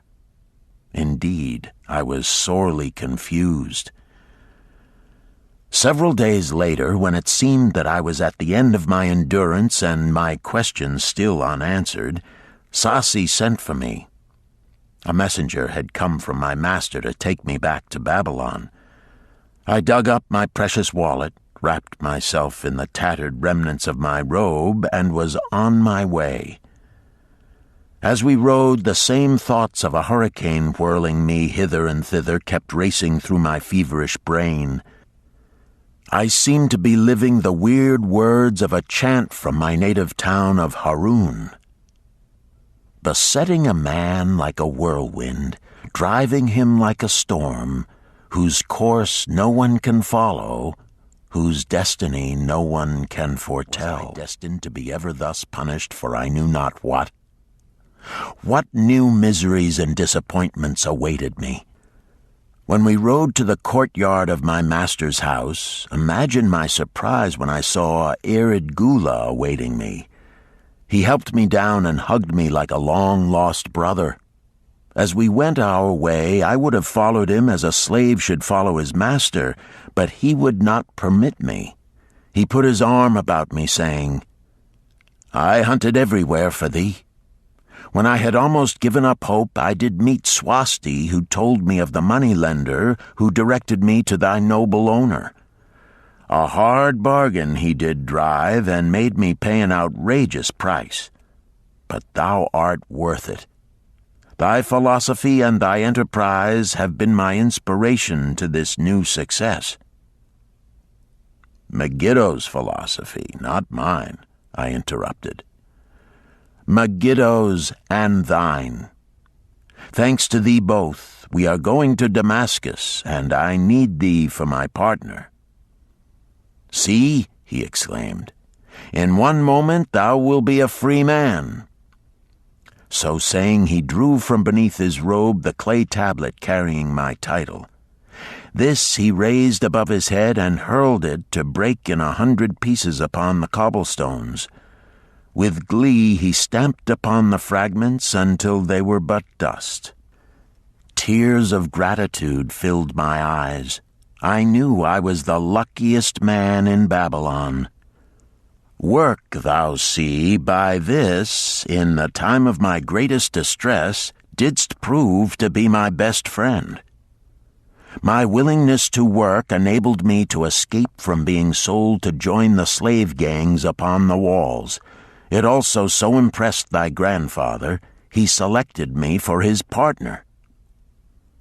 Then Hayden Gula questioned, "Was work my grandfather's secret key to the golden shekels?" "It was the only key he had when I first knew him," Sharunada replied. "Thy grandfather enjoyed working. The gods appreciated his efforts and rewarded him liberally." "I begin to see," Hayden Gula was speaking thoughtfully. "Work attracted as many friends who admired his industry and the success it brought. Work brought him the honors he enjoyed so much in Damascus. Work brought him all those things I have approved. And I thought work was fit only for slaves." "Life is rich with many pleasures for men to enjoy," Sharunada commented. "Each has its place. I am glad that work is not reserved for slaves. Were that the case, I would be deprived of my greatest pleasure. Many things do I enjoy, but nothing takes the place of work." Sharunada and Hayden Gula rode in the shadows of the towering walls up to the massive bronze gates of Babylon. At their approach, the gate guards jumped to attention and respectfully saluted an honored citizen. With head held high, Sharunada led the long caravan through the gates and up the streets of the city. "I have always hoped to be a man like my grandfather," Hayden Gula confided to him. "Never before did I realize just what kind of man he was. This thou hast shown me. Now that I understand, I do admire him all the more and feel more determined to be like him. I fear I can never repay thee for giving me the true key to his success. From this day forth I shall use his key. I shall start humbly as he started, which befits my true station far better than jewels and fine robes."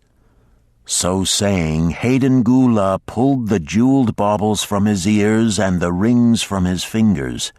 Then, reining his horse, he dropped back and rode with deep respect behind the leader of the caravan. Chapter 11. An Historical Sketch of Babylon. In the pages of history, there lives no city more glamorous than Babylon. Its very name conjures visions of wealth and splendor. Its treasures of gold and jewels were fabulous. One naturally pictures such a wealthy city as located in a suitable setting of tropical luxury, surrounded by rich natural resources of forests and mines. Such was not the case. It was located beside the Euphrates River in a flat, arid valley. It had no forests, no mines, not even stone for building. It was not even located upon a natural trade route. The rainfall was insufficient to raise crops. Babylon is an outstanding example of man's ability to achieve great objectives using whatever means are at his disposal. All of the resources supporting this large city were man-developed. All of its riches were man-made. Babylon possessed just two natural resources: a fertile soil and water in the river. With one of the greatest engineering accomplishments of this or any other day, Babylonian engineers diverted the waters from the river by means of dams and immense irrigation canals. Far out across that arid valley went these canals to pour the life-giving waters over the fertile soil. This ranks among the first engineering feats known to history. Such abundant crops as were the reward of this irrigation system the world had never seen before. Fortunately, during its long existence, Babylon was ruled by successive lines of kings to whom conquest and plunder were but incidental. While it engaged in many wars, most of these were local or defensive against ambitious conquerors from other countries who coveted the fabulous treasures of Babylon. The outstanding rulers of Babylon live in history because of their wisdom, enterprise, and justice. Babylon produced no strutting monarchs who sought to conquer the known world that all nations might pay homage to their egotism. As a city, Babylon exists no more. When those energizing human forces that built and maintained the city for thousands of years were withdrawn, it soon became a deserted ruin. The site of the city is in Asia, about 600 miles east of the Suez Canal, just north of the Persian Gulf. The latitude is about 30 degrees above the equator, practically the same as that of Yuma, Arizona. It possessed a climate similar to that of this American city, hot and dry. Today, this valley of the Euphrates, once a populous irrigated farming district, is again a windswept arid waste. Scant grass and desert shrubs strive for existence against the wind-blown sands. Gone are the fertile fields, the mammoth cities, and the long caravans of rich merchandise. Nomadic bands of Arabs, securing a scant living by tending small herds, are the only inhabitants. Such it has been since about the beginning of the Christian era. Are earthen hills.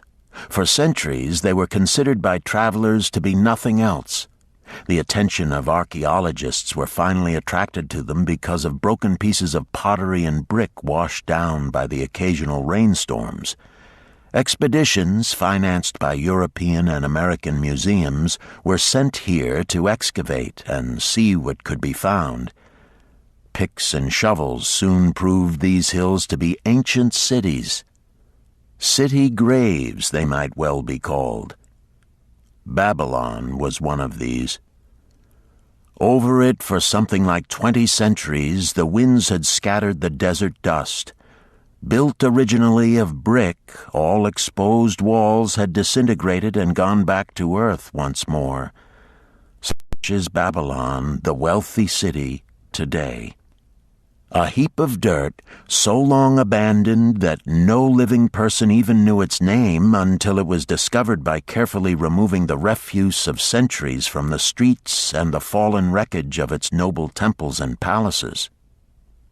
Many scientists considered the civilization of Babylon and other cities in this valley to be the oldest of which there is a definite record. Positive dates have been proved reaching back 8,000 years. An interesting fact in this connection is the means used to determine these dates. Uncovered in the ruins of Babylon were descriptions of an eclipse of the sun.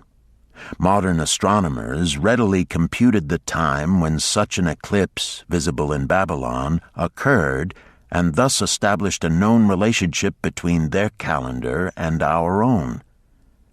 In this way, we have proved that 8,000 years ago, the Sumerites, who inhabited Babylonia, were living in walled cities. One can only conjecture for how many centuries previous such cities had existed. Their inhabitants were not mere barbarians living within protecting walls. They were an educated and enlightened people. So far as written history goes, they were the first engineers, the first astronomers, the first mathematicians, the first financiers, and the first people to have a written language. Mention has already been made of the irrigation systems which transformed the arid valley into an agricultural paradise. The remains of these canals can still be traced, although they are mostly filled with accumulated sand. Some of them were of such size that, when empty of water, a dozen horses could be ridden abreast along their bottoms. In size they compare favorably with the largest canals in Colorado and Utah. In addition to irrigating the valley lands, Babylonian engineers completed another project of similar magnitude. By means of an elaborate drainage system, they reclaimed an immense area of swampland at the mouths of the Euphrates and Tigris rivers and put this also under cultivation. Herodotus, the Greek traveler and historian, visited Babylon while it was in its prime and has given us the only known description by an outsider. His writings give a graphic description of the city and some of the unusual customs of its people. He mentions the remarkable fertility of the soil and the bountiful harvest of wheat and barley which they produced. The glory of Babylon has faded, but its wisdom has been preserved for us. For this we are indebted to their form of records. In that distant day, the use of paper had not been invented. Instead, they laboriously engraved their writing upon tablets of moist clay. When completed, these were baked and became hard tile. In size, they were about 6 by 8 inches and an inch in thickness. These clay tablets, as they are commonly called, were used much as we use modern forms of writing. Upon them were engraved legends, poetry, history, transcriptions of royal decrees, the laws of the land, titles to property, promissory notes, and even letters which were dispatched by messengers to distant cities. From these clay tablets we are permitted an insight into the intimate personal affairs of the people.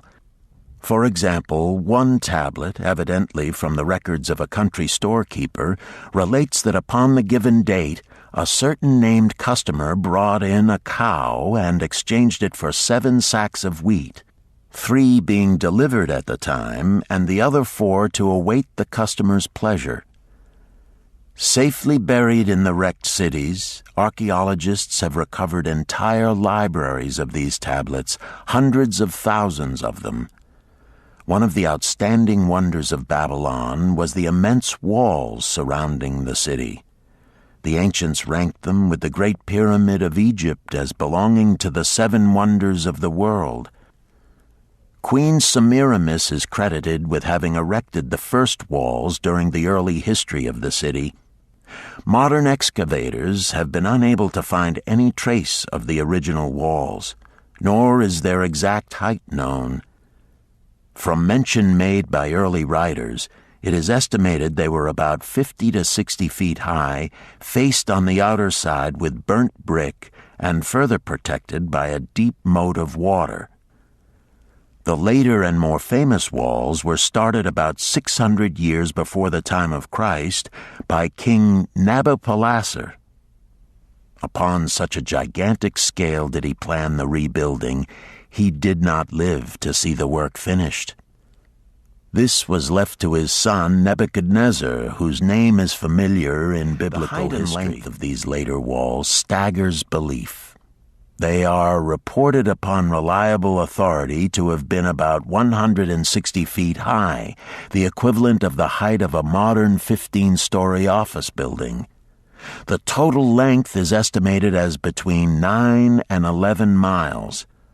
So wide was the top that a 6-horse chariot could be driven around them.